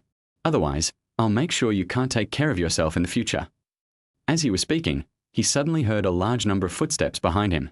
The burly man turned around and saw dozens or even hundreds of men in black suits and ties surrounding him from behind. The visual sense of gangs in movies and TV dramas hit me, and the dark clouds in the sky seemed to be floating towards me as they walked. "Chaozi, you are doing well now. You have so many brothers under you." Xiao Zhan patted the strong man's shoulder with satisfaction. It has to be thanks to Chaozi that he brought so many of his brothers to support him with just one phone call. "Ah." The burly man looked confused. "I don't know. Brother Zhan, isn't this the person you called?" The two looked at each other and their expressions changed drastically. Many of the men in black suits who gathered around lifted up their clothes at the waist, revealing the grips of their Glock pistols. They had cruel and bloodthirsty smiles on their faces, as if they dared to act rashly, they would be shot into sieves in the next second. "It's over. It seems like I've hit a wall. This is the real underworld. People like me are just small thugs at best." Snap! The butterfly knife in Chaozi's hand fell to the ground. Xiao Zhan and Wang Gang also became nervous. Wang Gang didn't know whether he was afraid or excited. He kept shaking and felt like his but would collapse at any time. "What kind of business are you in?" Song Dongfeng strode over and grabbed Xiao Zhan's collar and lifted him up like a chicken. He was nearly 2 meters tall and stood there like an iron tower. Even the burly Chaozi looked a few sizes smaller in front of him. Xiao Zhan forced a smile that was uglier than crying. "Brother, it's all a misunderstanding. I was just joking." You bought the antiques with your own money. It's a legal transaction. Song Dongfeng snorted coldly, threw Xiao Zhan to the ground, and then kicked Wang Gang and Chaozi over with 2 kicks. The younger brothers they brought with them were all silent, and their eyes became clear again under the black muzzle of the gun. Yi Bai said nothing, didn't even look at Xiao Zhan and the others, waved his hand and left first. You're lucky the boss is in a good mood today, otherwise I would have broken a few of your legs. Song Dongfeng snorted coldly and followed with his brothers. After they walked away, Xiao Zhan was still a little scared. Are there such people in Daojiang City? Or are they from other cities? I don't know, but this organization has such strong discipline, and everyone carries a pistol. They are obviously real tough guys. Chaozi swallowed. At this time, a younger brother raised his phone and said, Brother Chao, I saw them on the Daojiang City forum this morning. Someone said that the leader is the real underground emperor of Daojiang City, the underworld prince. Let me see. Chaozi quickly took the phone and saw a photo posted in the post. Yi Bai got off a Mercedes-Benz car, and nearly 100 men in black suits and white shirts bowed to him in unison, exuding domineering aura. Chaozi couldn't help but admire. This is what a man should do. The person who posted the message said that this man is the king of the Daojiang City underworld. Even old school gangsters like Xiao Hongyu, Feng Cheng, and Xiao Baozi have to kneel when they see this man. This guy is most likely telling the truth. Chaozi said seriously. Xiao Zhan nodded, feeling much better. He thought that he could brag to others when drinking in the future. Later, Xiao Zhan did the same when he got drunk at a drinking party. The underground emperor of Daojiang City, the son of the underworld, once spent a lot of money to buy a cane in my shop. That underworld emperor's eyesight is truly remarkable. He spotted a bronze sword hidden within his cane at a glance, then sold it to Ting Yuzhai for a whopping 20 million. What a shame. That cane has been in my shop for years, and I never realized what it was made of. The underworld emperor discovered this after just one visit. I can only say that he is worthy of being a legendary figure. He was born with a rich and prosperous destiny. Wang Wenjing seemed to be hesitant to speak, with a complicated look in her eyes. I feel like I just got out of a fire pit and jumped into a den of thieves. Finally, he couldn't help but ask, Yi Bai, you are involved in gangs. Yi Bai was immediately unhappy. Don't talk nonsense. I'm a legitimate businessman. These are my brothers and classmates. They haven't even graduated from college yet. They took leave today to come out and help me. Song Dongfeng also agreed. Yes, Sister Wenjing, we are not gangsters. We are all members of the school club, the Vitiligo Association. Wang Wenjing was stunned. Vitiligo Association? What the hell? Why did the students have guns? Are you talking about this? Song Dongfeng pulled out a pistol from the waist of a younger brother next to him and shot Wang Wenjing. Wang Wenjing was startled and dodged subconsciously, but after a click, a ball of fire came out of the muzzle of the gun. Song Dongfeng grinned widely. Don't be afraid, Sister Wenjing, this is a lighter, we use it to scare people. Wang Wenjing was speechless, but finally felt relieved. She observed carefully and found that although these men in black suits were dressed maturely, some of them had childish faces and even had furry mustaches on their lips. Moreover, they no longer looked as ferocious as before, but were laughing and joking. It seems that the aura just now, which was similar to that of the Axe Gang in the movie, was just an act. Wang Wenjing sighed inwardly that today's college students have amazing acting skills.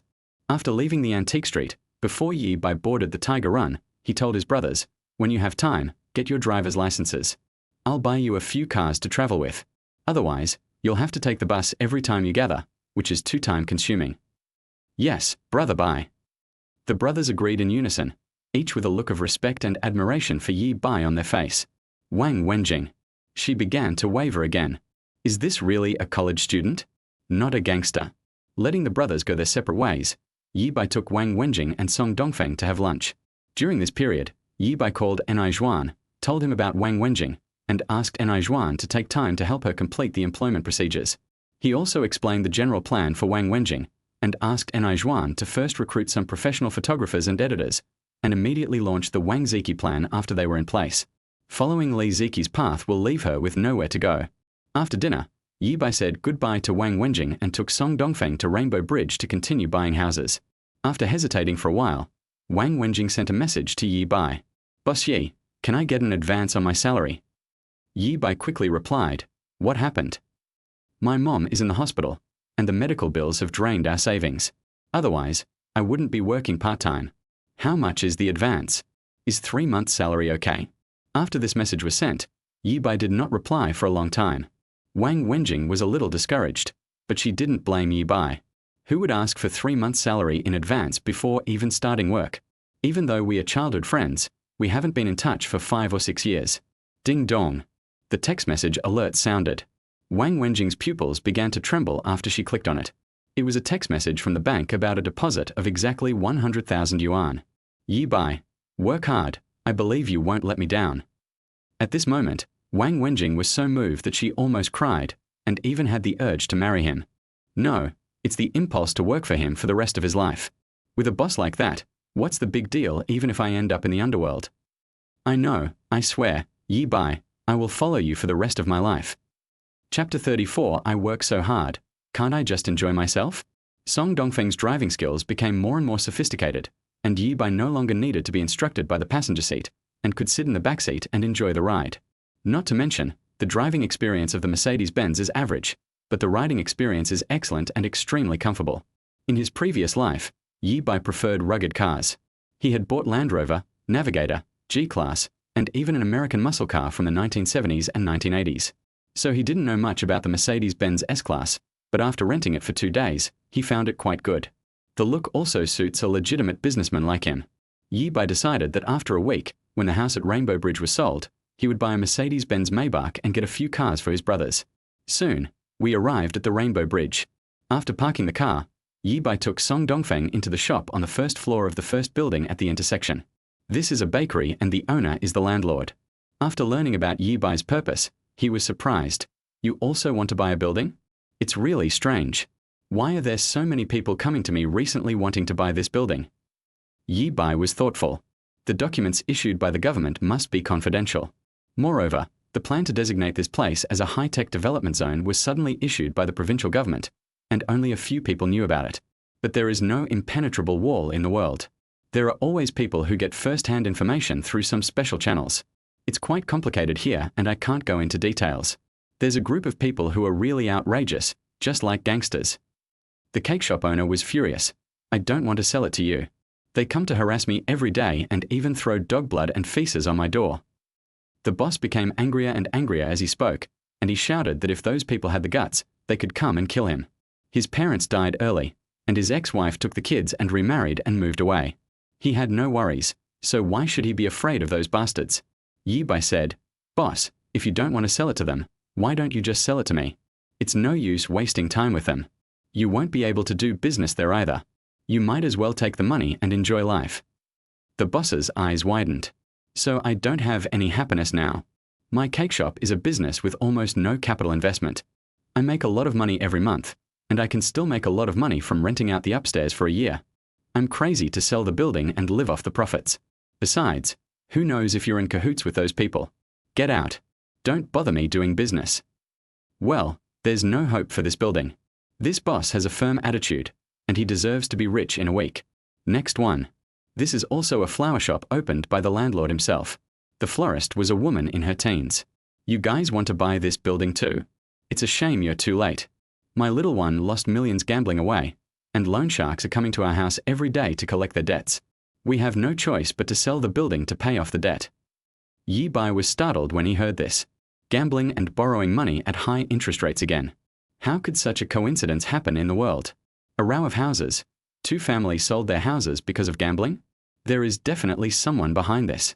Yi Bai continued asking and found out that 2 other buildings were also sold for this reason. The buyers of the buildings were different people, but they were definitely in the same group. Yi Bai felt a sense of urgency and instructed Song Dongfeng, "Dongzi, let's separate. You start from that end and ask if there's anyone interested in selling their property. If they are unwilling, you can raise the price tentatively.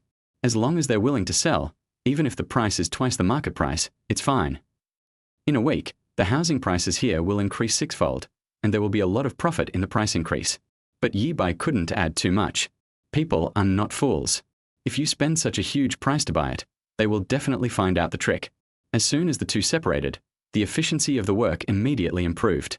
Yi Bai asked another 10 or so houses, but they either had already sold their properties or were determined not to sell. As expected, among the buildings that had already been sold, another one was sold to pay off gambling debts.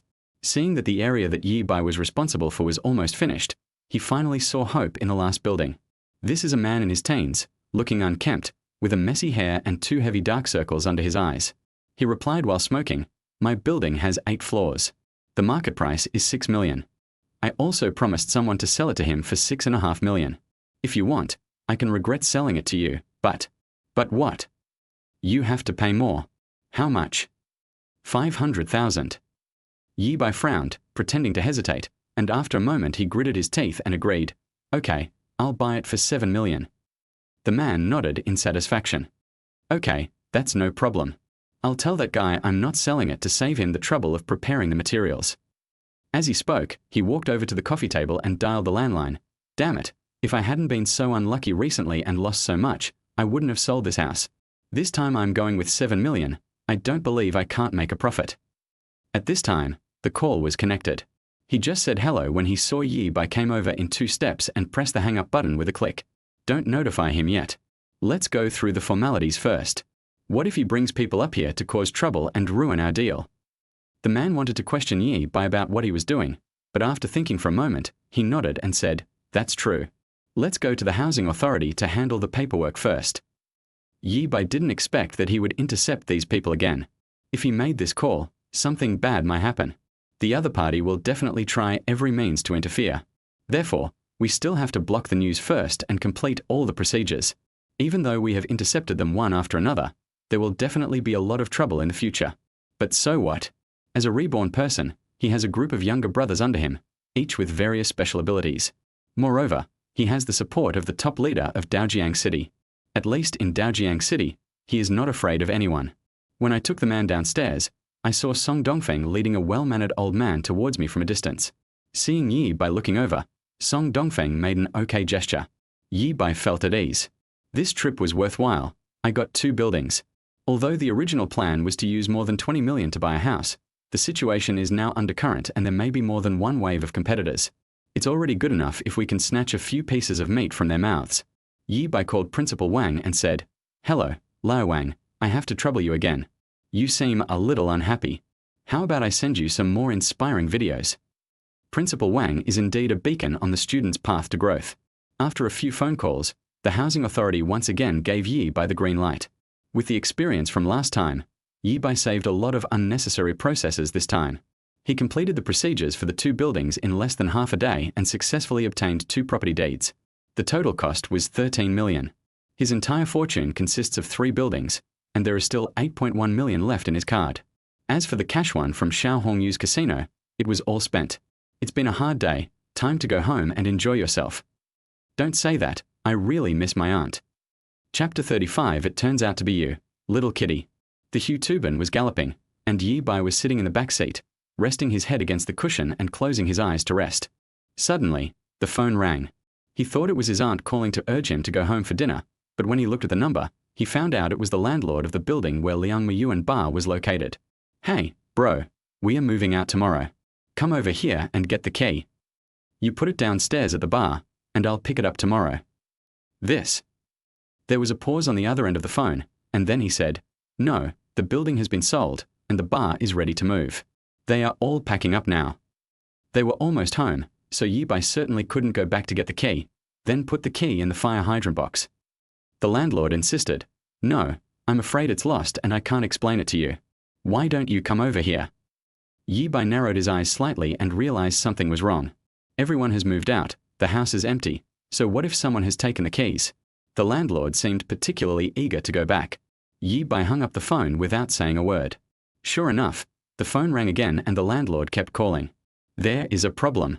Maybe the group of people who were intercepted by me will come and find me, trying to use the landlord to catch me. Yi Bai snorted coldly and turned off his phone. Now that things have been done, I don't need to show up anymore. I just need to wait for a week for the government documents to be issued, and then sell the building at a high price. I am a legitimate businessman and I have to avoid dealing with that kind of scum. I hope you guys will be more sensible and not push me. I really just want to be a clean and honest businessman. Song Dongfeng, who was driving, glanced at Yi Bai in the rearview mirror and shuddered involuntarily. He didn't know if it was an illusion, but he felt that Brother Bai was very scary just now. Although he had a blank expression on his face, he exuded an indescribable murderous aura. It's a bit scary. It was like a bloodthirsty beast baring its fangs. It was also like a sharp blade that had killed countless people being slightly unsheathed. He also looks a bit like Jimmy, the protagonist of the movie Peace and Harmony in the Underworld, but he is more handsome and much taller than Jimmy. In short, it's terrible. Dungzi, turn around and go back to Rainbow Bridge. Rainbow Bridge. Upstairs from Liang Miyuan Bar, at the landlord's house. The old man with bloodshot eyes hung up the phone and said, "You heard it too." He didn't want to come and even turned off his phone. Let my son go. The living room was filled with smoke, and a dozen or so well-dressed socialites gathered there. On the floor in the middle, a slightly plump man wearing glasses was kneeling on the ground. His hands and feet were tied, and a sack was covering his head. "You old fool, why don't you keep your word? You promised to sell it to us. Why are you going back on your word? Don't worry, we won't do anything to your son, but we have to pay back the 1 million gambling debt he owed us last night." The old man's eyes almost popped out of his head when he heard this, a look of disbelief on his face. Another million in debt. This worthless thing, you should just beat this evil doer to death. The old man closed his eyes with an indifferent expression, but he suddenly thought of something. His eyes suddenly opened, and he looked at the other person in horror. "I owe you 1 million. Are you in cahoots with those loan sharks? You set up a scheme to defraud my son." Looking at the playful smile on the other's face, the old man spat out a mouthful of blood and roared, "I'll fight you to the death," as he rushed forward, but was kicked over by the other party. "Old man, what's the use of telling you the truth? The IOU is written in black and white here. If you don't pay back this 1 million today, I will pull out your son's teeth one by one in front of you, and then kick his balls to pieces, leaving you without any offspring." The man said this and waved his hand. A younger brother immediately took out a pair of pliers and walked towards the man kneeling on the ground with a sneer. At this moment, the sound of sirens was heard in the distance. A younger brother opened the curtain and looked in. "Brother Baldy, the cops are coming this way. Untie the rope for him and let's go." The man waved his hand. "You're lucky. I'll let you go today. I'll give you 3 days. If you don't pay the 1 million, you know the consequences. I mean what I say." After the group left, the old man burst into tears. While crying, he slapped his disappointing son. After a while, the father and son hugged each other and cried bitterly again. They have really been forced into a desperate situation and have reached the end of their rope. On the Rainbow Bridge, in the dark, a Mercedes-Benz with its lights off stopped here. Yi Bai looked in the direction of Liang Miyuan, with super eagle eyes and super perspective turned on. Sure enough, gamblers don't die well. "Lao Deng, I bought your building and helped you this time. I've done my best. However, these people all look familiar, as if I've seen them somewhere in my previous life." Yi Bai frowned and thought. The sound of sirens was heard in the distance.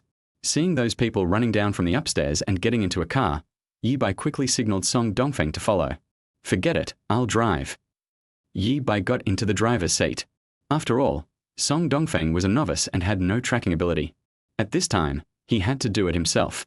What surprised Yi Bai was that the other party actually went all the way up Sherping Mountain and entered the Jusho Villa Hotel. Yi Bai did not get out of the car, but continued to monitor with eagle eyes and X-ray vision. Seeing them walk into room 888 and report the situation to a man living there, Yi Bai smiled. "So it's you, little kitty."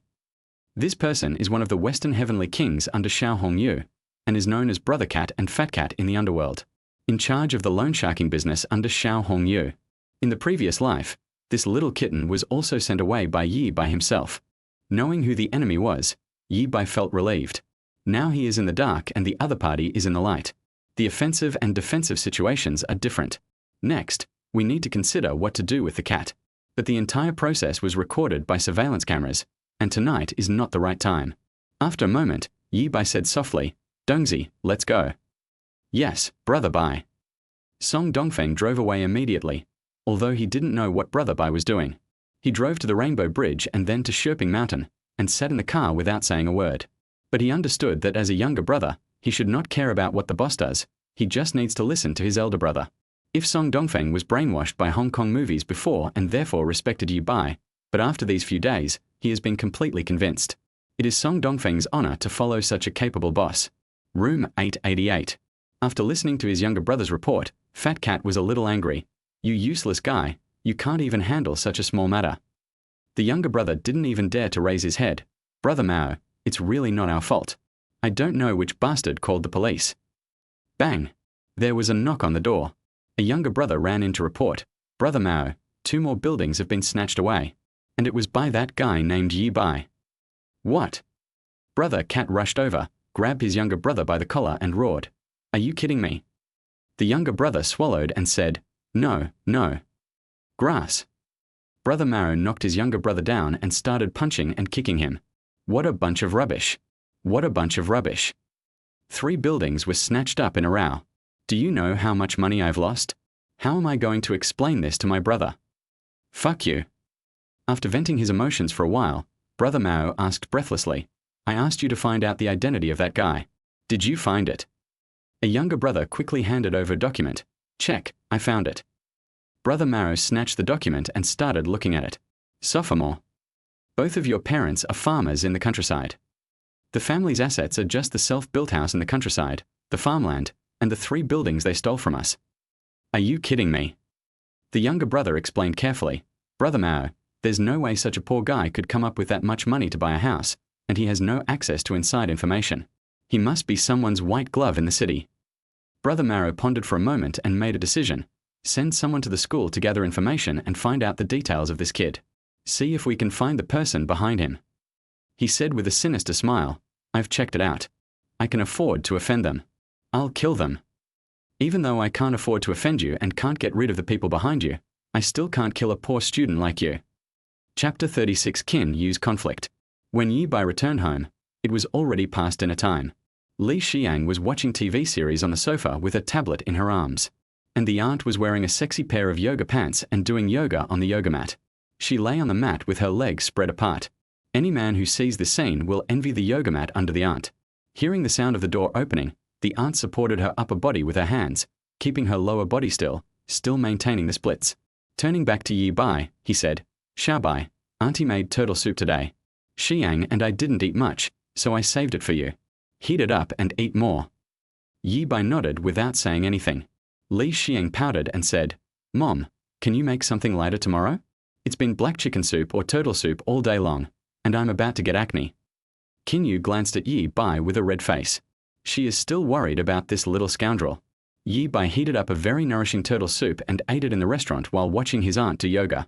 Feeling Yi Bai's burning gaze, Qin Yu was afraid that Li Xiang would find out something, so he got up and hurried to take a shower, forgetting to put away his yoga mat.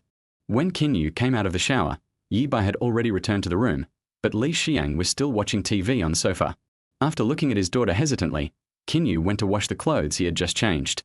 When she finished washing her panties, Li Xiang was still watching TV. Qin Yu went to the kitchen to prepare the ingredients for tomorrow. When she came out, Li Xiang was still watching the show. Qin Yu finally couldn't help it. "Xiang, it's so late, why don't you go to bed? Tomorrow is the weekend and school is closed." Li Xiang said without even raising her head.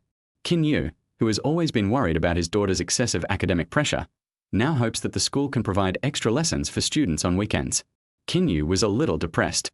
Just as he was about to go back to his room, he saw Yi Bai open the door, leaned out and shouted, "Auntie, my quilt is torn. Can you help me mend it?" "No problem." Qin Yu found the sewing box in the storage cabinet and came to Yi Bai's room. As soon as she walked in, Yi Bai closed the door and hugged her from behind. "Auntie, I miss you so much." More than an hour later, Qin Yu helped Yi Bai sew the quilt and came out of the room with a red face. Li Xiang had also finished watching the show and was about to go back to her room. When she stood up and passed by Qin Yu, she sniffed him with a look of disgust on her face. Qin Yu's body suddenly tensed up, and he became nervous, his heart pounding. "Xiang, what's wrong? Is there a problem?" "Mom, don't go to Yi Bai's room anymore. It's like a doghouse, so dirty and smelly." Morning. Yi Bai opened the window. Another refreshing day. The progress bar for conquering Auntie rose a lot. After washing up and walking out of the room, my aunt was already making breakfast in the kitchen. She was wearing an apron and a silk nightgown underneath. Yi Bai walked over. "Ah." Qin Yu was startled. He turned around and gave Yi Bai an angry look. Then he stood on tiptoe and looked around guiltily, fearing that Li Xiang would see this scene. This bad guy is becoming more and more bold. Qin Yu quickly drove Yi Bai out and locked the kitchen door. Her dignified and pretty face flushed crimson, and she couldn't help but recall everything that happened last night. This little rascal. The main text is over 2,000 words long, but after deleting it, only 1,000 words remain. Please bear with me. Chapter 37, The Beautiful Saleswoman Who Wants to Pay for Her. Currently, Yi Bai's entire net worth consists of 3 buildings and 8.1 million yuan in his bank account. In less than a week, after selling the building, a huge sum of money will come in. Buyer Media Company, Limited is also being established in full swing. Yi Bai only needs to take the helm and give Juan directions, then he doesn't have to worry about anything and can just take control. Yi Bai decided to use the 8.1 million in his card to spend money today as a reward for himself. The first thing is to buy a car. At present, a car is a necessity. The rented Mercedes-Benz is comfortable, but it is not your own car after all, and it always feels a bit uncomfortable to sit in it. The second is buying a house. The real estate industry has not yet reached its peak. Many people on the internet are shouting that housing prices are going to fall, but in reality they are rising wildly. The prosperous bubble in the real estate industry has not yet burst. Buying a house now is still a sure win. But Yi Bai had another purpose in buying the house, which was to save the woman who had made him regret for the rest of his life in his previous life. The island woman who was drowned to death rather than betray him. Yukiko Ishihara. At present, there are only two ways for Yi Bai to get in touch with Zhu Zi. One is to go to the underground casino to gamble, and the other is to buy an apartment next to Zhu Zi. On the surface, Zhu Zi is the woman of Xiao Hongyu, a gangster in Daojiang City. In fact, she is just a shield for Xiao Hongyu, a tool to conceal his true sexual orientation. Xiao Hongyu has several homes, one of which is in Daojiang Mansion by the river, where he bought a large flat. Yukiko also lives here. Xiao Hongyu would come back occasionally, but never share a room with Zhu Zi. He would either sleep in a room by himself or bring his boyfriend back. The most exciting time in the previous life was when Yi Bai captured Zhu Zi and was playing games with Zhu Zi in the room when Xiao Honghui suddenly came back. He was drunk and fell asleep on the sofa, while Yi Bai let Zhu Zi hold onto the sofa and play games. Yi Bai called Song Dongfeng and told him to return the Hutuban first, and then meet up at the Mercedes-Benz 4S headquarters in Daojiang City. After breakfast, Yi Bai went out to take a taxi. When he arrived at the 4S store, Song Dongfeng was already waiting there. When the two of them entered the door, the saleswoman bowed and was very enthusiastic. The cliched plot in novels where the salesman looks down on others will not appear. First, the employees of these luxury car 4S stores have received professional training, and even if they feel that the customers are poor, they will not show it.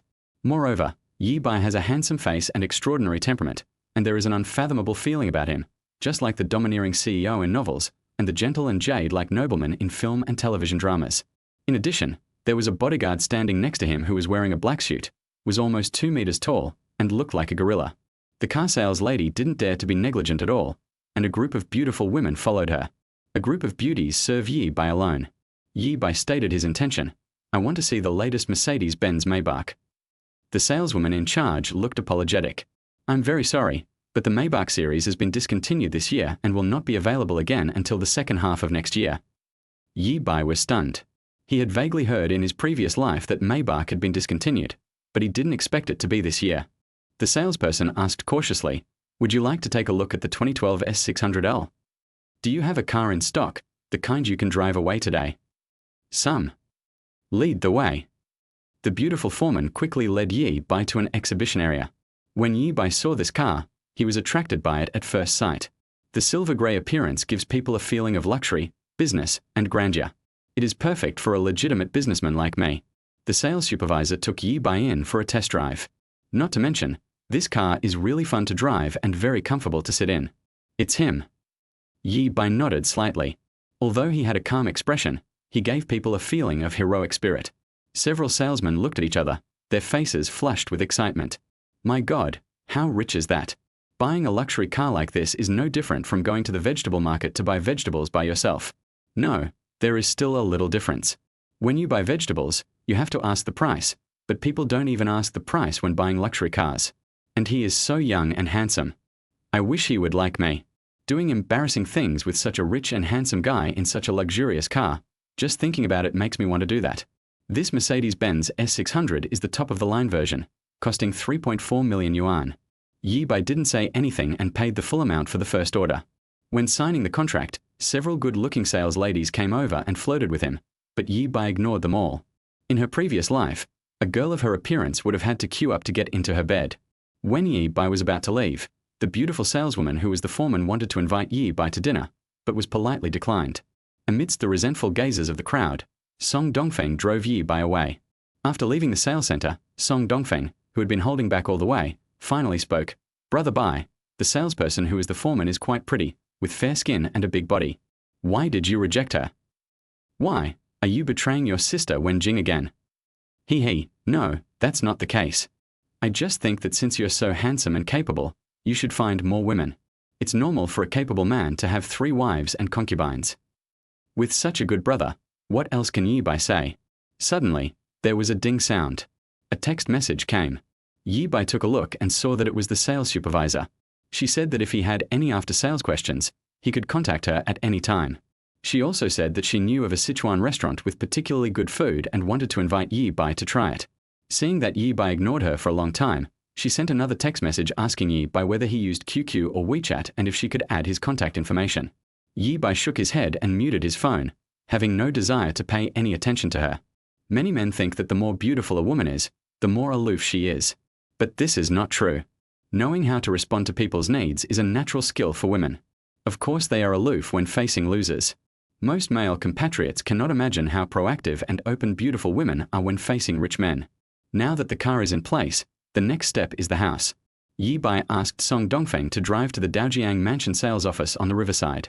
Coming here, the salesperson was even more enthusiastic. Nonsense, he has such an outstanding image and temperament, and he came here in a Mercedes worth millions. It is obvious that he is a rich second generation with a considerable fortune. Salespeople would treat such high-quality customers like their fathers. The girl serving Yi Bai was a young lady with very big eyes. Yi Bai first got to the point. Has Building 5, Room 2702, been sold? The large flat here is luxurious, fully furnished, ready for move-in, and has 2 households per elevator. 2701 is the apartment where Yukiko lives now. Not yet. Shall I take you to have a look? Said the salesperson, preparing to lead the way. No, just sign the contract and buy it. Ah, okay. The salesperson looked as if she had just woken up from a dream. She was a little doubtful about her life. Was she selling a house or cabbage? But when she thought about the handsome guy driving a luxury car worth millions and being followed by a strong man who served as a driver and bodyguard, she felt relieved. The world of the rich is not something that ordinary people like her can understand. This apartment might not even be as expensive as someone else's car. Chapter 38 Sister-in-Law, Don't Look Back. The average price of a house in Daojiang City is more than 6,000 yuan, but all the houses in Daojiang Mansion are riverview houses. They are located in the top area of Daojiang City and have the most expensive housing prices. Moreover, the houses sold here are ready-made, so the price is 13,000 yuan per square meter. Room 2702 is a large apartment with 2 floors, a full 200 square meters, and the full price is 2.6 million yuan. Yi Bai knew very well that buying a house here would be a sure win, and the price would increase several times in the future. Moreover, the houses here are well valued. There are the best primary and junior high schools in Daojiang City nearby. There is also a commercial center 1 kilometer away, where Wanda and another large shopping mall are located. Even when the real estate industry collapsed in later generations, housing prices here did not fall much. Yi Bai thought that if he had some spare money in the future, he could buy a few more sets here. Paid the money and signed the contract. Yi Bai finally owned his first house in his life. The sales lady handed the key to Yi Bai and asked expectantly, "Do you want me to take you to see the house?" To be honest, she really wanted to have something happen between her and this handsome guy. Not to mention that he is rich, he is also so handsome that she is willing to let others play with him for free. No. Yi Bai refused. He recalled an interesting incident from his previous life. In his previous life, Yi Bai wanted to buy 2702 as the first step in his plan to capture Zhu Zi. But at that time, his fame had already spread, and he was a social boss who was no less powerful than Xiao Hongyu. It was inconvenient for him to show up, so he asked Zhong Lingnan to do it. As it turned out, the owner of 2702 was not short of money and had a high status, so he could not be forced. Zhong Lingnan failed to get the job done, but ended up falling in love with a sales lady in someone else's home, and was discovered by her husband. The man got so angry that he picked up a knife and was about to chop the dog and the woman to pieces. But then he was killed by Zhong Lingnan and was hospitalized with a broken leg. After all, Zhong Lingnan is Yi Bai's right-hand man. He has been with him through life and death and has experienced hundreds of battles. Ordinary people are no match for him. That incident was even reported in the news, and in the end it was Yi Bai who stepped in to help him settle it. Then something even more dramatic happened. A month later, Zhong Lingnan was hospitalized with ulcers and sores, and she and her sales husband became fellow patients. Therefore, Yi Bai knew very well how promiscuous these sales ladies were. To achieve sales results, they would even meet customers in the roughhouse. Yi Bai has always kept his distance from such women. Arriving at room 2702, Building 5, Daojiang Mansion, Yi Bai looked at his first house in his life. There is no wall on the south side, and the entire wall is made up of floor-to-ceiling windows. The view here is excellent, overlooking Daojiang River. Daojiang River is very wide. You can't see the end at a glance. You can only see an island in the center of the river. It is a river view room, but it has the same view as a sea view room. Except for the lack of a beach, everything else is perfect. The greening below is also very well done, with whole stretches of lawn. This house is nice, and the sunset is beautiful. Yi Bai was very satisfied. After a while, Song Dongfeng came up with some gift boxes of fruits, cakes and the like. Yi Bai asked Song Dongfeng to stay at home, then went to room 2701 and rang the doorbell. The underground casino only opens at night. Based on Yi Bai's understanding of Ishihara Yukiko, she is usually catching up on sleep or painting or arranging flowers at this time. Yukiko is a homebody. She doesn't like shopping or crowds. She just likes to tinker with little gadgets at home by herself. Snap! The door opened. Yi Bai smiled broadly and raised the gift box in his hand. Hello, I just moved to 2702 today. We will be neighbors from now on. Please take care of me. Yukiko leaned forward, wearing a loose home kimono. Although it covered the blue dragon tattoo on her shoulder, she was still stunning. A cool face, a sexy figure, and skin as white as snow. She exudes the charm of an island woman all the time, and is born with a physique that makes her vulnerable to being bullied. The two looked at each other, then both looked surprised and said in unison, "It's you." Of course Yukiko remembered the man in front of her and would never forget him. He defeated himself in the gambling skill that he was most proud of. Even though it was my mistake, losing is losing. Moreover, his image is also the type that she likes. He is an orthodox Chinese handsome guy, exuding strong male hormones all over his body. Although he has a young face, he is inexplicably very charming and attractive. Although the opponent shattered her myth of invincibility, Zhu Zi couldn't hate him. When Xiao Hongyu sent his men to deal with him that day, Zhu Zi was still vaguely worried about him. In the end, they didn't expect that the other party also seemed to have a powerful background and was unfathomable, so that Xiao Hongyu's younger brother named Heiwazi returned empty-handed. Yi Bai's face was filled with joy. I didn't expect to meet you here. Can you please let me in? After hesitating for a moment, Zhu Zi finally agreed. After inviting Yi Bai in, she knelt in front of the coffee table and made tea for him. Fate is truly marvelous. That night, you left a deep impression on me. I still think of you today, wondering when I could go to the casino to see you again. I never expected to move in and become your neighbor. Yi Bai knew Zhu Zi's personality very well. Although she was said to be aloof, she was actually quite reserved. So when dealing with this kind of woman, you have to take the initiative, hit the first ball, and receive the first shot to show that you have a good impression of her. Even if she had a blank expression on her face, or even frowned and said, "Please respect yourself," she might be secretly happy in her heart. Sure enough, after hearing Yi Bai's words, Zhu Zi still pursed her lips and had an expressionless face. But actually she was quite happy, and her hands were shaking as she poured the tea. Which woman doesn't tea like to be praised? What's more, she was praised by the man she liked. Yi Bai continued to ask, "Excuse me, miss, what is your name?" "Yukiko Ishihara." She spoke lightly. "Are you from the island country?" Yi Bai was very surprised, and then opened his mouth and spoke a very fluent Japanese. "Konnichiwa. Privatayabitasensimash, ohui dekita desu." It means, "Hello, my name is Yi Bai, nice to meet you." In Yi Bai's previous life, he had read too many works by Japanese teachers during his adolescence, so he knew a little about Japanese. Later, in order to win over Yukiko, he specially hired a Japanese teacher and studied hard for several months. In the end, he won Yukiko over and even practiced Japanese with her until he was proficient in it. Since Yukiko is from Kyoto, Yi Bai naturally speaks fluent Kyoto accent. Shuizi's pupils dilated and she was very surprised. Daojiang City was only a second-tier city. There were not many foreigners coming here to develop, and she had never met any Japanese people here. This was the first time she heard the local accent here. A strong sense of intimacy arises spontaneously. Although this was the second time she met this handsome gentleman, Yukiko had an inexplicable sense of familiarity, as if she had known him for a long time. "Are you also from the island?" Yukiko asked. Yi Bai smiled and replied, "I'm a local, but I've loved certain cultures of the island nation since I was a child, so I taught myself Japanese." Yukiko nodded and handed the tea over with both hands. Yi Bai handed over the gift box. "This is a small gift I prepared for my new neighbor. It contains some snacks. Would you like to open it and try it?" After thanking him, Zhu Zi opened the gift box and was surprised to find that the Chinese pastries inside were all her favorites. There was finally a hint of eagerness in Yukiko's cold and beautiful eyes, but of course, her face was still cold. This familiar feeling became even stronger.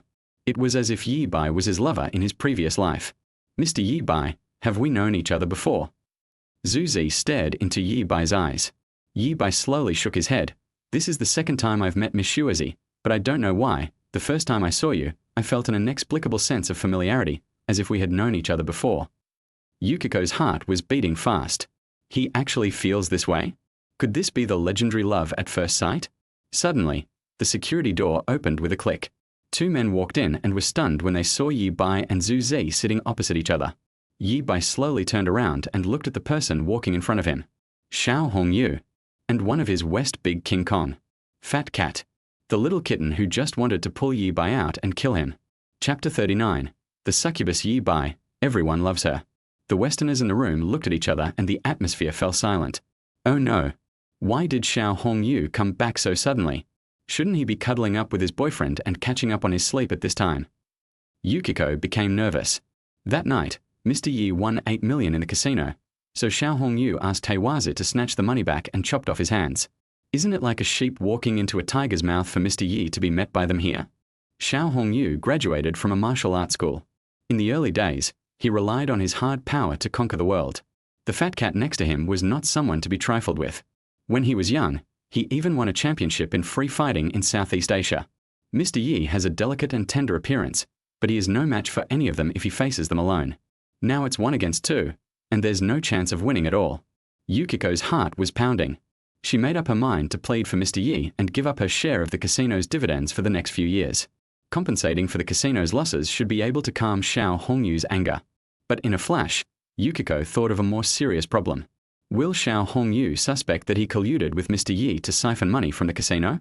Given Xiao Hongyu's vicious personality, if he thought so, neither he nor Mr. Yi would probably have a good ending. Yukiko's heart was in turmoil, but she didn't show it at all. A paralyzed face comes into play at this time. At this time, Yi Bai stood up and said with a smile, "This should be Miss Shuazi's husband, right?" "Who are you?" Xiao Hongyu's eyes lit up when he saw Yi Bai's full appearance. What a handsome young man. If a normal man comes home and sees his girlfriend in the same room with a strange handsome guy, he will definitely be alert, suspicious, and hostile. But Xiao Hongyu is an old glass, and Zhu Zi is just his shield. Not only is he not jealous, but he also has a good impression of Yi Bai because of his handsomeness. Before Yi Bai could say anything, Zhu Zi spoke up first. "This is our new neighbor who just moved into 2702 today. He's here to visit us. His name is..." "Oh, I haven't asked for your name yet." Yukiko turned her back to the door, blinking and hinting wildly. "My last name is Song, and my given name is Dongfeng. Just call me Dongfeng." Shuazi picked up an open box of snacks and turned to ask Xiao Hongyu, "This is a small gift prepared by Mr. Song. Would you like to try it?" "Later, I have something urgent to take care of," Xiao Hongyu said, showing Yi by a spring breeze smile. "Dongfeng, you sit down first. Let Shuazi accompany you. I'll be leaving first." Xiao Hongyu brought Fat Cat into the room. Zhu Zi was relieved to see that he didn't recognize Yi Bai. "Ms. Zhu Zi, what did you mean just now? Why did you ask me to give a false name?" Yi Bai pretended not to know. "He is the owner of the underground casino. If he knew that it was you who defeated me that day, I'm afraid you wouldn't be able to leave here today." Yukiko explained. "I see." Yi Bai suddenly realized, "But why are you helping me, Miss Shuazi? Isn't he your husband?" "No." Zhu Zi bit her lip and said, "I'm just his woman in public." "The woman in public? What about the real one?" Yi Bai asked. "Don't ask. It's not good for you to know too much," said Yukiko. Yi Bai nodded, then held Zhu Zi's cool and smooth little hand. "In any case, Miss Zhu Zi, thank you very much for your help." Feeling Yi Bai's warm big hand, Zhu Zi's heart began to beat uncontrollably. She wanted to break free, but was reluctant. She glanced at the door guiltily and whispered, "Mr. Yi, let me go. If he sees me, the consequences could be even more serious than winning tens of millions from the casino."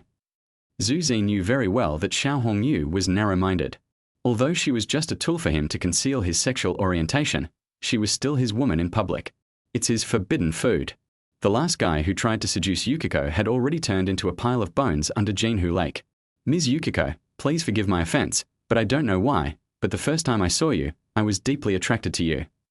Yi Bai looked at Zhu Zi with burning eyes. his eyes full of sincerity.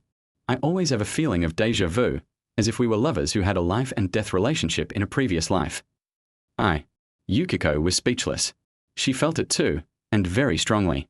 Although this was only the second time she met this man, the outrageous thing was that she even had the illusion that she was willing to give her life for him. Is this love at first sight, or destiny? I have never been attracted to any man in my life. Why do I have this feeling after only meeting Mr. Yi twice? Could it be that in the previous life, I really had a life and death agreement with him? In the room, Fat Cat looked ashamed. Brother, it's my incompetence. 3 of the 7 buildings we originally planned were snatched away by others. Have you found out who it is? Xiao Hongyu's eyes were full of anger. The 3 buildings were intercepted, causing a loss of more than 60 million yuan. Even he felt a little painful. Fat Cat nodded, handed over a file, and explained, this bastard named Yi Bai has a very clean background. His ancestors have been farmers for 3 generations. Currently, his entire family's assets, besides the self-built house and farmland in the countryside, are only these 3 buildings. So I suspect he is a white glove of someone in the city. Xiao Hongyu stared at the ID photo on the file, frowning. Do you think this guy looks familiar? Fat Cat lowered his head and came closer. Brother, you're right, I didn't feel this way before, but now the more I look at it, the more familiar it looks, as if I've seen it somewhere before. There was an ID photo on the first page of the file. It was of a young boy with thick side bangs covering one eye. After watching for a while, Fat Cat clapped his hands and suddenly realized, this hairstyle is very popular among young people nowadays. It's called non-mainstream aristocracy. Several of my subordinates have this hairstyle. No wonder it looks familiar to me. Yeah. Xiao Hongyu frowned. He felt that it was not just the hairstyle, but he couldn't see what was wrong. Find out who's behind him. If we can't afford to offend him, we'll get rid of the person behind him as well.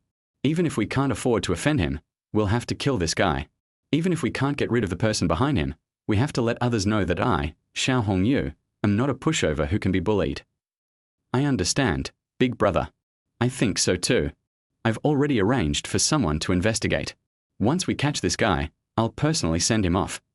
The Fat Cat opened his 5 fingers and clenched them tightly, with a ferocious look on his face. Chapter 40, The Coming Wang Ziki Era. Yi Baishi's ID photo was taken years ago. At that time, he was still not fully grown, and his hair covered half of his face, making him look like a non-mainstream student. Now he is tall, handsome, and has an outstanding temperament. No one who is not familiar with him can connect him with this photo. So it's normal that Xiao Hongyu and Fat Cat couldn't recognize each other. But some similarities can still be seen between their eyebrows and eyes, which is why the 2 look familiar. If Heiwazi were here, he would recognize at a glance that Yi Bai was the dragon who won 8 million in the casino that day. Xiao Hongyu thought that a big gang from another city wanted to get involved in Daojiang City and was going to use him as a target, so he recently sent many of his younger brothers to gather information about them. But he never imagined that the 2 people they were looking for were actually the same person. Moreover, this man was standing outside the door, holding his woman's hand and making a passionate confession. The underground casino in Jushu Villa is hidden from the public. Many of the guests who go there to play are either rich or noble, and some even have special status. So there are no surveillance cameras in the underground casino and outside the hotel. There are surveillance cameras in the restaurant and guest rooms inside the hotel, but Yi Bai has never been to such places. Therefore, the only people who knew what Yi Bai looked like were the casino managers and Xiao Hongyu's woman, Ishihara Yukiko. Click. The door opened. Yi Bai sat upright, and Zuzi knelt in front of him to pour tea. Fat Cat nodded to the 2 of them and walked out. Xiao Hongyu sat down on the sofa and asked Yi Bai affectionately, Dongfeng, am I remembering correctly? Yes. What industry are you in? I'm currently starting a business. I've opened a media company, but it hasn't opened yet. Yi Bai replied. What about your parents? Xiao Hongyu asked. My parents are ordinary farmers in the countryside. I am a self-made man. Xiao Hongyu nodded, feeling somewhat contemptuous. People who live in Daojian Mansion are either rich or noble, and he has also made many connections here. Originally, seeing that Song Dongfeng had an outstanding image and temperament, I thought he was either a rich second generation or a second generation official, but unexpectedly, he was just a poor boy who made a little money. Although Xiao Hongyu looked down on him in his heart, his attitude was still friendly. Who made Song Dongfeng so handsome and elegant? He was exactly what he wanted. Xiao Hongyu even had the idea of taking Song Dongfeng as his concubine. But since they have become neighbors, Xiao Hongyu is not in a hurry.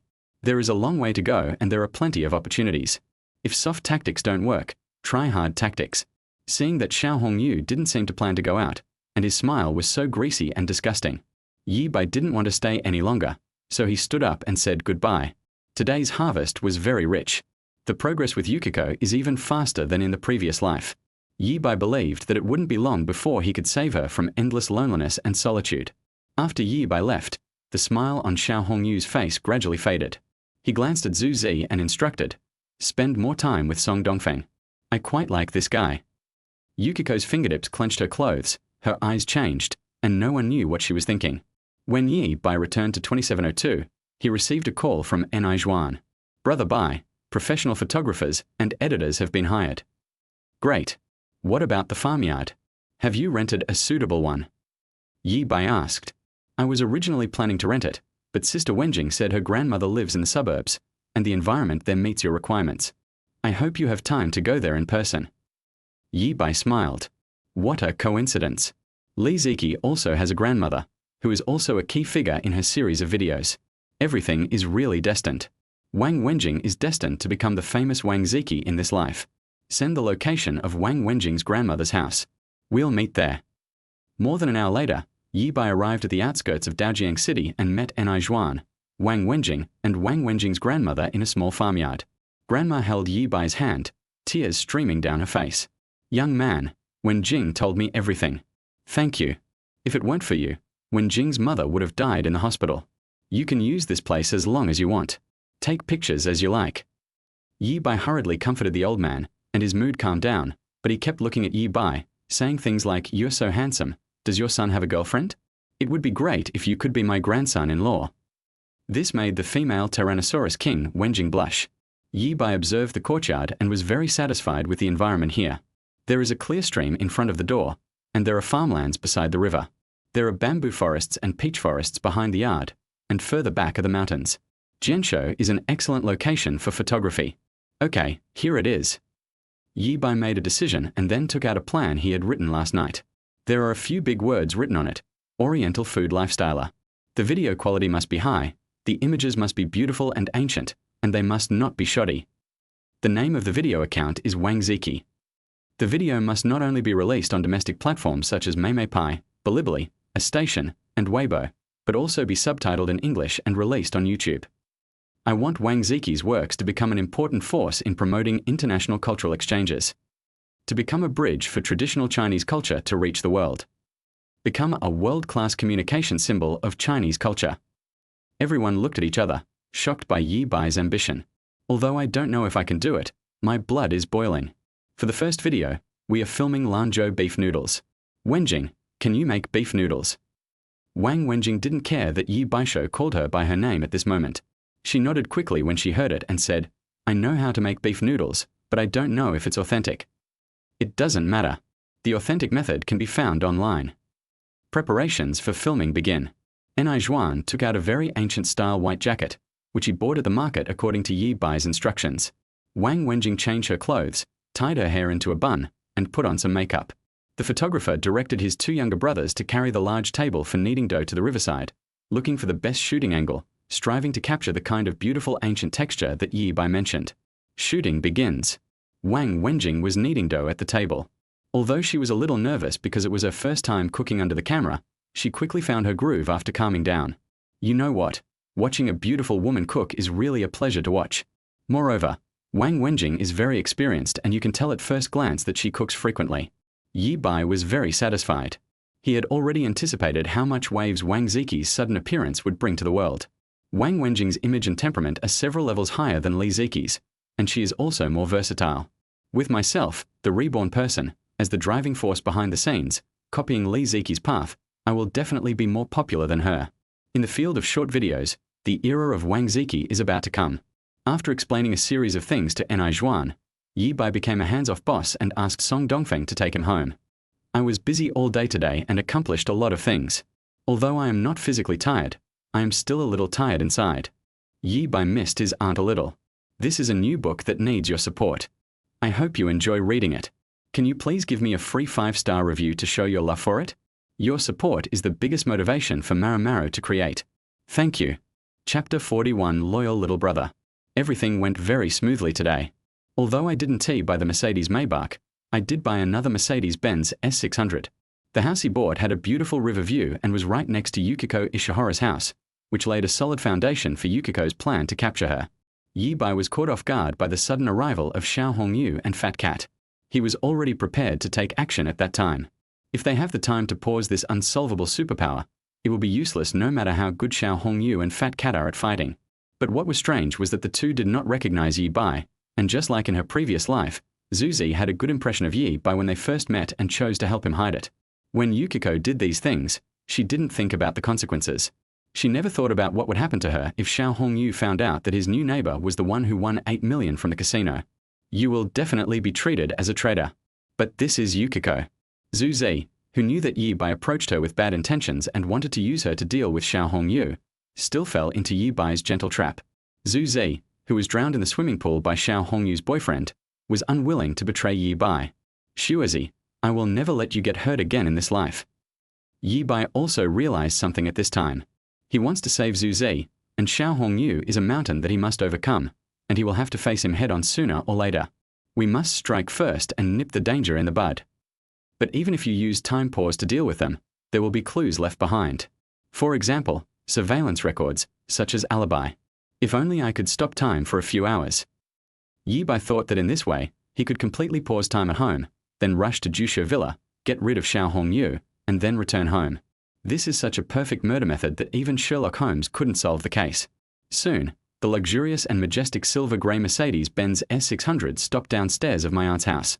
Song Dongfeng helped Yi Bai open the car door and asked, Brother Bai, you seem to be worried about something. Really? Yi Bai was stunned. He didn't expect that even Song Dongfeng, such a big fool, could see it. Song Dongfeng nodded heavily. Yes, Brother Bai, you have been frowning all the way, as if you are entangled in something. If you have anything, just tell me. Brother Bai's business is my business. I will definitely do my best to handle it. What if I want you to help me kill someone? Song Dongfeng was startled. He lowered his head and thought for a moment before speaking solemnly. Who do you want to kill? Is it Yang Wenbin? Brother Bai, as long as you ask, I will kill him. But if something happens, you have to help me take care of my mother. I'm just kidding. Yi Bai patted Song Dongfeng's shoulder and turned to go upstairs. Brother Bai, you don't believe me. Song Dongfeng was anxious. Of course I believe you. Yi Bai waved his hand. Of course he believed it. This scene is too familiar. In his previous life, Song Dongfeng also achieved his first kill in this way. When Yi Bai returned home, his aunt was cooking in the kitchen and Li Xiang was sitting at the dining table, playing with her cell phone while waiting for dinner. Yi Bai opened the glass door of the kitchen and saw his aunt bending over and busying herself. Qin Yu turned around, a gentle and doting smile on his face. Xiao Bai is back, you must be hungry. Auntie made mutton soup today, it will be ready soon. Yi Bai closed the door and hugged his aunt from behind. Auntie, did you miss me? Qin Yu was so frightened that he almost chopped his hand with the kitchen knife. She looked panicked and lowered her voice. Xiao Bai, are you crazy? Let go quickly, Xiang is right outside the door. Yi Bai hugged her tighter upon hearing that. Auntie, the dress at the back of your drawer is very nice. Can you wear it tonight? Qin Yu's face was full of embarrassment and his eyes were watery. She recalled last night. This brat has no moral principles and always launches sneak attacks. No. You can't wear that. Qin Yu refused. Xiao Bai, let me go quickly. What if Xiang opens the door and comes in? Auntie, I won't let go unless you agree to my request. Yi Bai said firmly. You, little rascal. Okay, Auntie promises you, okay. Crash. The glass door of the kitchen was suddenly opened. What are you doing? Li Xiang rushed in and saw Qin Yu chopping green onions and Yi Bai squeezing next to her peeling garlic. Qin Yu felt like her heart was about to jump out of her chest. She pretended to be calm and said, Xiao Bai is helping me prepare the ingredients. Li Xiang looked suspicious. What were you guys mumbling about just now? What were you afraid I'd hear? What nails? Is there something broken at home that needs fixing? Yi Bai. Qin Yu. She turned her back to Li Xiang and glared at the little bastard. You heard it wrong. Didn't we just say what to nail? Really? Li Xiang looked suspicious. She felt that her mother was a little strange recently, but she couldn't tell what was wrong. But Mom, why are you breathing so heavily when you talk, and why is there so much sweat on your forehead? Qin Yu's face was covered with more sweat. Why don't you try cooking a meal? It's so hot, how can you not sweat? Yi Bai spoke up to help. Do you have the right to speak here? Li Xiang retorted, but didn't want to say anything more to Yi Bai. She snorted coldly and walked out. After a while, dinner was ready and the three began to eat. Li Xiang was eating when she suddenly looked up and asked, Mom, you're not in a relationship lately, are you? Qin Yu broke out in a sweat again, subconsciously glanced at Yi Bai, then quickly looked away. She looked around like a little girl who had done something wrong. No, no. It seems I guessed right. Li Xiang was speechless. Who is it? Is it the real estate company boss who pursued you before? Or the gym owner who sent you flowers every day? I don't object to you dating, but you can't get married. Mom, you understand, once we get married, our family property will become the common property of husband and wife, and the inheritance left by my father can only belong to the two of us. I don't want it to be divided by outsiders. Li Xiang looked serious. I understand. Qin Yu lowered his head and said weakly. She glanced at Yi Bai secretly. But Xiaobai is not an outsider. Chapter 42 Kitty, why are you forcing me? It's late at night. All was silent. Yi Bai sat by the bed, waiting quietly. Squeak. The door opened. Qin Yu walked in with a red face, pinching the hem of her skirt. The lights are out. The moon outside the window seemed shy and quietly disappeared into the clouds. It's another pleasant morning. A breeze blew, carrying the fragrance of flowers in the air. Yi Bai got out of bed, tidied up the sheets that had just been changed in the middle of the night, opened the door and went out to wash up. Auntie had already prepared breakfast. She looked up and exchanged glances with Yi Bai, her eyes filled with shyness, timidity, and a hint of anger. Li Xiang yawned and walked out of the room. Mom, what were you doing last night? Why were you washing clothes in the middle of the night? You woke me up. Her room and Qin Yu's room are next to each other, and each has a small balcony. Although they are separated, they are actually connected, so they can hear any loud noises. Li Xiang said as she came to Qin Yu's room, wanting to see what she had washed last night. There was a bedsheet hanging alone on the balcony. Mom, why are you changing the sheets so late at night? Li Xiang looked suspicious. No, you don't have this style of bedsheet, right? Why does this bed sheet look a bit like Yi Bai's? Qin Yu was so nervous that he tapped his toes to get out of the 3-bedroom apartment. Have you been to my room? How do you know what my sheets look like? Yi Bai asked. Li Xiang stopped talking immediately, went to eat breakfast with a cold face, and ignored Yi Bai. While eating breakfast, Li Xiang stared at Qin Yu's face for a long time. Mom, what skincare products did you use before going to bed last night? How come your skin has become so much whiter in just one night? You look so radiant. Is there? Qin Yu was stunned and looked at Yi Bai. She didn't use any skincare products before going to bed last night. Could it be that the rumors online are true? Does it really have beauty-enhancing effects? After breakfast, Li Xiang went to school. Although Yi Bai didn't have to go to school, he didn't want to make his aunt worry, so he went out and asked Song Dongfeng to pick him up. He planned to buy some daily necessities and move them to the Riverview room, and then go next door to keep in touch with Yukiko. After buying the things, Yi Bai asked Song Dongfeng to help move to 2702. He came to the door of 2701 and was about to knock when his cell phone rang. When I opened it, I saw it was a call from one of my subordinates. Brother Bai, come to the secret base quickly. What happened? Yi Bai asked. Someone from society sneaked into the school and was asking around about you. We've got him under control. Yi Bai's eyes fixed, and he turned back to room 2702. While asking for details, he gestured for Song Dongfeng to go downstairs. We are pressing him, but he's keeping his mouth shut. We haven't gotten anything out of him yet. Okay, let me tell you when I get here. The Mercedes-Benz S600 sped along, and half an hour later, it drove into the unfinished building behind the school. I stopped the car and the younger brother who had just called came up to me with a serious expression. Brother Bai, that person's attitude is very arrogant. He seems to have a considerable background. He's shouting all the time. Yi Bai nodded and followed him into the unfinished building. When I walked up to the west building, I saw a man with his hands and feet tied and his neck stiff, yelling. A bunch of ignorant little brats. Do you know who I'm with? If you don't let me go, you'll be dead when my boss comes. Yi Bai stopped in front of him. Who is your boss? The man squinted his eyes and asked, Who are you? Yi Bai's voice was calm, without any hint of anger. You came to the school to ask about me. Don't you know who I am? The man laughed contemptuously. So the one you raised is Yi Bai, a poor boy with no money and no background. He is just someone else's dog. How dare you go against us? Yi Bai vaguely guessed who sent this person. He stretched out his hand. The younger brother next to him understood the situation very well and immediately handed over a hammer. Yi Bai said calmly, "Untie his rope and hold his left hand down." "Yes, brother Bai." Several younger brothers agreed, stepped forward to untie the ropes that bound the man's hands, held him down tightly, and then pulled his left hand over his head. The man realized something and started to struggle in fear. "What do you want to do?" "Let me go." Yi Bai raised the hammer and hammered it down hard. Bang! Snap! Ah! The man screamed like a pig being slaughtered. His thumb was twisted and bloody, sweat was pouring down his forehead, and his body was struggling and shaking. Then the index finger, middle finger, ring finger, little finger. Yi Bai's voice was calm. "Change your hand." "I'll tell you. Brother Cat asked me to come." The man's nose and tears were running, and his face was full of fear. This is not a group of students. These are clearly a group of devils.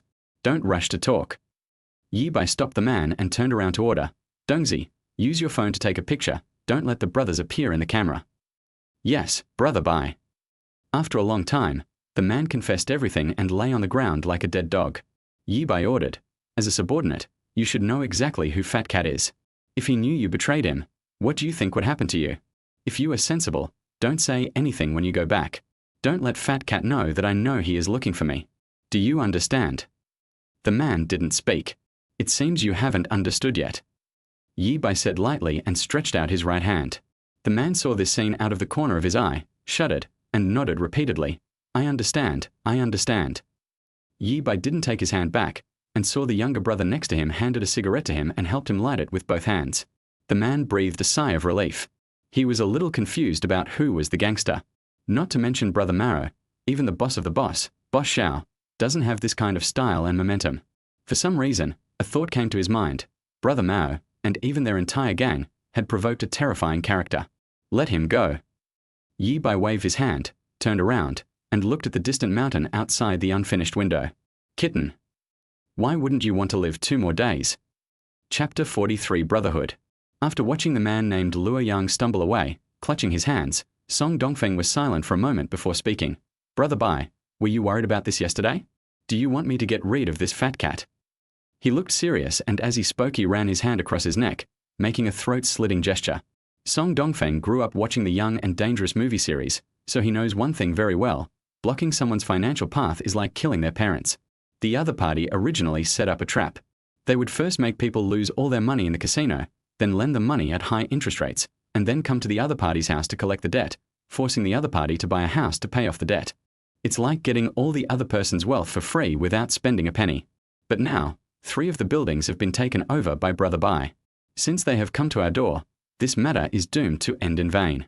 Well, there is only one way now, and that is to get rid of Luo Yang's elder brother Fat Cat. Yi Bai had already planned to kill Fat Cat, but there were some things he couldn't tell Song Dongfeng, so he patted his arm and said, "Dongzi, things haven't reached that point yet, don't worry." The eldest brother was not anxious, but Song Dongfeng was. "Brother Bai, the first to strike is the strongest, the last to strike will suffer. The most taboo in society is indecision." "Yeah, but we are not gangsters. We are legitimate businessmen and law-abiding citizens. Don't worry, Big Brother has already made arrangements for this matter." Yi Bai smiled and turned to leave. Song Dongfeng looked at his back and punched the wall. He was a little confused. What happened to Brother Bai? Is this still the brave and courageous Brother Bai? The other party may send a little brother to your door today, and then bring a large group of people to kill you tomorrow. Moreover, what if the other party does not abide by the code of conduct and brings harm to his family? What should he do if he goes to Brother Bai's house? Song Dongfeng's eyes changed for a while, and he finally made some kind of decision. Yuan Garden, 502. Qin Yu was humming a little tune while cleaning the room with his butt sticking out. Recalling what happened yesterday, she had a hint of embarrassment in her eyes. At the same time, it is a little sweet and exciting. This little scoundrel. Fortunately, I held the bottom line. The phone suddenly rang. It was Xiaobai calling. Qin Yu happily answered the call, but was shocked. "Auntie, it's my classmate's birthday today. I went to his house for the birthday party and slept there after it was over. I won't be going home tonight." "Ah, good." After hanging up the phone, Qin Yu's heart was filled with regrets and losses. Daojiang Mansion, 2702. Yi Bai stood in front of the floor-to-ceiling window with a glass of whiskey, looking out quietly. It was sunset over the river at this time, and half of the sky and the river were dyed red by the rosy glow, creating a beautiful scene. But there was no scenery in Yi Bai's eyes. There was only one man in his mind. Fat Cat. How should we deal with him? When night fell and the sky became completely dark, Yi Bai had no good ideas. It's so difficult to create a perfect accidental death. He came up with many plans, such as car accidents, objects thrown from high places, falling from buildings, etc. But every plan was overturned. He felt like every plan had holes. No matter what, I will appear at the scene. The time pause is too short to create a perfect alibi. Just as Yi Bai was thinking hard, suddenly, his reflection on the floor-to-ceiling window glass faded away rapidly and disappeared completely in an instant. What's going on? Yi Bai was startled and raised his hand, but there was only air in his sight. I went to the bathroom and turned on the light, but saw nothing in the mirror. A superpower that allows you to become invisible. Yi Bai tried to take a selfie with his mobile phone, but found that he was completely invisible under the camera. As soon as he thought about it, his figure quickly appeared. Yi Bai tried it out and found that his invisibility ability could not only make his body invisible, but also the clothes he wore invisible. But he could not make anything invisible by holding it in his hands except his clothes. For example, when you hold up your mobile phone while being invisible, it looks like a mobile phone floating in the air to others. But if you put the phone in your pocket, it will become invisible. It's like giving me a pillow when I'm sleepy. The benefits for those who are reborn are really great. A clear plan appeared in Yi Bai's mind. He took out an anonymous phone card from his pocket and sent a text message to Fat Cat's little brother Lua Yang. Want to eat hot pot? This was the code word Yi Bai left for him. Soon, the other party replied, I didn't say anything. I hope you will keep your promise. Very good. Where is Fat Cat now? Brother Cat is very irritable today. He went to the Rainbow Bridge to collect debts in person, saying he wanted to blow off some steam. What about collecting the debt? Lao Yao Novel Network. Yi Bai was about to pull out his phone card and go to Jusho Villa to wait for Fat Cat to come back, but the other party sent another text message. Haven't you already asked me all this before? You even asked me for a photo of Cat Brother. Why are you asking again after changing my number? Yi Bai's eyes fixed, as if he had thought of something. He pulled out the anonymous phone card, flushed it down the toilet, then plugged in his own and called Song Dongfeng. Hello, the number you dialed is turned off. Listening to the notification tone on the phone, Yi Bai's heart sank. He hurried downstairs and prepared to take a taxi to Rainbow Bridge, but saw a Mercedes-Benz S600 parked quietly in the parking space downstairs. Song Dongfeng, you idiot. Why don't you listen to Big Brother?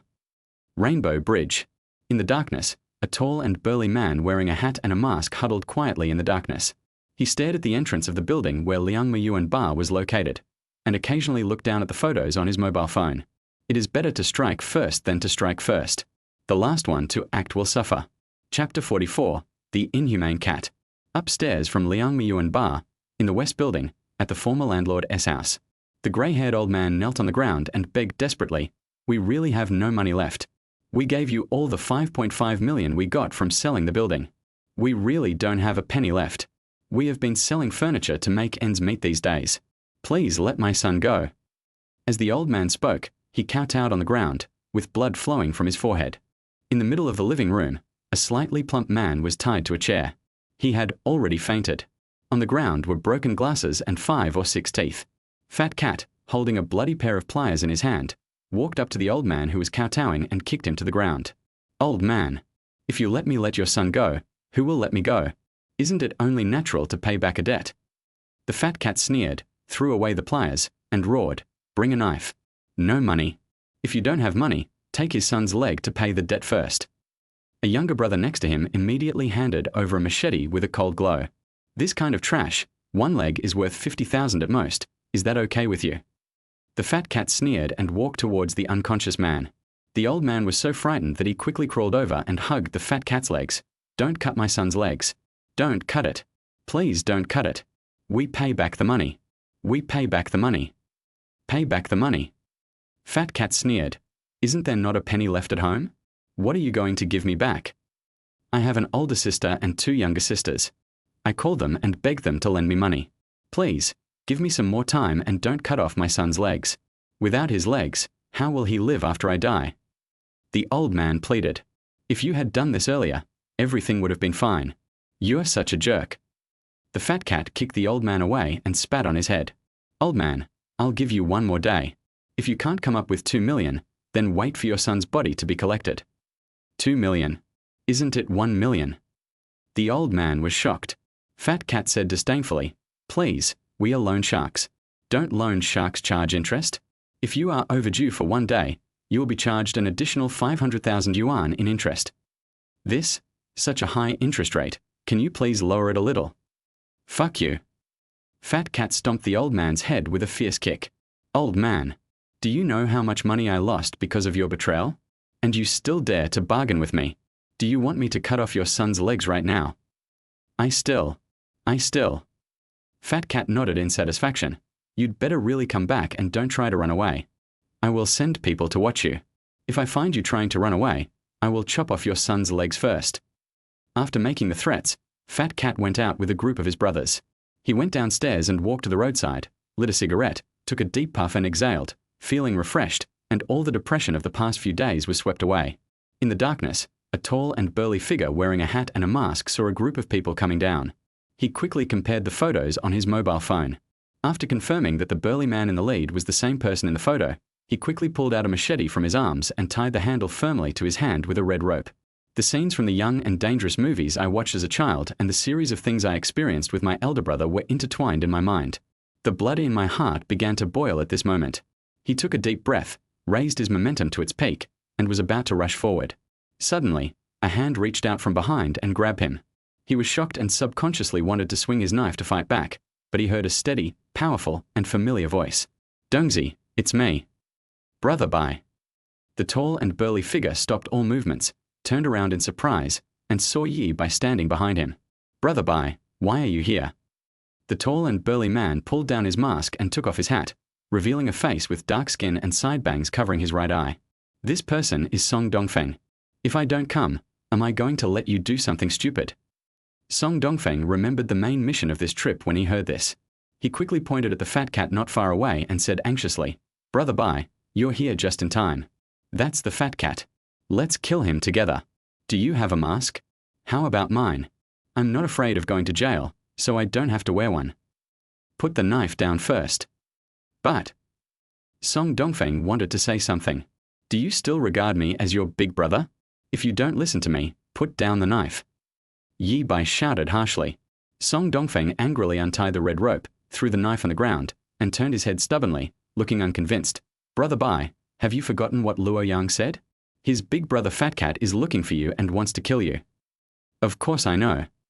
Yi Bai wanted to continue educating him, but when he thought that his brother was doing this for his own good, he softened his tone. "Let's kill Fat Cat now. What next? Let's go on the run together? With your size, will a mask or hat help? Anyone who knows you would recognize you right away." Song Dongfeng stiffened his neck and said, "Brother Bai, I told you I'm not afraid of going to jail. You don't have to do anything. I'll kill him. I'll take the blame. It has nothing to do with you. You're my brother. How could I let you go to jail? And if you commit intentional homicide, you might be sentenced to death. How could I bear to see you get shot? But if we don't kill him, he'll kill you." Luo Yang said it all. When this fat cat was young, he killed people in Southeast Asia while fighting free. After coming back to follow Xiao Hongyu, he's also been responsible for many deaths. It's no wonder that he's been targeted by such a desperate criminal. "Dongzi," Yi Bai asked in a deep voice, "do you believe in Big Brother?" "Believe it." Song Dongfeng nodded. "I have my own way of dealing with this little bastard. Everything is planned out. I can get rid of him without anyone noticing, and it won't involve us." "Really?" Song Dongfeng was overjoyed. "When has Big Brother ever lied to you?" "Hey, Brother Bai, why didn't you tell me earlier? I'm actually really nervous. I've chopped people before, but I've never killed anyone." "Why would we kill anyone? We are legitimate businessmen and law-abiding citizens. We would never commit murder or arson." "That fat cat. Believe me, Big Brother, evildoers will be punished by heaven. This vicious cat won't be able to jump around for much longer." The two brothers walked away side by side, their shadows stretching out very long. Sherping Mountain, Jusho Villa, Underground Casino. Achoo! The fat cat sneezed violently, then turned around suddenly, only to see that the corridor behind him was empty, without even a single person in sight. "Brother Mao, what's wrong?" asked the younger brother next to him. Fat cat looked suspicious. "I don't know what's going on. Not long after returning from the Rainbow Bridge, I felt like someone was following me, spying on me. But every time I looked back, there was nothing there. Brother Mao, have you been under too much pressure recently? Did Boss Xiao get angry with you again today? Asked the younger brother. That's right. Big brother has been scolding me these past 2 days. It's all the fault of that little bastard named Yi Bai. I'm going to Daojiang University myself tomorrow. Fat Cat cursed. Wait until that bastard is found, and then I'll show you how I torture him. If I can let him go back alive, I'll be a son of a bitch. After instructing his younger brother to maintain order in the casino, Fat Cat said goodbye to his younger brother and took the elevator to the 8th floor of the hotel. Arriving at room 888, Fat Cat swiped his card and walked in, then closed the door with his foot. But there seemed to be a gust of wind blowing outside, and the door creaked open again. Chapter 45. The gods have appeared. Auntie is waiting for you to come home. Fat Cat was a little confused. He clearly didn't feel any wind, so why was the door blown open by the wind? He came to the door, looked around, and there was no one around. The corridor is very long, and if someone had pushed the door just now, there would have been no time to leave. Damn it, I saw a ghost. Fat Cat was a little confused, wondering if he was being overly nervous. He closed the door, turned on the light and walked inside. Room 888 is the presidential suite. It is quite large and not much different from the luxuriously decorated mansions of the rich. It even has a kitchen. Fat Cat walked into the bedroom and saw a woman sleeping soundly on the bed. There was a trash can next to the bed, which was full of various syringes, and there were many unopened ones on the table. Fat Cat opened a box on the table and saw half a box of white powder inside. He took out a glass jar, poured some liquid and a little powder into it, stirred it evenly, unsealed a syringe and sucked the turbid liquid into it. Then he took off his clothes, revealing his muscular body, patted his arms full of needle marks, and inserted the needles skillfully. Hiss! The Fat Cat shouted happily and jumped onto the bed. 2.5 minutes later, Fat Cat leaned against the head of the bed and lit a cigarette. The woman had already woken up. She kissed the Fat Cat on the face tenderly and sweetly. Honey, you are great. After saying that, the woman got up from the bed, rolled her eyes speechlessly, silently cursed useless thing, and then went into the bathroom to take a shower. After a while, the Fat Cat smacked his lips in satisfaction, got up, gave himself another injection, and collapsed on the bed. Swish! The mist in the bathroom was suspended, and the water droplets that passed through the woman's graceful body also floated quietly in the air, and the woman's unsatisfied expression was also frozen. Time seemed to stand still. Then a pair of invisible ghost hands seemed to appear on the table. The box flew up and poured a lot of white powder into the glass jar. The bottle also flew up and poured some unknown liquid into it. A syringe from the trash can swayed and floated onto the table, sucking a semi-fluid consisting of white powder and unknown liquid into the syringe. Then it flew to the Fat Cat and stabbed his arm hard. As the syringe was pushed, the semi-fluid all flowed into the Fat Cat's body. After a few seconds, the door opened and then closed automatically without any wind. Wow! The world returns to normal. Hiss! Fat Cat gasped, feeling as if his arm was pricked by a needle. He looked down and saw a little blood oozing out of a needle hole in his arm. Did I stab you so hard just now? Fat Cat wondered. The next moment, his heart was beating like a drum. He began to breathe heavily, and his mouth was dry as if he had swallowed fire. Then, his head jerked back, his pupils contracted, and his eyes rolled back. Then he fell to the ground with a thud. When the woman came out of the shower, she saw the Fat Cat struggling on the ground, foaming at the mouth, like a patient having an epileptic seizure. The woman exclaimed and quickly went over to pat the Fat Cat's cheek. Brother Cat! Brother Cat! Are you okay? Wake up! But the Fat Cat remained indifferent, gradually stopped struggling, and his pupils dilated. The woman tentatively smelled his breath, then screamed heart-wrenchingly. One of Xiao Hongyu's subordinates, the cruel and ruthless Fat Cat who committed many evil things, died. Soon, a group of younger brothers heard the noise and rushed over. When they opened the door and saw the scene, they were dumbfounded. A yellow-haired man yelled, "Holy crap! Brother Cat is dead. Call the police." "What are you reporting?" Someone nearby hit the yellow-haired man hard on the head and said, "We are gangsters. Why don't you call the police?" "Yeah, right. What should we do? Should we take Brother Cat to the back mountain and bury him?" Huang Maro was hit hard again. "Hurry up and contact Boss Xiao. We can't cover this up." After a long time, Xiao Hongyu arrived at the scene. When he arrived, a black doctor had just finished examining the body. There are no injuries on the body. Death was caused by an overdose of nitrite. The man in black concluded. Heiwazi, one of the Western King Kongs, also whispered, "Brother, we can basically rule out homicide." I checked the surveillance footage from the past week, and apart from old Cat, this woman, and some of my brothers, no one else was at the scene. Every time, a group of brothers come to report on their work and leave together. The doors and windows are intact and locked from the inside. Seeing Xiao Hongyu's gaze directed at the woman curled up on the bed in a bathrobe, Heiwaza swallowed his saliva and a hint of greed flashed in his eyes. Brother, you know that woman. She's been with old Maro since she was 18. There's no way she could have killed old Maro. Besides, old Maro was a champion in Southeast Asia in free fighting. She wouldn't have the ability to kill him even if she wanted to. Xiao Hongyu frowned. His first instinct told him that this matter was not that simple, but everything at the scene proved that Fat Cat died suddenly from an overdose of XX. After thinking for a moment, Xiao Hongyu shook his head and felt that he was worrying too much. He had recently suffered from nervous breakdown because of that dragon crossing the river, and he was always having wild thoughts. Let's have a grand funeral. Let the brothers keep their mouths shut. After determining the nature of the matter, Xiao Hongyu glanced at the woman on the bed and continued to instruct. After all, she is Lao Mao's woman and has been with him for so many years. Treat her well. In addition to giving Lao Mao's share of the money to his family, give her a portion. Got it. Heiwazi looked at Sister Mao on the bed with a smile on his face. Among the younger brothers, Luo Yang looked at the scene in front of him and felt a chill all over his body. What kind of terrifying person had they provoked? I just asked about Brother Cat's whereabouts in the evening. How long has it been since then? And he was killed quietly. If he hadn't sent those text messages, he would never have thought that Brother Maro died of unnatural causes. Luo Yang felt waves of fear. He even had a thought.